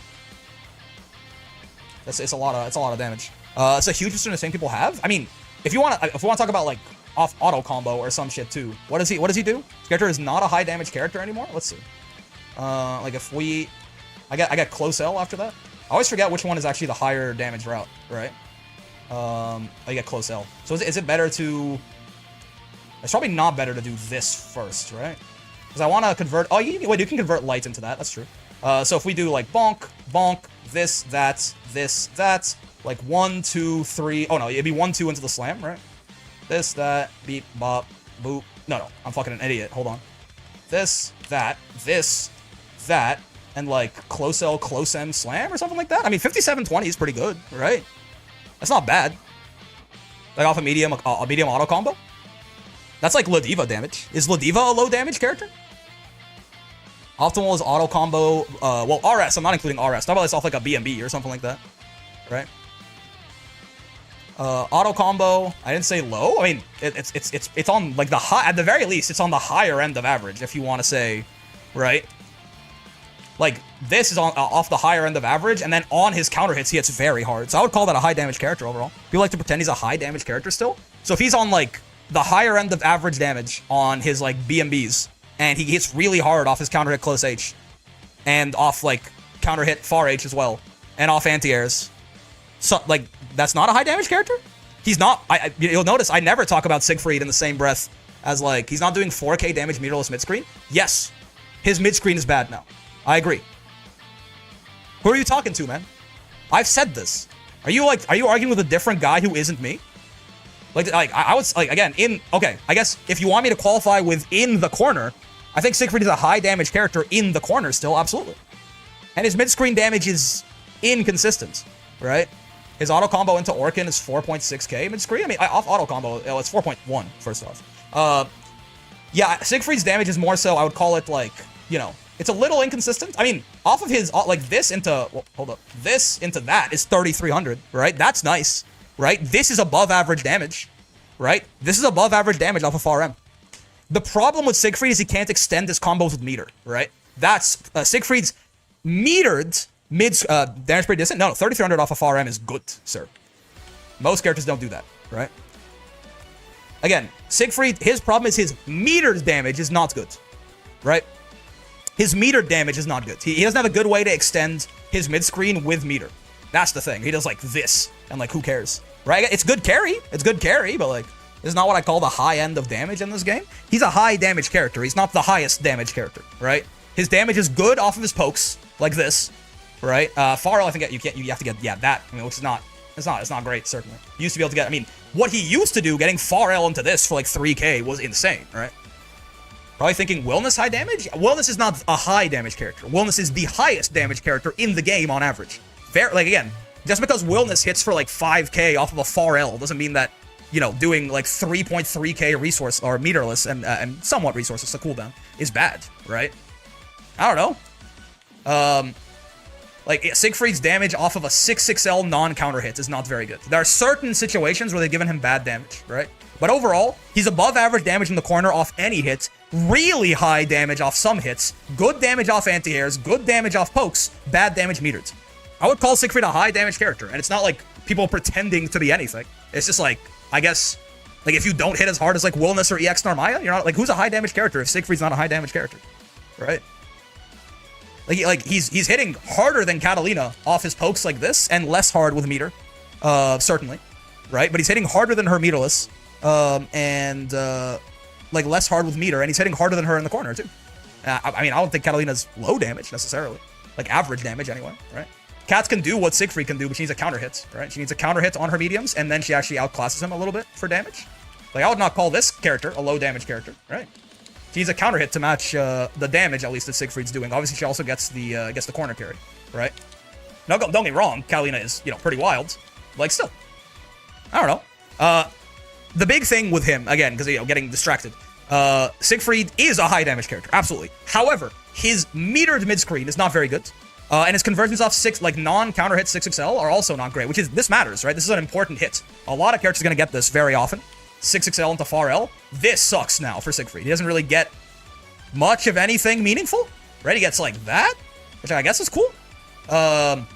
If he can get a counter hit, then he can get like medium into slam again, and it's not going to be so bad. That's pretty bad. Bad carry, bad damage, right? And he can't even really extend this with meter, right? Because this Orkin is a little too slow to extend off far L. It goes off like any of his other buttons, right? Which I mean does give him access to, you know, on a whim, full screen corner carries. It's not going to be for very good damage. Right? Siegfried has good corner carry metered, but bad damage metered. So that's like a big thing for this character. And then also I would say that his walk speed is so bad. It matters. It matters, man. It absolutely matters. So we're talking about a mid-range character. It absolutely matters for his walk speed to be this horrendous. Like literally bottom 1 forward walk, like bottom 5 back walk or something like that. It absolutely matters. So like that does hurt, right? Otherwise though, the character is quite solid, right? It's good buttons, pretty good like fireball, good U fireball as well. Orkin is mostly a combo tool, but a high damage one, right? The slam is very nice. It's kind of like a nice like neutral poke as well. Kind of like a worse version, well, a different version of like a Sandy 2-2L. It's like a nice long range poke that is safe on block. You can just kind of throw out on people, right? Again, a way like kind of like Anila, how you can fuck with people from outside of the effective range of their normals. So that's quite nice for him. The character's good. Oh, his 6-6H, by the way, because we were talking about that earlier. Yeah, it's just, I mean, first off, it goes on immense distance, right? He just fucking goes and hits you. It's safe on block like all the goddamn time. Like it's yeah, it's not safe on block point blank. There you go. But like if you're like, you know, it's very easy to space this thing out to make it safe, right? I think it's always -8, but it gets like pushed back, right? There you go. Yeah. So this thing is quite easy to space to make safe. It has this first hit right here. This is the 6-6H attack level hit. The second one, I think, is like medium or something like that. But it's an 8-frame 6-6H attack level move he can throw out in the mid screen like this, right? So it can actually like, I mean, if the first hit connects, you don't get good reward on it, right? You just kind of get that. But what it ends up doing basically is that it becomes a wall that protects the second hit. It's really hard to fuck with this 6-6H on the way in because of this wall that gets put up. And then on the second hit, I mean, he does, you know, whatever it is he desires to do, right? So 8-frame 6-6H attack level. Safe on block, almost all the time, unless you're completely just fucking the dog, right? Incredible reward on that second hit, whether it's counter hit or not, it just still gets you that same crumple, right? Into just good-ass damage. And it covers a tremendous distance as well, right? This thing's a neutral skip, damn near, right? It's a neutral skip. So, yeah, it's just great, right? It's like, it's simple, but like, this is probably the best 6-H in the game, right? What doesn't it do? B+ sometimes, I guess. It doesn't B+ sometimes. But like, otherwise, it's pretty fucking good. I used to be using me some of that. Yeah, this move's amazing, man. It's great. But yeah, Siegfried is pretty good, I think. He is, like, arguably you could make it. I don't think he needs buffs. I think Siegfried is still totally fine. But I would like it if you Orkin, Orkin. If you Orkin was 16 frames, just so it could cancel out a far L. It'd just be interesting. It'd be cool for him to still have, like, even off far L, have the option to get, like, you know, good corner carry, bad damage. I don't think that'd be, like, crazy, right? He doesn't need it, but it just feels, it's just a little clunky. I don't like it. Nier. Arguably worst character in the game. We've talked about it ad nauseum. The long and short of it is this character is completely turned off by Brave Counter. I can't do it, man. She's just turned off by Brave Counter, right? 3 times around, sometimes 4, the opponent gets to decide that you can't play anymore. And like, even then, arguably, like, even with Death Up, she's like good, right? Like, if Nier was just Deathful Nier all the time, and like didn't have to worry about ever getting like her shit turned off, hell, even if like she'd never even have to worry about running out of resources, damn near, right? She'd be like here, right? Like, it's not like Nier with death is not this like monstrosity. She's good, right? Like, even if you never have to worry about death dying or getting BC'd or even like managing resources that heavily, this character would be like here. He'd be strong, right? Nier will be strong, but like, this is her top end, right? This is her top end. Now, but half the time she's in Deathless Nier. Yeah, Ominous turn got nerfed. It's just rough for her. It's funny the two of the worst characters both have conditions that say no more fun for you. Wait now. Yeah. Nier is hard balanced by limited stocks. You just constantly 2-3-6 out on Oki with full damage combos. You'd be turbo bones. Yeah, I didn't say like get rid of the stocks entirely. I'm saying if they even like reverted the thing where all of the specials cost 1 extra stock. You know what I'm talking about? Because they doubled the cost on like all of her specials when they nerfed her too. EX specials cost 2, U seals cost 3, and M's always cost 1 or something like that. And I say like, you know, like the most like a huge buff to Nier, she'd still end up being like here, right? Grimnir, okay. Listen, this character is still very good, right? This character is still very good. I'm not entirely sure how much I think this character's nerfs affected him. Yeah, Belial up there, he's so underrated for no reason. I agree. Grimnir is still very strong. However, one, losing all of his H tornado setups matters. It does. It does. It matters a lot. It makes him hiding behind tornado and getting seals up harder to do, and also it makes his corner pressure, while still terrifying, right? This tornado setup was one of the dumbest things he did to anyone ever, and he just can't do it. And also his mid screen, like not being able to do this into this into this into that, and like get a proper extension off of it. Now he still can from like here. I think from here it'll still wall bounce and he'll get his good shit, right? So it's not like it's like completely gone, but again, it does matter. It does matter. And that one probably honestly is one of like, it's probably us on the smaller end of the nerfs that they gave him. The tornado thing to me feels like the biggest deal personally. And this feels like a big nerf. Now, what does that mean? Because he still has camera Oki, right? Grimnir still has camera Oki. He still does a shit ton of damage in the corner. He still has all the seal nonsense. He still has a very good throw bait with the seals up. You know, he still has like a good fireball in tornado, right? The fact that he can do like bonk into bonk.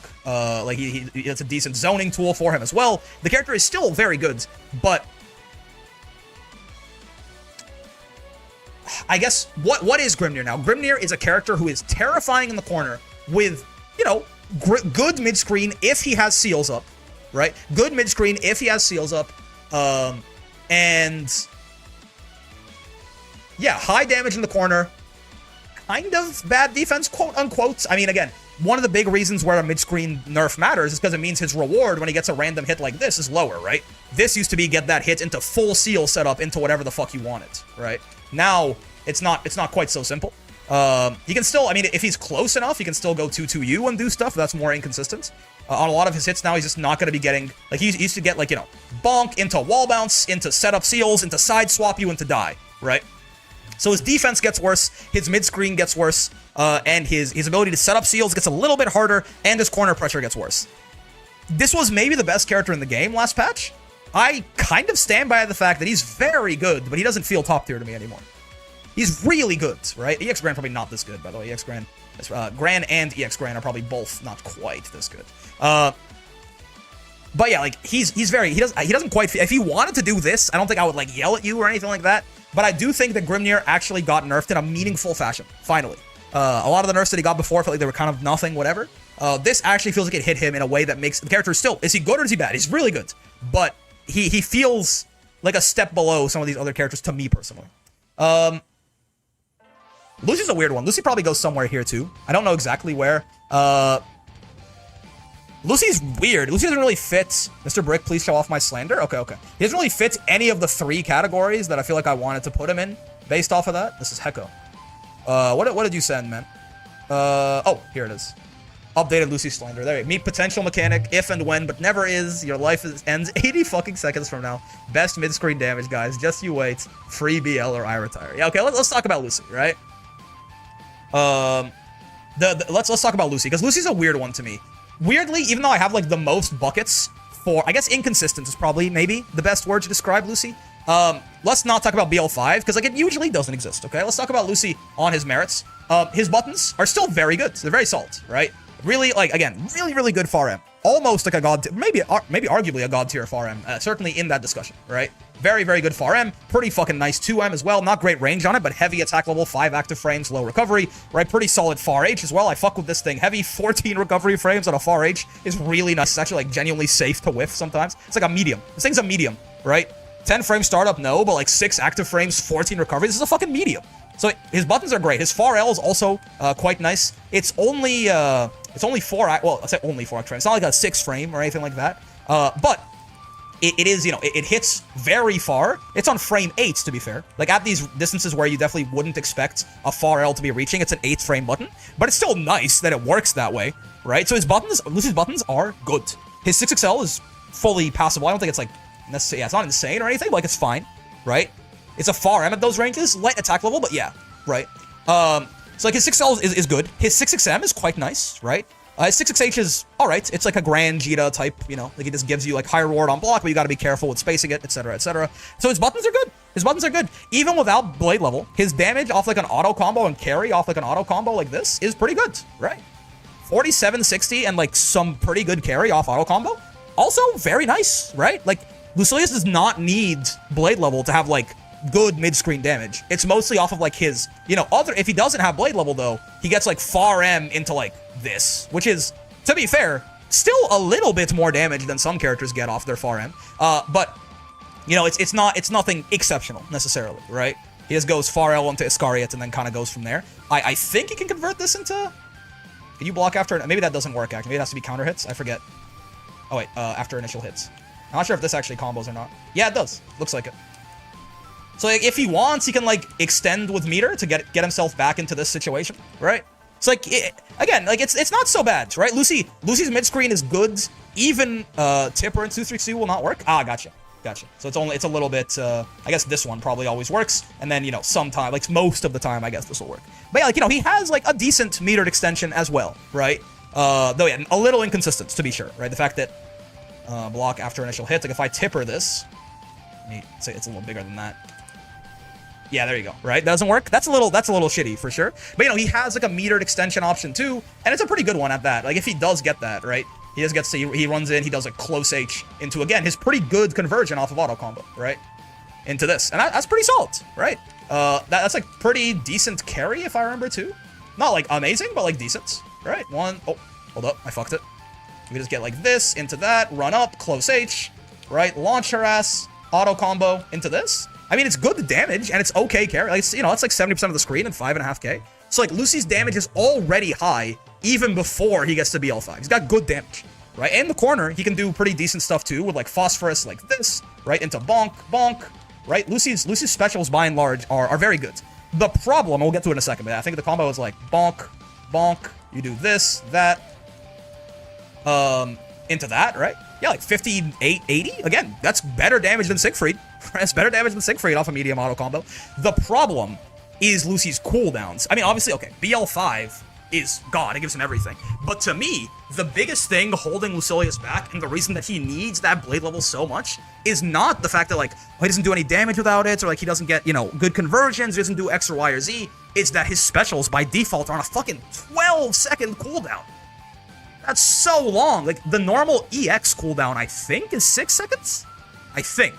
Let me turn off, it's 6 or 8. It might be 8. It might be 8, actually. I think it's 8. I think I'm wrong on that. So, like, the cooldown on your EX specials is normally 8 seconds, I believe. Like, I can, like, roughly 1 1000, 2 1000, 3 1000, 4 1000, 5 1000, 6 1000, 7 1000, 8 1000. Yeah, okay. Accounting for, like, inaccuracies in my counting, yeah, about 8 seconds, right? But Lucy has to deal with 12. Now, granted, a lot of his regular specials, like even his light versions, his medium versions, are balanced like their EX specials. Like, you know, medium Tessera is better than, like, any medium special has any rights to be, right? As far as, like, an anti-zoning tool. Like, you know, his, like, light fireball is better than any light fireball in the video game, right? Medium Phosphorus is a way better combo extender than any button has a right to be. Medium Iscariot is amazing for combo extensions and things like this, right? And it gives him blade level. So, his light and medium specials are balanced to be a lot higher, right? He doesn't have EXs either. H's are on insane cooldown. Yes. But my point is that, like, his specials are on a higher power level than most than any non-cooldown special, and even some EXs. But 12 seconds is such a long time. It's such a long time. Dude, Grand Blue rounds can often be 30 seconds. Right? Like, it can happen, right? It can happen. It's on the faster end. But, like, imagine only getting to use a special twice the whole round, right? He gets to use, like, he does his special, he spends 12 seconds waiting for it to come back, and then, like, at the end of the round, he can do it again, or something like that. It can happen. 12 seconds is such a long time in fighting games.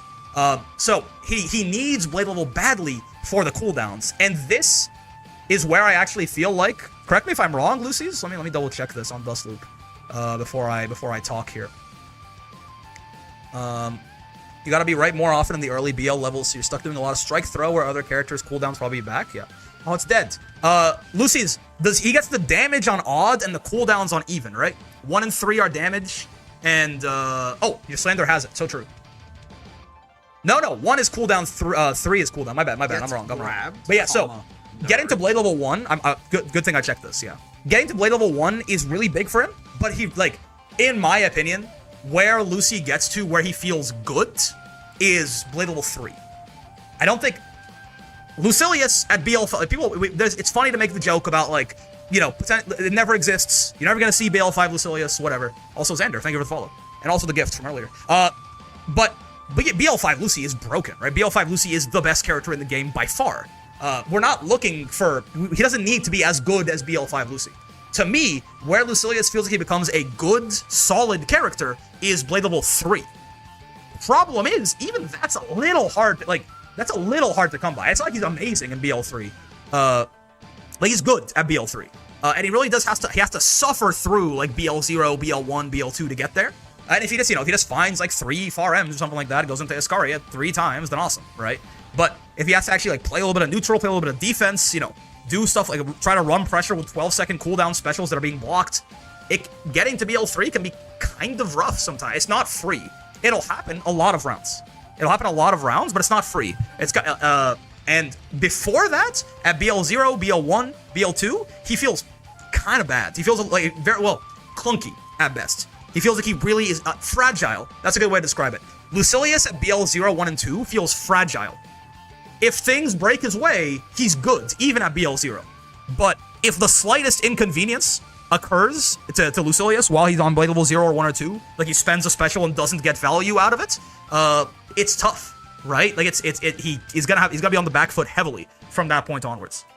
He's very momentum based in 0, 1, and 2, whereas, you know, once 3 hits, he can kind of start, like, even he can just fight you. He can just fight. He's just good, right? He has hollow bones, and BL is injecting calcium into them, something like that. Some suggest some buff where you get to a raw 2-1-4 MH hits. We get 1 ground bounce combo could help the downtimes at BL3. That'd be crazy. I don't think so at all. No. Again, like, you're saying at BL3 he gets 1. So, like, obviously, like, ignore the BL5 damage, like, knock this down by, like, 20%. You're saying you want to be able to do, like this or something, and, like, you know, that, and the combo ends there, and it does, like, 5.5 or 5.4 or something like that. That'd be insane. No, hell no. No, I think not at all. No. Oh my god, no. Dude, that'd be best in the game, right? You have to, like, again, you only get 1, 2, 1, 4. Well, you only get 1 ground bounce. I'm not. Oh, I see what you're saying. You're saying, so I get, well, even then, right? I get 1, 2, 1, 4 into, like this. I would do like 2U, this, that. Oh, and then another, like, the next 2, 1, 4 would end the combo. Yes, like it wouldn't ground bounce, I assume is what you're saying. It could just be this. Right, that's only 1, 2, 1, 4. Keep cooldown in mind, it wouldn't be back yet?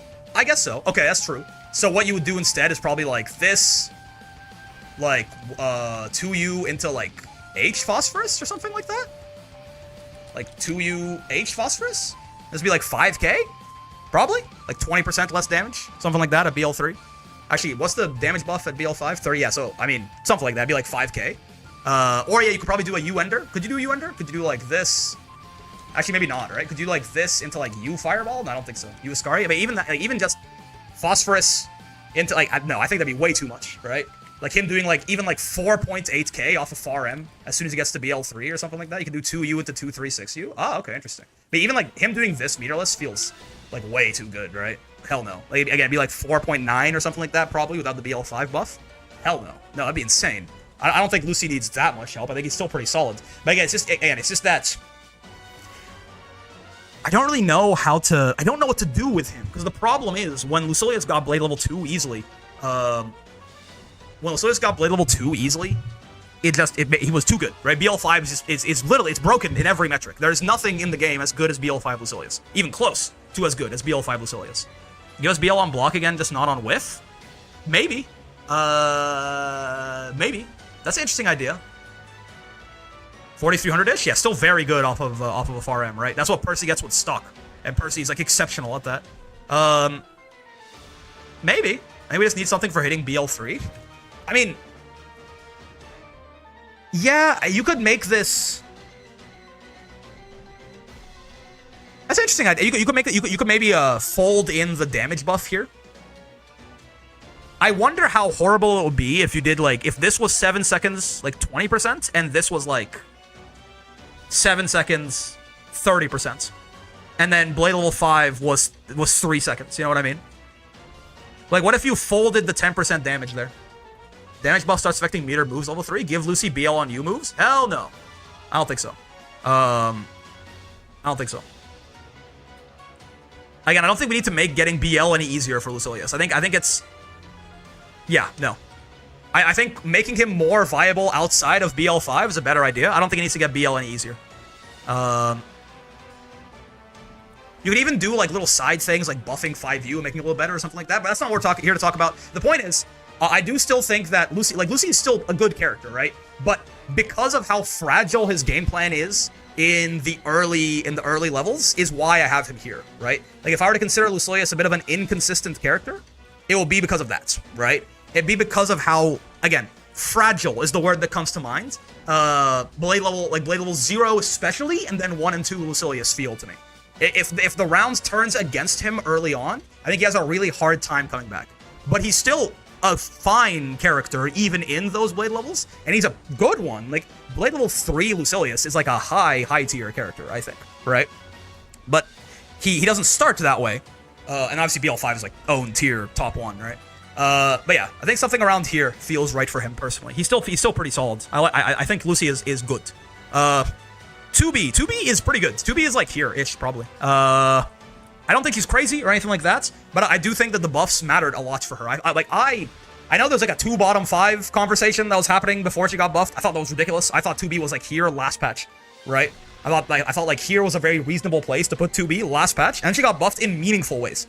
Again, this is one of the most recent Road to Masters, so I'm not going to harp on it too much. But generally, the big thing is 2B is very good, except for basically 3 things. 1, she had a bit of a weakness to just like having her be like weighted out and having her spend her skill, because her non-skill moves were kind of bad and oftentimes straight up unsafe. This was very risky to do against someone who knew that you had no other options, or even someone who like reacted to it, because it's, you know, a 17 frame reaction check, which is doable theoretically.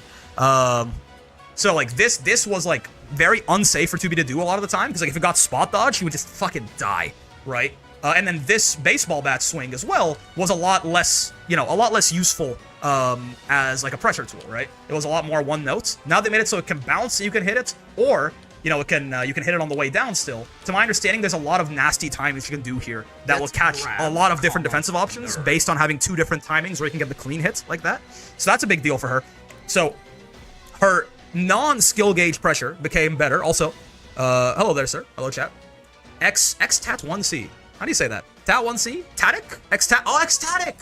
Ecstatic! I'm a genius. Good name, good name. Took me a second, but I get there. But yeah, her non-skill moves got better, which not only means that her non-skill gauge pressure, like her pressure once she's out of skill gauge, is better, and, you know, it's less of a win condition to just sit there and wait for her to run out of skill gauge, but also, her, like, she can use these, she can fit these in while she still has skill gauge to, like, be tricky about it, which is what good 2Bs always did anyway. They wouldn't just use skill gauge moves until they died, right?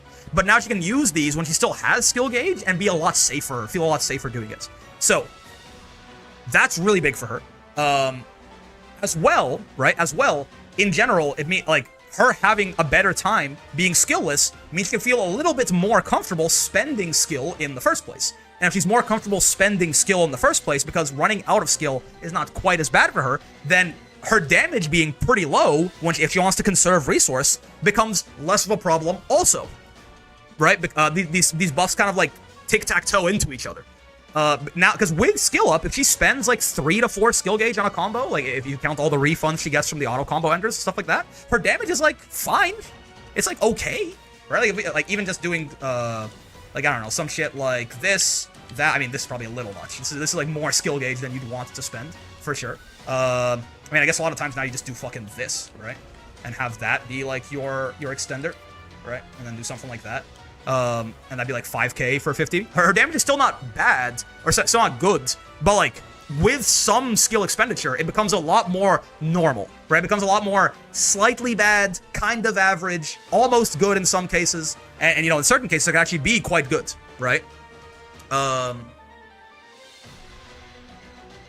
am I talking about here? Oh, yeah, so that is also another synergistic buff there. And then on top of that, them making the U skills 2 skill gauge instead of 3 also matters a lot, right? This is like her primary combo extending tool, right? This is her primary combo extending tool right here. And like the fact that this is now like, it's less skill gauge, right? If I wanted to do something like this, you know, last patch, bonk, bonk, bonk, I would have already have spent 6, and spending that last 3 on the wire extension would have felt quite bad, right? It would have felt quite bad. Oh god. It does work. I'm just ass, I promise. You can do like this, that, this, that, this, and that. Oh, I'm ass? It does work, no? We call Neil's corner cash out damage low. Hold on, what are you talking about, Tubby? Hold on. Let me see what you're talking. But yeah, so her being able to much more, I mean, even just one, right? Even if you just want to do like one of these into this, right? Into your extender here, right? And then go from there. Like, again, this is much more, you know, spending 3 skill gauge on this versus 4, that matters. If I do it twice, it's spending, you know, 6 skill gauge versus 8. That matters a lot. So, all of 2B's buffs kind of stack on top of each other, as far as I'm aware. To all of these buffs stack on top of each other to really get rid of a lot of the weaknesses this character had. Her damage is better on average, her pressure is better, her skill gauge management is easier, and outside of that, this character was pretty fucking good, right? Like, her normals are great, she can whiff cancel them, her jump buttons are amazing, she's got a double jump, she's got pretty good anti-zoning capabilities, right? Like, she's very good at just winning neutral, her dash is a jump scare, her normals slide out of them. She was very good, but like, it felt like the skill gauge minigame held her back a little bit, actually quite noticeably, in the last patch, and it feels like it does that a lot less now. Still a little bit, certainly. It's not just throwing things out without a care in the world, but it's much less of a drawback, and she feels really good to me as a result of that, I think. She has a drive rush? Yep. What are you talking about, Tubby? What are you saying? I'm gonna nerd glass emoji for a second. Sieg's optimal SBA cash out off close L auto combo, and far M is only 1 to 200 damage higher than Anila. We call Anila's corner cash out damage low. No! I call Anila's, again, you may remember that I have, I'm not sure who you're talking to, Toby, because it's not me, but I've mentioned multiple times that Anila's like general damage off like any little stray hit is actually not very bad, right? It's not bad, right? It's basically, I mean, if you also get the safe jump, it goes a little lower, but like, that's not bad, right? I also don't think it's bad. So you're just saying that, so is your point that Anila is a higher, are we calling this high? Well, again, we've confirmed Siegfried's corner damage is, I mean, so you're saying, is this Anila's optimal, by the way? Is it 8? Is it this? Is it just that? Or is there a better way to do it? A lot of characters do roughly 6k plus prior to SBA. Well, SBA, wait. Anila is doing about 6k prior to SBA. Am I crazy? Like, that right there is 5.8k prior to SBA. Siegfried being 1 to 200 damage is 6k prior to SBA. Above? Is this it, by the way? Is this what you're talking about? Like, just her doing this into, like, that. Like this into that into, like, this or something like that. Close H into that. Off lights? Well, Siegfried's convergence off lights are bad, no? Close L auto combo? Okay. But, like, the same combo, right? Like, this combo is what you're... Or, no, not this combo. Yeah? Okay. So this is 7.5 off of lights. Was it a little bit more to do something like this? Like if I went Raging Strike right away here? I think it's exactly the same, right? That's the 90 of Siegs, I think. At 74.30. And you're telling me that Siegfried off close L auto combo is 2, 3. What is that? It's probably like this. I don't even know what Siegfried's optimal is, I fear. I actually don't know. Is it Orkin first?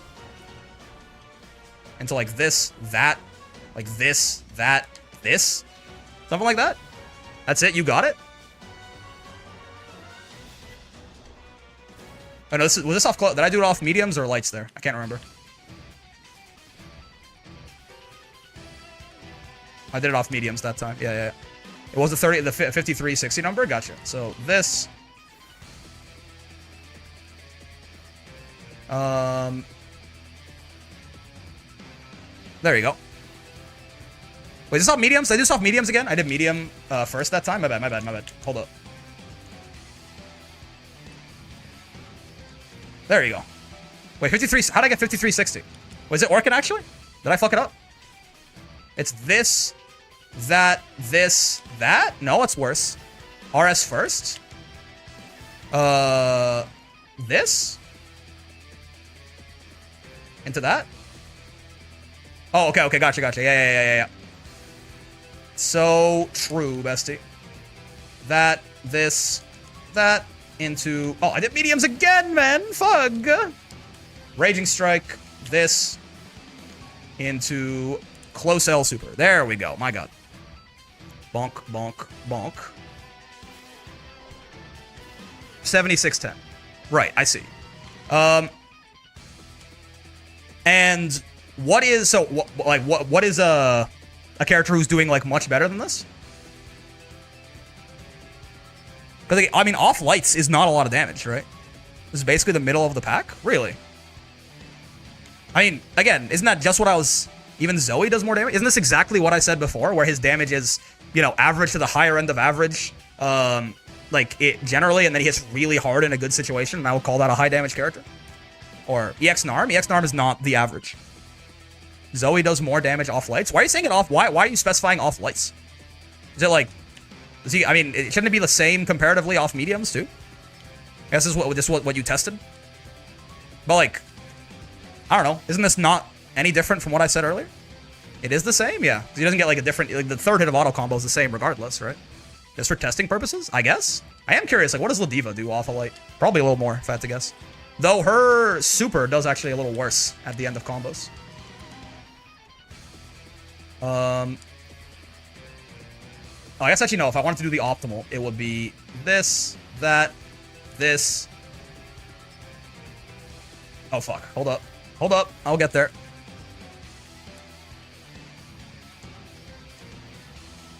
Into that, this. 8640, gotcha. Yeah, that's much better. So, well, is that 76? Oh, 7640. Seeks that damage comes off of literally one move, counter hit heavy, far or close. Am I crazy? I guess Ladiva's a low damage character too. I never knew. I actually can get double close L. That's gonna scale it even more, right? I wouldn't say, given his damage is average at best off anything else. Am I crazy, or is like 7600 off of lights like not that bad?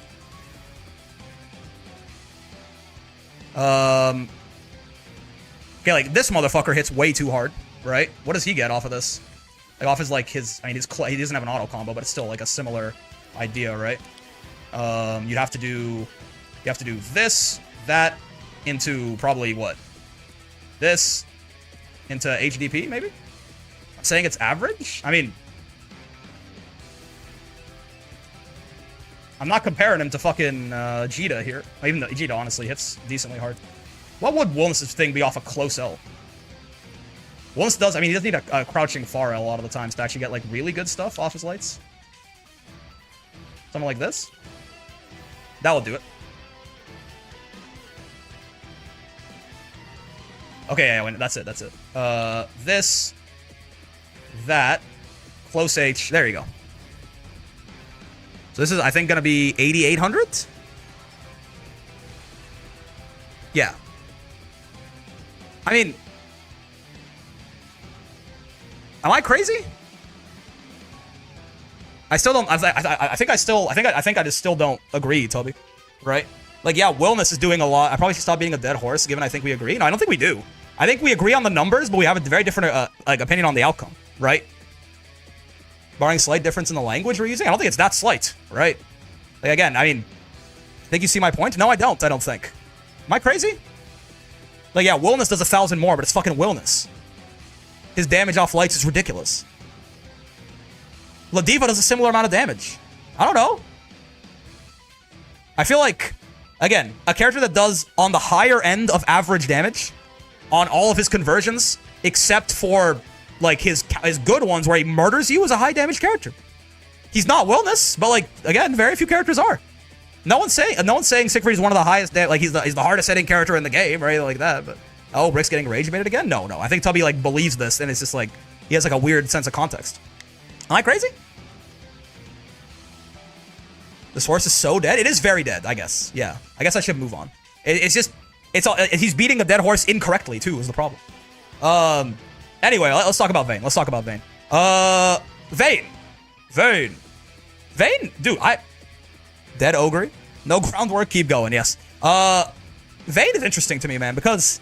Man, this guy, I almost want to put this character at the bottom of, like, here. He feels, like, pretty decent, actually. I gotta put Vane in height? No. It just feels so weird, right? Yes, he can also buff his damage by 10%, which is something that he does often, and then his damage becomes really high on average and, like, crazy on a counter hit. I'm done. I'm not talking about it anymore. I think Tubby is wrong, and I think he has no context. I don't know. I think he has a very weird definition of high damage. But Vane, I almost want to put this guy. He felt pretty solid. Because the big thing with Vane, right, is like the thing that really snuck up on me with Vane. This motherfucker hits hard, man. Motherfucker hits hard like all the time. People know Vane is like the anti-air guy, but he kind of just like hits hard like all of the fucking time. Like, you know, even like off auto combo getting 5k like this is very good. He can extend with shit like this also, right? To get a little bit better corner carry, if I remember correctly. And you get a little bit better. And if he's like a little bit closer to the corner as well, because he gets a lot of corner carry off this shit, right? So if he does like something like this, actually no, it's not gonna wall bounce just yet. You have to be a little closer than that. But you actually start extending with this, right? Just to summarize, he has average damage consistently, but can get bonkers in the right circumstances. I would say he has above average damage, slightly. Consistently, except it metered in the mid screen. And then he gets, insane damage sometimes. I would call that a high damage character. If like 80% of the time he's like a little high, and 20% of the time he's insanely high, I would call that high. I think that balances out. He hits hard. Shield is not what I thought it was. Shield is not very good in most zoning matchups, and I don't think Vane is a zoner fully. I don't think Vane is actually fully a zoner. I think he can in certain matchups, but what Shield really does, what Shield is good for, is tech or throw do my Aegis setup. When you have someone knocked down in the corner or something like that, you set up Shield. This forces people, basically, to throw tech. If you strike tech, it eats it and you die. And Vane has an incredibly rewarding throw bait that only works on throws. It's a very rewarding throw bait that I believe you have to do like this, that, there you go, all right? And then you can get some, or maybe can you even get like, can you get 2H off this? No, you can't. But you get this into probably, I guess it probably is that. I guess on non-counter hits, yeah, you get this. What the you get close H after that too. My brain's a little fried, don't mind me. You get close H, this. No, huh? I thought you did.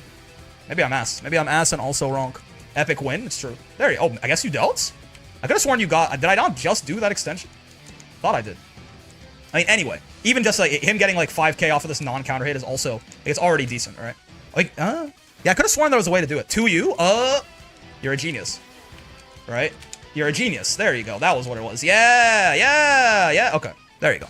Right. 7k off of the throw bait right there. That's non-counter hits. He can do more if he gets like a counter hit as well. So he forces you to throw tech, and then he has a very rewarding throw baits. So that's what shield is good for. It's actually quite nice in that case. You can also do U-shield, which is quite a menace as well, right? Good for like chip outs, things like that. The slam is bigger now, but again, it's not really a zoning tool. I would almost, like, Vane really does not feel, his normals are actually pretty decent. Look at this 2M, right? 5 active frames, 8 frames, pretty decent range on it, right? Far M is all right. His far H is pretty good though, right? 10 frames, 6 active frames, good range. I fuck with, like in general, his normals are quite nice.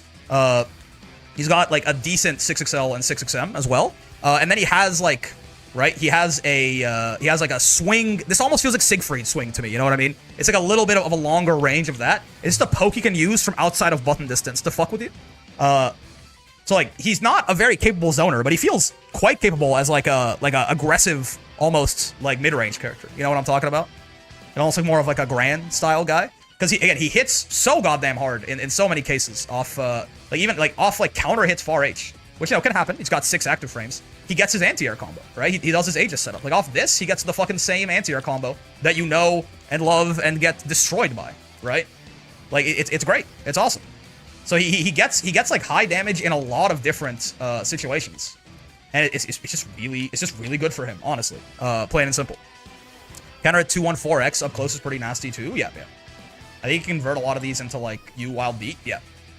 into again, more shenaniganry, into a lot of damage. So, like, he gets really good reward on his counter hits. On his, like, regular hits, it's not going to be nearly as impressive, right? Like, he has to get, I think, like, regular far H gives him that, which is still pretty good, right? Getting, like, that much damage off of far H, still very good, right? 5,300 off of far H anywhere.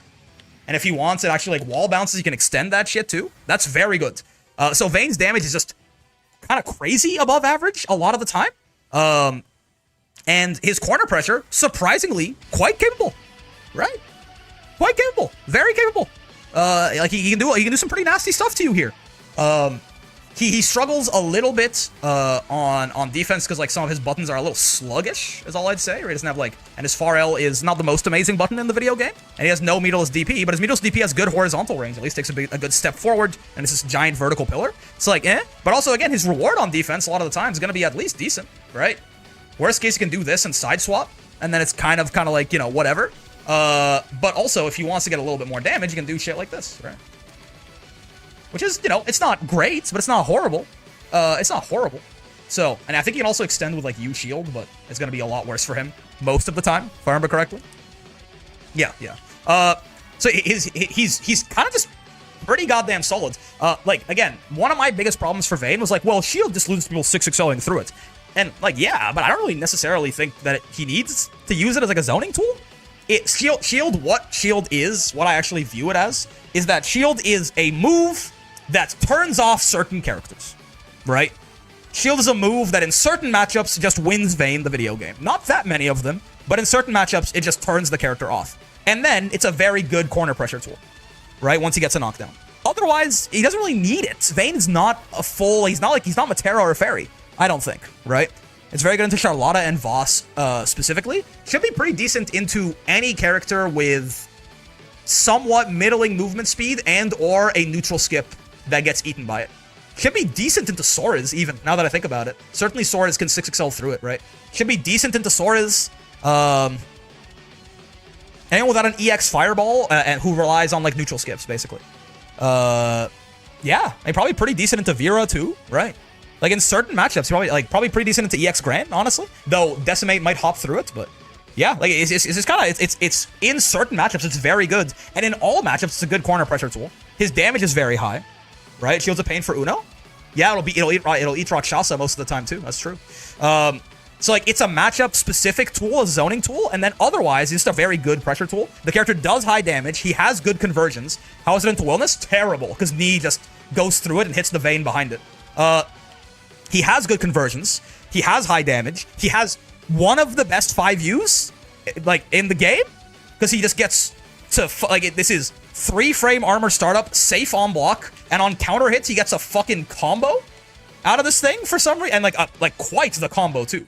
Right? You go this, that, right? For getting counter hits by this, like, meterless reversal, damn near. And he gets 5k damage meterless, or, like, 8k with SBA, or 7k with SBA. Right? This thing's ridiculous. On top of everything else that he's already got, this is such a good anti-6xL tool as well, right? It's not going to counter hit on 6xL most of the time, but it's so good into 6xL, which is very important, right? It matters, because that's kind of one of Vane's primary issues. Otherwise, the 6xL kind of kills his mid-range and his zoning, right? And shields. So, he just, you know what? Fuck it. Yeah, Vane is like low-high. This character's good. I don't think I want nerfs or buffs for Vane. I think they did it. I think he's good. I think Vane's good, man. For real. I fuck with Vane. Yeah. He can certainly struggle into some matchups. But like, I mean, first off, who can't? And second, it really is, like, off the top of my head, it really is like mostly going to be like Metera. You know what I mean? I think who's gonna like really fuck this guy over. I feel like he's capable enough in the mid-range, and his risk reward is good enough that he shouldn't like hard lose many other matchups off the top of my head. But also Bossman. Pojo, thank you very much for the 5. Rick, Pojo, hello. Beatrix, this character is also somewhere vaguely up here. I mean, again, a talk to death character, right? But you know, just we're gonna go quick now because I feel like a lot of the DLC have been like targets of discussion for a long time.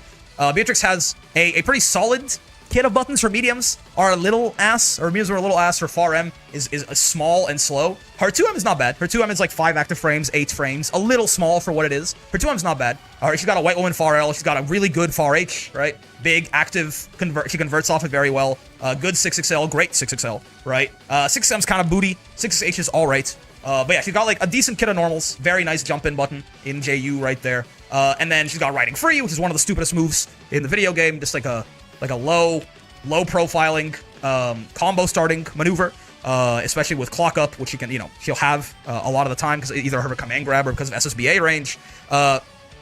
Riding free is very good. Her fireball is not good. She has a bad fireball, but she has a fireball, right? She has a fireball. This character, this feels like they gave Vira a fireball. Like this character feels like she shouldn't have the ability to do this. You know what I mean? Like it's Vira with worse buttons, to be fair, but like 2 zoning neutral skips. You know what I mean? It's kind of wild. Her damage is much more in line than it used to be, especially if she doesn't have clock up. Her damage is much more in line than it used to be, if I remember correctly. Like it's like good. It's good. Her damage is still good, but I don't think her top end is not very impressive. And I think her like average damage is okay. I actually forget exactly how much it is that Beatrix is dishing out on a motherfucker these days if she doesn't have clock up. I don't know her fucking optimal off the top of my head. I don't think it's this, right? It's definitely not this.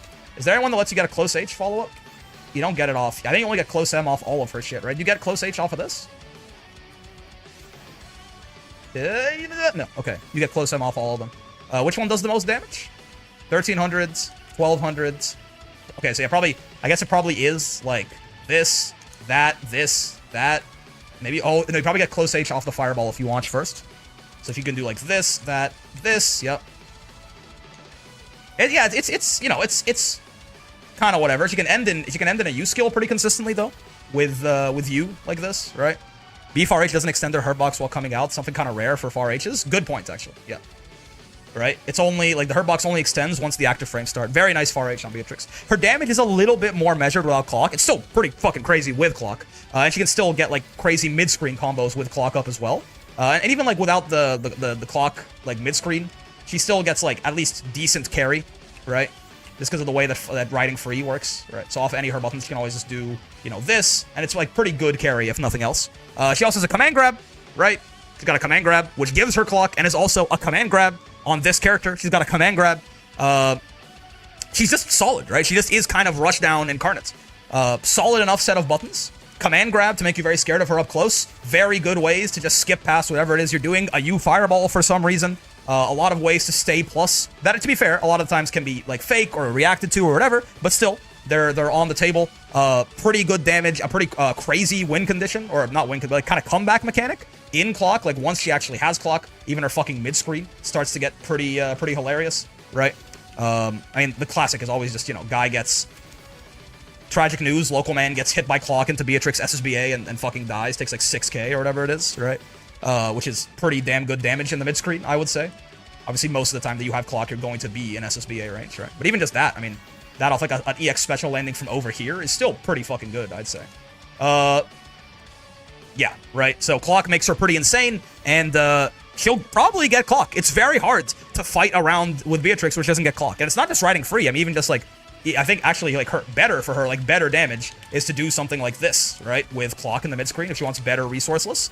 So it's not just clock, it's that, or not just riding free, it's just riding free lets her do that from however the fuck far away that is, right? And then again, I mean, riding free in general is also just a crazy move, right? Riding free is a sometimes combo starting, even if it's not a combo starting move, it is a lot of the times a unsafe, especially H. The other ones are safe, but it's an unsafe but fast, low profiling, like half screen range move that kind of makes it really hard to ever fucking play neutral against this lady, right? And if she wants, I mean, she can also like doing the light one or something like that. She's not gonna get like a counter hit combo anymore, which I mean, it was funny that she used to get this, right? I do think this character did get nerfed in somewhat of a meaningful way. Her damage is lower, and L riding free not being a counter hit is a big deal. But you can still just throw this out with relative impunity, right?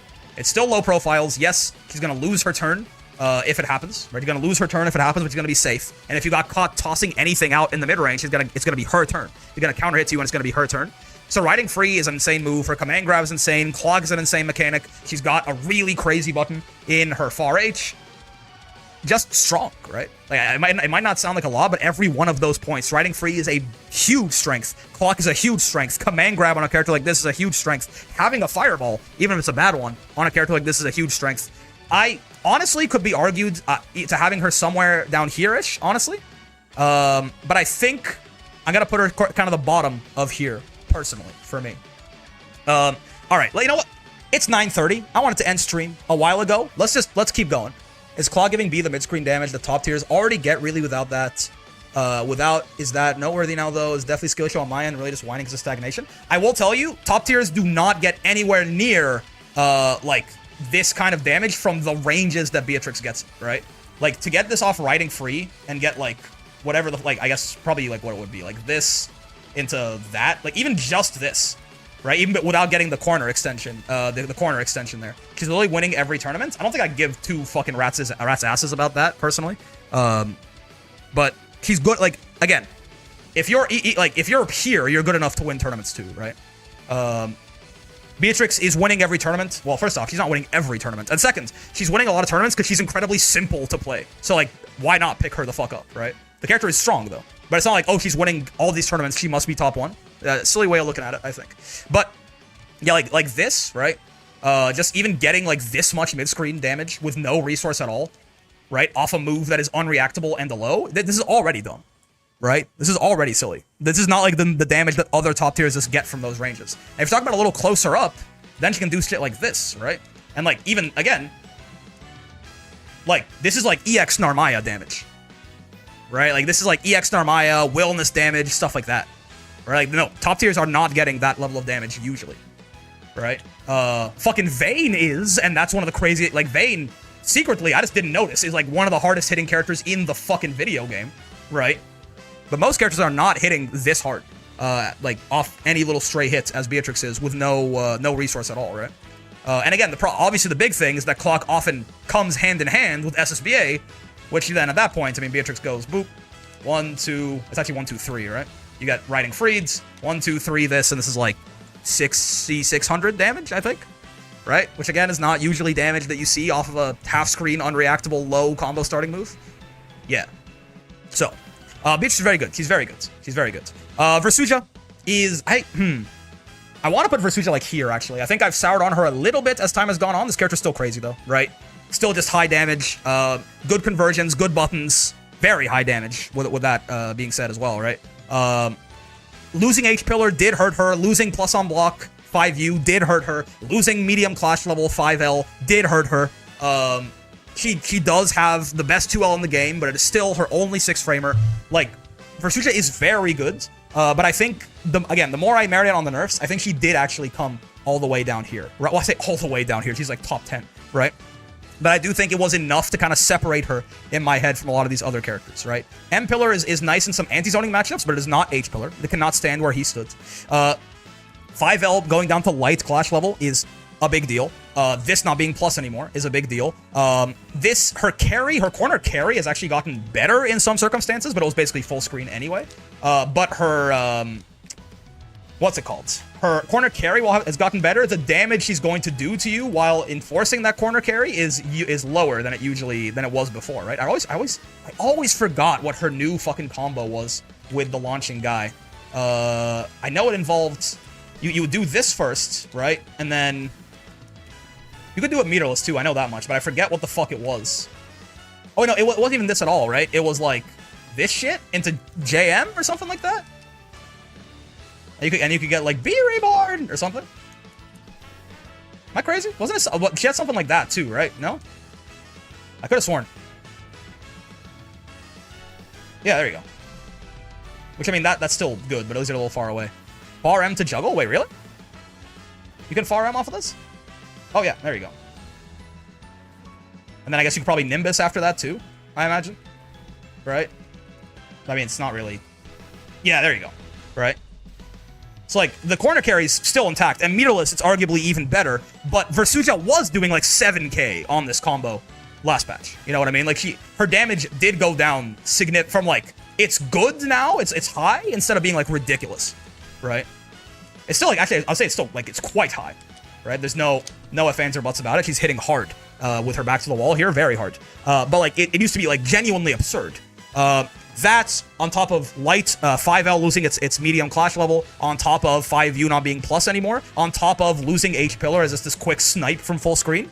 That to me, the character was like arguably like a top 3, 4, 5 character. Those are enough nerfs to me to move her down a tier, right? Still very good, right? Still very good. Still very good, but doesn't quite feel on the level of some of these other ones anymore. Vicala's probably the worst character in the game. It's her or Nier. I give it to Nier just because Vicala is Vicala.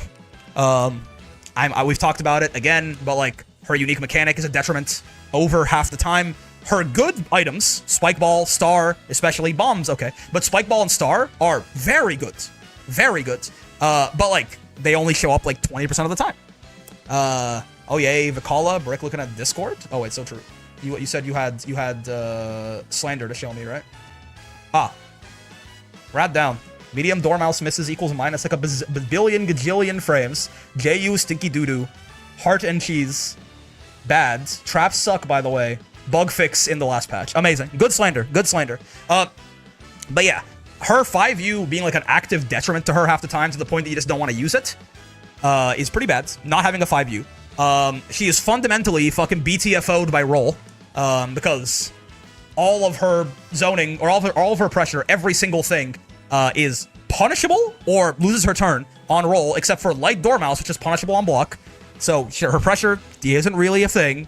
Her zoning is not particularly scary either, unless she has the good items. And again, the good items are not very common. Like Dormouse cannot carry her by itself, and the traps are mostly like if you do these on a knockdown. If you do these to zone, you are asking to get just neutral skipped into whatever, right? Like you are asking to just like, I mean, it's a 44 frame animation, right? Like you're just on reaction, asking to be murdered, right? Like whether it's a fireball, a neutral skip, whatever. So like her only zoning option is like the cannons, which have to fire items, and the items are mostly bad, and Dormouse, which is just not enough by itself. So she can't really zone. She can't really pressure. She's blown up by roll. She has below average health. Her DP sucks. Her damage is okay. I think it's okay, if I remember correctly. Like, a lot of the time, like, if she gets, like, a cannonball even, like, God forbid, she gets one fucking decent item. If she gets, like, cannonball like this, I think she can confirm it into, like, boom, boom. You could do a little better than that, but, you know, it's not the worst thing you've ever seen if she has the good, like, the decent, yeah, well, I mean, breaking 5k is apparently a little bit of a challenge, is what I'm seeing now. Yeah, it's a little rough. Most of her items are fine. I mean, Cannonball is good. Spike Ball is great. Smoke Bomb is actively detrimental. Star is great. Heart is actively detrimental. Cheese is actively detrimental. Ball is not bad, but like half Ball has so little hit stun that oftentimes it's better to not use it in her combos. If you have Ball, you don't use it in her combos, and it's not really functional as a zoning tool a lot of the time either. So like Ball is like, you just don't use it. You just don't have a 5U when Ball is up, right? And again, the worst items are more likely to happen. She's less likely to get Bomb, Spike Ball, and Star, and than she is to get Heart and Cheese and Ball. Right? I think Ball is the most common outcome. Cannonball is second most. But yeah, Cannonball's fine. Cannonball's not good, by the way. Cannonball is like fine, right? Cannonball works at least. Cannonball is a functional thing. Auto combo 623. Oh right, 623H is a grounded combo extender. So true. Auto combo 623H. Auto combo. Oh. Do I not get that? There you go. Auto combo 236H with Cannonball.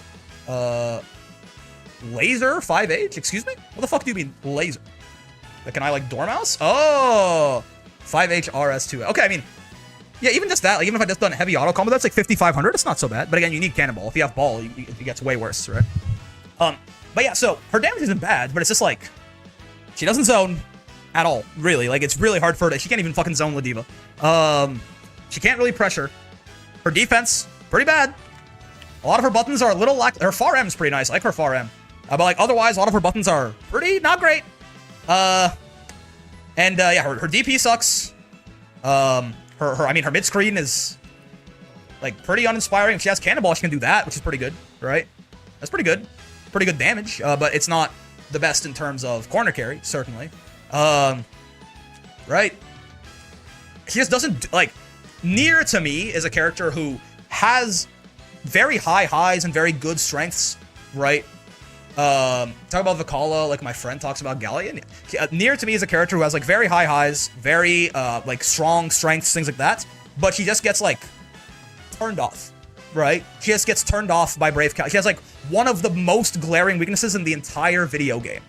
And Deathless Nier is the worst thing any character can be, right? So Nier to me is bad because she's like high highs and super low lows. Vala never gets as low as Deathless Nier, but all these like low tier characters that feel underpowered, Vala feels the most that way to me. It feels like outside of like hoping that you get Star and Spike Ball, like nothing she does is really that interesting or impressive or exists or is not like actively putting her at risk. Like a lot of like this as a zoning tool, right? Like M Dormouse at a zoning tool at a lot of ranges is actively taking a risk. H Dormouse is not, but like it's also it's rollable anyway, but it's not that bad. All of her pressure is like actively taking a risk. You know what I mean? Like it's not even just that her stuff is bad, it's that it like gets her killed if you know what you're doing. So I don't really know. Right? I don't really know. She's just weak. She's just like of all these characters that feel kind of underpowered, she just feels so much like a step below that, right? Sandy is pretty fucking good. You could honestly even argue me a little higher on Sandy, but Sandy's is good, right? Sandy is just, Sandy is Guy, right? Sandy is just strong, solid Shoto character. He's got pretty great buttons. His 2M is pretty nice. His far M is all right. His far L is pretty good. I fuck with his far H, right? His button, I like his 2U as well. His buttons are pretty good. He's got a pretty good jumping button in this as well. He's got a good 6XL. He's got a good 6XM. He's got a, Gran Jeta style 6XH. It's okay. So his buttons are pretty good. I'm a pretty big fan of them overall. They're not like amazing, but they're good. Somewhere between good and great for sure. He's got he got one of the dumbest neutral skips in the game with elements up in this like plus on block in your face immediately. The elements themselves have a lot of like matchup versatility potentially. Most of the time, base and fire are the most universally useful, but like water is useful against characters who, for example, any character without a fireball, water is very good against. It can be good in some corner setups. Earth is good against exactly Vane, Vasaraga, and Beatrix in neutral most of the time. Otherwise, it's mostly a corner special. Wind is more of a zoning element than anything, right? But again, while wind, water, and earth are much more situational than fire and base, they still have matchups in which they are like good and the right choice often. And again, any element will just get you, like the dumb neutral skip if you want it. So just like going into an element to then have that neutral skip is also a solid option. So the elements in general feels like a nice strong mechanic for him. With fire too, like in fire, his like mid-screen damage becomes like pretty good too. I think he gets like what does he get? He gets like it's almost 10. You're still here. Yeah. I forgot what he gets off of this fucking shit. Is it he gets 2U? He gets far H? I could have sworn he got something off of this, but I can't remember now. I thought it was 2U. There you go. Yeah, it's 2U. Bonk, bonk, bonk. Right, he goes 2U into like the Sandalphon combo. And like, I mean, just talking about it for a second, right? If we like compare it to a lot of characters we've talked about today. Oh, he doesn't get that. He does only get the H. Right, that's true. I think anyway, right? I don't think he actually gets like U off of that. He needs like a corner hit. Yeah, he doesn't, yeah. So he gets 1, 2, 3, this, that, basically, which is pretty damn good meterless carry and damage. And then I think he doesn't quite get the same thing from like these ranges. Yeah, it gets a little harder for him, right? But it makes his auto combo damage a lot better. And I could have sworn I saw some conversion with H Fireball in the mid-screen. It was like this or something like that? Yeah. If he finds like if he gets like the 2U, he gets H Fireball into like the good shit as well. So it makes his like meterless mid-screen like quite nice, right? Quite fucking nice. But yeah, he's just like solid and good, right? He has good meterless mid-screen. He can also, if he gets a crouching confirm, he can have good meterless mid-screen even without elements. And again, with meter, he can extend and do the Sandalphon combo TM, which everyone knows and loves. Bonk, bonk, bonk, right? Like you get the drill at this point, right? If he has an element, he can extend it a little bit more like this too into the U Fireball. Good damage. Okay, yeah, good damage. Okay, corner carry, right? But he extends pretty well with meter. Very good on this person. Right? He does, decent enough damage in the corner a lot of the times. He has like some really finicky setups where he hits very hard. Most of the times his damage is, it's fine.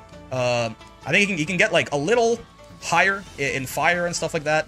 The light fireball functions like a grounded extender for him as well in base, which is nice. I forget exactly what the fuck this guy's supposed to be doing here, but like, you know, I mean, that's 6k. That's pretty fucking good, actually. Now, granted, he's using all of his fucking special moves to do that, but 6k off medium auto combo, I fuck with that. I fuck with that for sure. You're not gonna see me complaining about 6k into medium off medium auto combo. Fire increases his 2-2 H follow-up damage. Yeah. Fire, I think you do like. I thought you got close H off this shit in the corner. Maybe I'm wrong. Yeah, there you go. You do. Right. So you get a little bit more there, and obviously if you want to extend into special as well. So his damage is pretty solid. His buttons are pretty good. He has like a solid amount of versatility. He's got a very nice U fireball. His DP works well. Yeah, he's just good across the board to me is what Sandy is, right? Basically everything Sandalphon has is good or better. He doesn't have that many things that are truly ridiculous in my opinion. Outside of like, you know, certain matchup specific element properties, or like, you know, some stuff that he can set up with water fireball that is, you know, questionably worth it. But he's just good and strong across the board is this Sandalphon guy. Really just nothing to complain about, right? His far H is also blessed with the privilege of not extending his hurt box. Yes, yeah, I fuck with his far H heavy. Oh, and he has this too, right? He has this stance, which is quite nice, right? Lets him do some like zoning or anti-zoning, and he also has the 2-2L version of it, which is the world's biggest fucking disjoints. Look at this.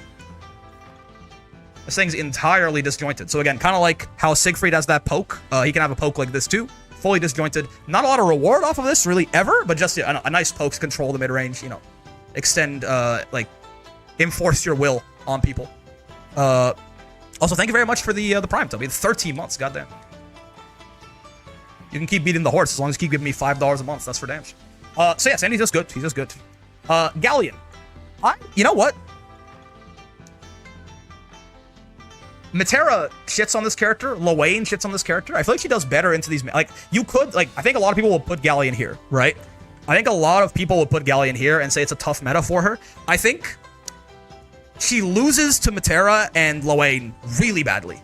But I feel like she can fight a lot of these mid-range characters decently. She can fight Beatrix decently. Vasaraga is probably a little rough for her, actually. But I feel like it really, like, she does certainly get clowned on by the zoners. But again, in her defense, now she gets clowned on harder than some of these characters. Like, you know, you get clowned on by Metera. You get clowned on by Metera harder than Galleon, honestly. Like, genuinely, you get clowned on by Metera harder than Galleon does. Like, Percy probably loses to Metera. Like, so, I mean, like, I'm not going to put Galleon in, like, tough meta just because she loses to Metera, right? Sandy has 2 far H, so true. I think Galleon's quite strong. I think she certainly has some weaknesses that can hold her back that aren't just, zoners. But I think this character is pretty good. I mean, this is, again, one that I've talked to death, so I'm going to try and be quick, especially because it's almost 10 p.m. But her buttons are quite good. Her far L is fine. It's passable, right? It doesn't really have the problem where it whiffs on crouchers very much. A little bit, right? Certainly can. But, like, it's more consistent than something like Catalina's, where, you know, a lot of that, like, her box is above even, like, the tallest part of the crouch. But otherwise, you know, not great active frames, decent range, average recovery, normal button, right? 2M's pretty good. I like that it has 6 active frames. It's a little small, but a very nice stop sign button for Galleon, right? Far M, also very nice button. This one's great, right? This is 8 frames. It's a little smaller than Catalina's far M, but it has double the active frames. I fuck with that heavy. Her far H is obviously Galleon far H, 7 active frames. No fucking recovery on it. Never, ever whiff punished. Converts into the world on hits. Converts into even more of the world on counter hits. This button is, again, in contention for the straight up best button in the video game. Yeah, so her buttons are good, right? Her buttons are good. Her walk speed is also very good, which is, yeah, even on block, very, very true as well. Her walk speed is very good, which is very nice for her playing the sort of mid-range footsies game. Her dash speed is horrendous, which is why she, you know, struggles to close distance on people from, like, over here, for sure. That's why one of the big reasons she loses to zoning so badly. But yeah, her walk speed is great. I think, again, like a top 10 forward walk, top 3 or 4 back walk, if I remember correctly. Maybe top 5 back walk.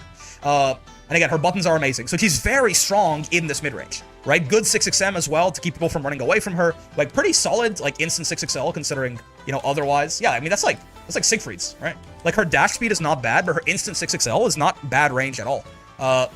So she's very good in this mid-range, because also, any hit she gets in this mid-range converts, any counter hits light, or any medium or anything like that, converts into 5U, which Galleon can choose to safe jump off of, which is nice. Just having, you know, nice, free, easy access to a safe jump whenever, especially on a grappler who can, like, you know, fake things and stuff like that is nice. Well, he's not a grappler, but a character with a command grab.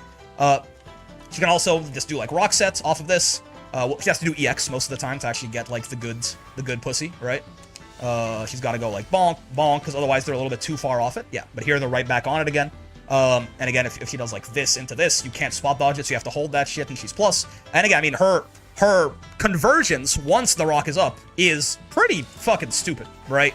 Like, even just her going, like, if she has rock up, going, like, far M into 5U, right? She starts getting, I mean, I don't even know what I forget what her fucking, like, the best thing she could do off of this is, but it's like, I know you can do 6-6H, like, close H, that. I mean, you can extend with this as well, 6-6H again, right? But I think even, like, meterless, you can get, like, rock, beep, bop. I mean, just, like, probably this into her air grab is, like, 4K or something like that off her far M. Right? 1, 2, 3, this. It's, like, 4.3 or something. Yeah, so that's, like, really good damage off of far M, in case you're wondering. That's Percy with stock up, right? You can get raw 2-6U for that big damage. Wait, actually. You go, like, bonk, bonk. Oh, yeah. She can extend it with meter, too, to get even better damage. Yeah. That's pretty fucked up.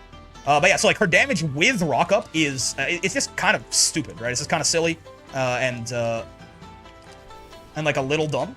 Silly, a little dumb, and also I don't respect it. But the thing about Galleon is, like, even without rock, her far H is attack level 4? No, it fucking isn't. It is? No. What? No, it's not. You're gaslighting me. Are you serious? No, it isn't. Or no, clash level. You mean attack level. Attack level, I believe that. Yes, attack level, I believe that. It's not clash level 4, right? It is attack level 4. I know, because, yeah. Yes, because it's plus 16, 17 on crouching counter hit. Yeah. You're right, yes. I do know about this. It's why she can get far H into raw 2-3-6U for some ungodly reason on this bit. Look at this fucking shit. Nice counter hit far H. Dumbass eats 7.7k. What's attack level? It determines how much hit stun, block stun, and counter hit stun a move has. It's why Galleon has such insane amounts of hit stun on her counter hit far H. It's why she's plus 16, and it's also why she's even on block, right? But yeah, the clash level determines if 2 hitboxes intersect. Who wins? This determines, like, what the move's properties are on hit, block, and counter hits. But yeah, so her damage, even without rock, like, even just, like, a lot of the times if she gets, like, far M like this, she just fucking does this, right? And this, it's a little finicky because you have to, because, like, she's a little slow, right? But you can extend with 6-6H pretty often, and when you can't, you can do, I know you can do the rock too, right? Which also works. Same idea, basically. If you're a little bit further out and you can't get the good pussy. So, like, her damage, her, like, ability to extend off her hits, even without the rock up, is already pretty good. I do think you can get 6-6H off of this. I think I'm just ass, and I don't remember. You have to, like, run for a little bit and then do it? Yeah. Right? And that's, I mean, that's really good damage. And that's without rock, right? That's without rock. Without rock, she needs to spend some meter to get good extensions. I mean, because otherwise she just kind of does this, which is standard, right? Every character, most characters, get, like, far M into a special, do 2400 and call it a day. But, you know, without rock, she has very good, like, metered ways to extend her bombos. I might not be able to get 6-6H. Maybe I can get 6-6L from, like, max range here, I think. Regardless, I don't think you need counter hits for this to work, do you? Oh, you do. Oh, okay. That's so you can get it off this, right? Yeah. But it's a little bit of this range is a little awkward because you can 6-6H here. I know it for a fact. I know it to be true. It's just a little finicky. And if you can't 6-6H, I'm pretty sure you can 6-6L. It's a little finicky, but she can extend pretty decently even off her mediums without rock up, with meter, and even off heavy from this distance. She can do this, and again extend pretty easily. With meter there, get really good damage for the mid-screen. And then with rock up is just broken. And again, her corner damage, also with rock up, extremely high off her command grab. Her command grab is, well, off anything, really. Her command grab is reactable. You can 6XL for sure. Yeah. I'm just being ass about it. Oh, now you're gonna make me do it again, man. Yeah, there you go. Right? Into whatever extension it is that your heart might desire from there. I don't think you're quite in auto combo distance right there. But I think you're hitting that close L from far away enough. You could probably 2L, if I had to guess. Yeah, she can still, there's a little bit of an awkward middle range for her there, but she can still extend it decently, at least, with some meter. Point being, good mid-screen, good buttons, good walk speeds, high damage in the mid-screen, Pretty fucked up situation in the corner. Just, again, because, you know, this exists. This is one of the stupidest moves in the game for the Grand Blue Zone. The sheer amount of active frames, the insane reward on counter hit, the fact that it's even on block. So even if, like, you block this and she doesn't cancel into anything, she just keeps spamming it half the time. Yeah, 6XH does not confirm. I think you can 6XL, though. I think you can 6XL. And also, I mean, her command grab is basically a mental stack tool by and large, right? It's reactable, but one, it's 21 frames, so it's not that easy to react to, right? You can fuzzy jump it, certainly, though, right? But even then, if you're fuzzy jumping, that's like taking up, you know, hand dexterity you're not doing on other things, taking up mental stack. It does a shit ton of damage on hit, especially if she has the rock up. And if you're, you know, too fixated on that, the command grab is reactable. The easiest way to react is jump, and you're not guaranteed to punish her at all. You are. You could definitely, like, it's... Yeah, it's 73 total frames. You totally can. And her command grab is reactable, but it just becomes... Am I wrong? Yeah, you are. Because it's 73 frames, so as long as if you jump at all, most jump arcs are like 46, and you can hit her on the way down too, right? But it's more so that, like, it doesn't... One, the reaction is tough, so you have to be doing some kind of OS, which is going to take your hands... That can be exploited, potentially. You have to be, like, fuzzy jumping or doing something else like that if you want to beat it. And even if you can react to it, it's still taking up mental stack, right? So it's letting Galleon get away with other shit in the corner that you might not otherwise be able to, like just placing down rock or like running up and shimmying you or, you know, again, delaying to catch a fuzzy jump or something like that. So her corner pressure is pretty scary. And again, Grand Blue Zone quite oppressive as well, especially because, you know, in this range, I can convert anything into anything, right? I no longer have to worry about spacing, right? Everything just works. And if she has rock up, you like straight up go to hell for real off like any hits that she hits you with, which is very nice. And yeah, this character is just, she's good in the corner. She's good in the mid-screen. On defense, she has a pretty bad DP. 6 frame close L kind of sucks. She's got, again, some decent buttons to defend herself with once you're not right up in her frussy. But she certainly can struggle a little bit when she's just like getting beaten down right here, right? But again, if she finds a hit here, or even just like 2L, far L or something, right? She's going to get like a pretty decent amount of reward. I don't think you can cross your ass up here. I don't think so, right? You can't like teleport forward, and yeah, no. She's never going to cross your ass up, but she's going to get, like, pretty decent rewards if she does find that hit on defense. Though, you know, granted, that can be a little difficult for her sometimes. Decent damage, decent corner carry, right back into her win cut, right?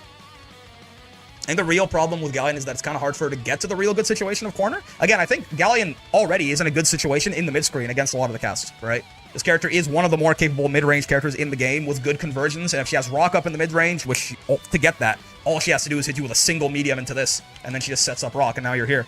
I think she's very strong here, too. She does not have to... If you play against someone with a good reaction, she's, like, unplayable. I don't think so, because most people are probably not even going to be reacting to it. They're going to be fuzzy jumping it, which is an OS, which is exploitable, right? Otherwise, if we're saying a 21-frame command grab is, like, unusable for a reaction, no, people get hit by that. People, bro, Raging Strike won Evo last year, right? Just think about that. Not, like, sorry, 2 years ago. The first Evo was won by Raging Strike. The best players in the world, if enough mental stack is happening, they will get hit by it. Reactable does not mean bad. Would it be even crazier if Galleon's command grab was like 5 or something? If it was Ladiva SPD and it was unreactable, yeah, absolutely. But like, she doesn't need that. It would be fucking insane, right? Ladiva can't do 10k off her command grab. When they can react, it is unplayable. I still don't think so, because like, even then, if they're reacting to it, that means they're dedicating a lot of mental stack to it, right?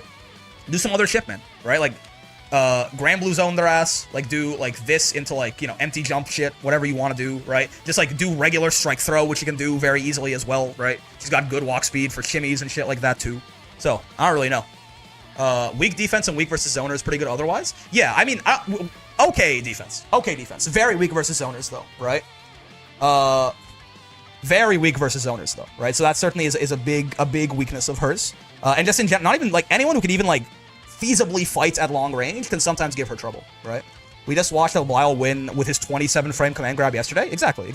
Now, Belial can get away with it even more than Galleon can, because, like, he's got so many things to worry about, right? He's got so many things to worry about, but still, you can get hit by a 21-frame move. I promise you. And Wellness. He's, like, here-ish. This character's good.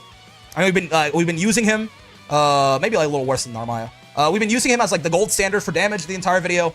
I mean, again, this is...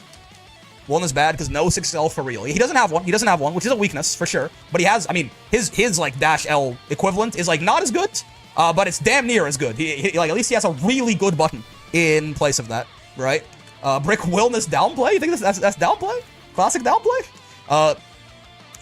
Yeah, but he's got high HP, right? 17,000 HP. He is the just highest damage character in the game on average, right? Like, if you're talking about like how much damage he does in the mid screen, how much damage he does in the corner, metered, meterless, everything like that.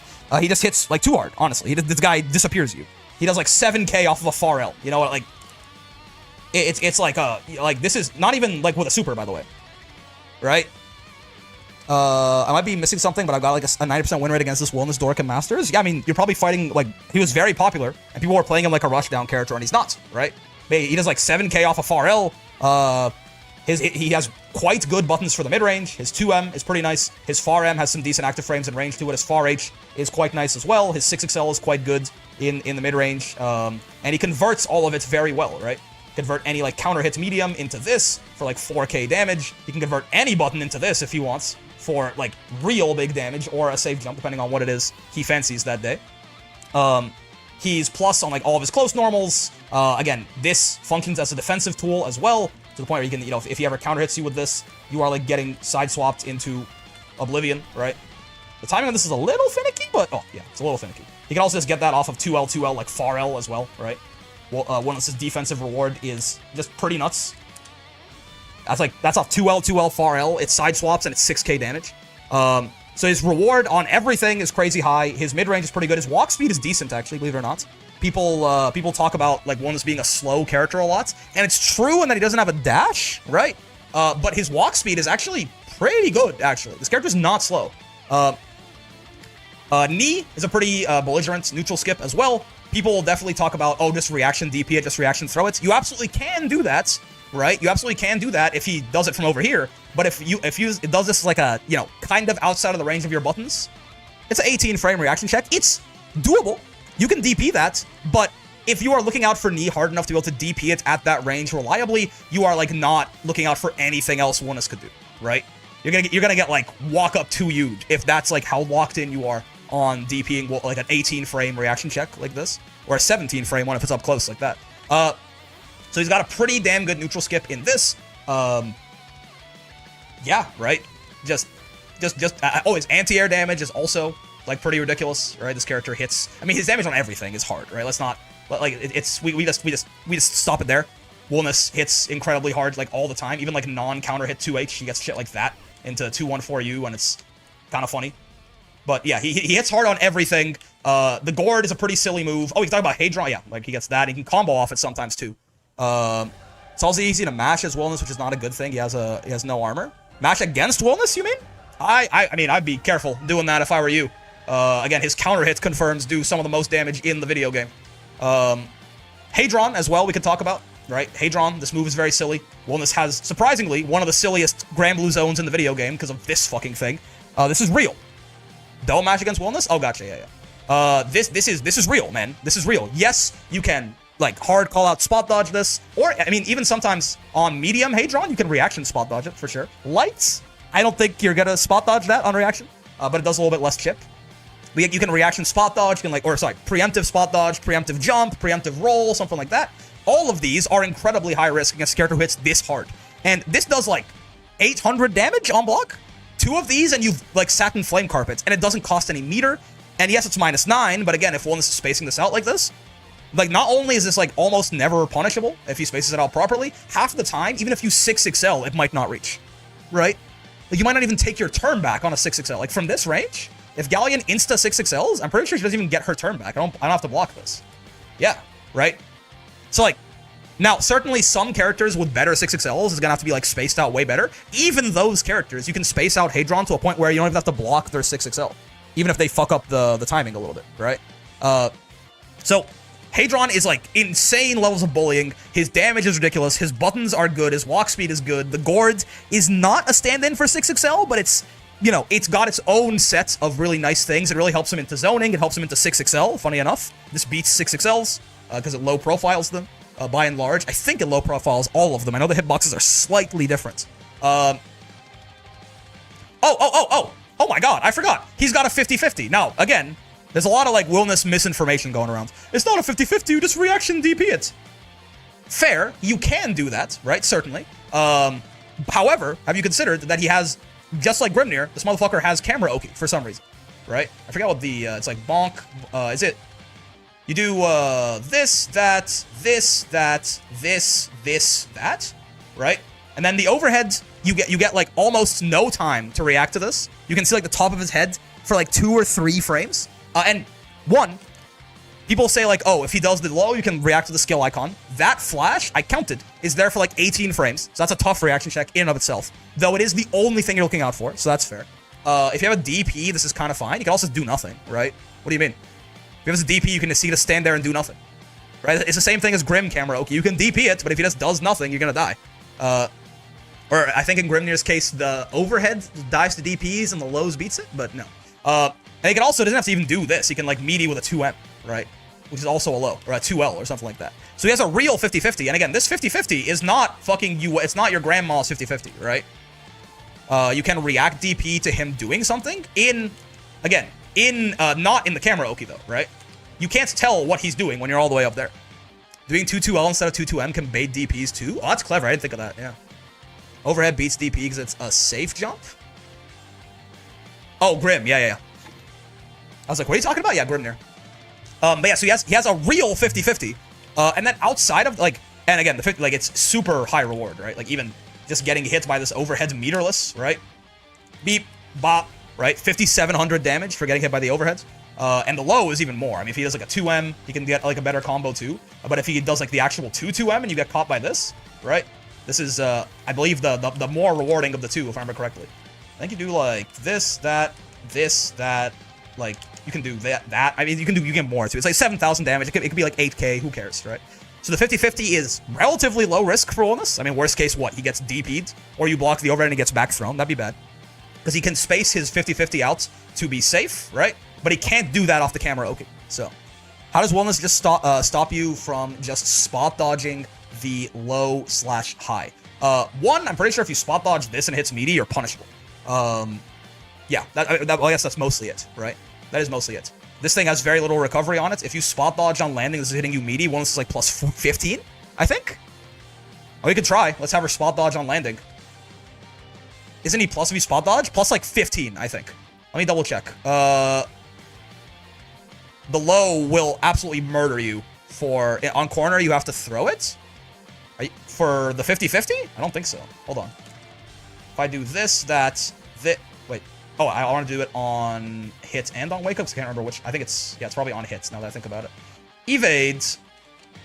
Right? 1, 2, 1, 2, 3, 1, 2, 1, 2, this. Oh, I fucked it. We're actually not evading. I told you to evade. Am I missing something? Counter on wake up, evades. Counter on hit, evades. Counter on block, nothing. Spot dodging 2-2L, he can throw you. Hold up. Let me just. I want her to fucking. Oh, I'm the dummy. Wellness is the dummy. I'm an idiot. Don't talk to me. I was player 2. That's why. That's my bad. Evade. There you go. And now he'll. Perfect. Okay. So if we do this, bonk, this, that, and I do that, yeah, you're dead, right? You're dead. It's counter hit close H. If you spot dodge, you get counter hit close H by Wellness in the corner, which like you can do. Wellness looking amazing. Yeah. Like if he does this and you spot dodge, oh my god, I fucked it up the first time. Yeah, I mean, you're so far and beyond dead, right? Actually cooked. Yeah. Like, this is like, we're talking boom into whatever the fuck you're looking for, right? This is like a TOD mode. Like, yeah, it's a 2-touch, probably, right? Because, I mean, if he gets a counter hit here, right, this is the most damage you can do off of that. Into, like, raw. Yeah. I mean, that's a 2-touch, right? That's a 2-touch. Because the actual camera Oki setup is like 6k or 5k, I think. I think so. It's like bonk. 1, 2, 3, and it's a little bit more damage if you do the other one too, where it's like 1, 2, 1, 2. Yeah, this is like 6k, and the counter hit close H is like 10k with SBA, not even SSBA. This is like, I mean, so if you spot dodge it, you get 2-touched. But yeah, so he has a real 50-50. And I mean, outside of this, this is mostly mental stack. It's certainly like kind of fake outside of that, but it's more of a mental stack thing. If he catches you like worrying about something else, like Hadron or something, because he wants to be doing all of these moves outside of camera Oki, he wants to do them from here. Because if you space out 2-2M from here, then it's actually plus enough to be real, right? You get to be plus 3 or 4 instead of 2, so it's actually his turn. And if you space the overhead from here, it's not throwable, right? So he wants to do his moves from here anyway, where he's also slamming this, right? So it is mostly a mental stack thing outside of the camera Oki, but he's not that minus impression unless you spot dodge Hadron. He has time to react to other situations with DP, so it's a little RPS. Yeah. You can roll Hadron? Yes. And if you just preemption roll and he doesn't do anything, guess what happens to you, right? Like if he's like out here and you roll Hadron and he doesn't Hadron, guess what's gonna happen to you? And Hadron is 16 frames. So if you want to roll that on reaction, you can be my guest, good sir. It's 16 frames, and like honestly, like maybe like the first 2 frames of it are kind of disguised. So like if you want to reaction roll this, go for it. So yeah, please, by all means, just roll in the Grand Blue Zone against Wellness. That sounds like a great idea. I think you should definitely do that. Are you minus on reaction roll? Reaction on preemptive roll, you wouldn't be. Hadron is like a 55 frame animation. I don't know what reaction roll is. I don't think it exists. But if you roll it, you're certainly plus, right? In fact, he's punishable. Right? You'll side swap and kill him. Right? You can also jump over it and kill him. You can also hard call out spot dodge and kill him. The problem is that, again, this is like, basically you're trading your non-counter hits corner combo for Wellness's counter hits corner combo. This is the risk-reward game you're playing here, right? Wellness gets a counter hits close H, and you get a non-counter hit close H. Like, this is the game you're playing. So I don't think it's worth it, but I mean, sometimes it's kind of the only way to beat Hadron is to do one of these sorts of call-out options, right? So, yeah, I mean, the character's just really good. I've been yapping for long enough, but, you know, high damage, real 50-50, good neutral skip, Guilty Gear 6P, good buttons, really high reward on defense, even though he has a 7-frame close L. Only close L in the game that can spot dodge UDPs or safe jab UDPs for some reason, 17,000 health. He's just good, right? Asking as a Wellness player too, just asking questions. No, it's fair. But in general, I mean, the one thing I will say, weaknesses for Wellness: 1, 7-frame close L, still sucks. And 2, I don't think that Wellness is easy to zone because of the gourds, but specifically against Metera, or against characters who have fireballs that scrape the ground, it's a lot harder for him. He's +8 after L knee special into dash in for a 50-50 also. Oh, yeah. He gets good Oki off of this, right? Because he's normally plus how much off of that? He gets good Oki off of L knee enders as well, yeah. In the mid screen. Right, he's plus 29. Shouldn't be plus 8 there. But I mean, you could do this into that theoretically, and they have to wake up DP or something. But you think the same chap close L is a mistake? Why can he only do that? I don't know. His close L does not have the extra recovery frames that all the other ones do. Even Vasaraga's, which is the only other 7-frame close L. So I don't really know. Yeah, he can at least like go, you know, here. He could theoretically do the 50-50 and it works. Or he can also just dash in and do freak shit, right? He's plus 4 there. So like he also gets a pretty nice situation here. He gives up some damage for that, but you know, he can ball. We fuck with him balling. Dash afterward? Yeah, he's plus 4, right? He's not plus 8. He should be plus 4 to my understanding. Yeah. He can't 50-50 from here though, right? He can strike throw you, for sure, right? Wellness can strike throw pretty well. Well, I mean, pretty well once he's in here. He certainly, like, once he gets pushed out, he has a little bit of trouble 6XLing. But yeah, big weaknesses, I'd say, are, like, characters who have fireballs that scrape the ground can be hard for him. And also, of course, not having a 6XL is still a weakness. It means that he doesn't get very good reward off of Brave counter and stuff like that. But, like, it's not enough. It's not enough to not make this character crazy in my eyes. This is a little bit more than top 10-ish, huh? I have a few too many characters in here. Damn, I guess. I mean, it's top 12, 13. It's close enough, right? It's close enough, right? It's fine. It works well enough. Hey, I mean, on the bright side, again, most of the game feels like they're in a decent spot. There's just a few characters, I mean, especially like these 6 mostly, who feel a little, and especially these 2. But like, hey, I mean, most of the game is this or higher. That's not so bad. Maybe you could argue a few too many characters are up here, honestly. But I guess that's a little better than I thought it would be. He's not game-breaking, but he's really good. Yeah, I think he's pretty strong. Right? I think he's probably, like, I probably, over time, I think he is probably not as good as these guys up here. But the character, like, he's quite good. He feels very strong to me. Again, I could see like some minor nerfs to Wilness, right? Being reasonable.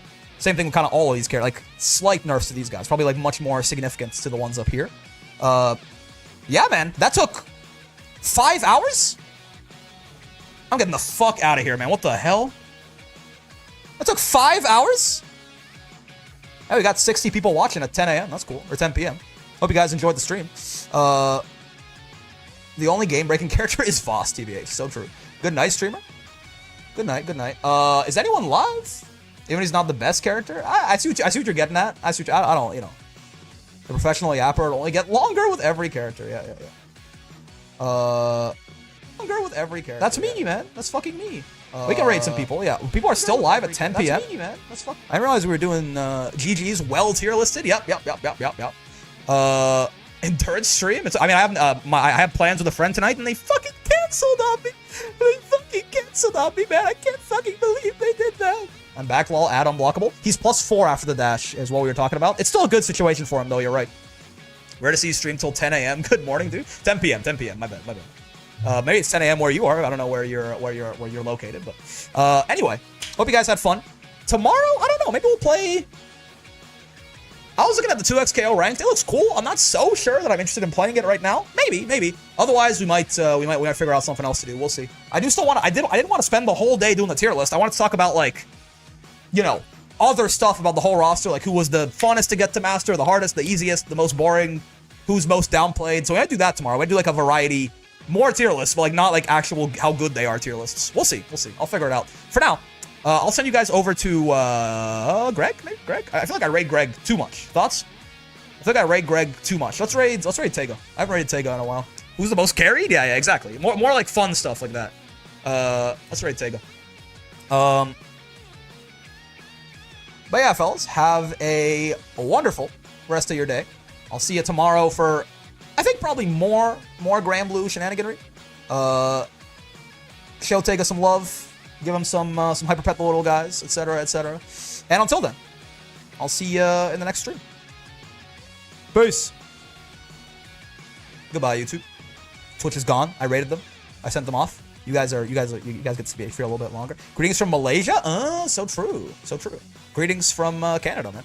But yes, have a wonderful day, YouTube. Peace.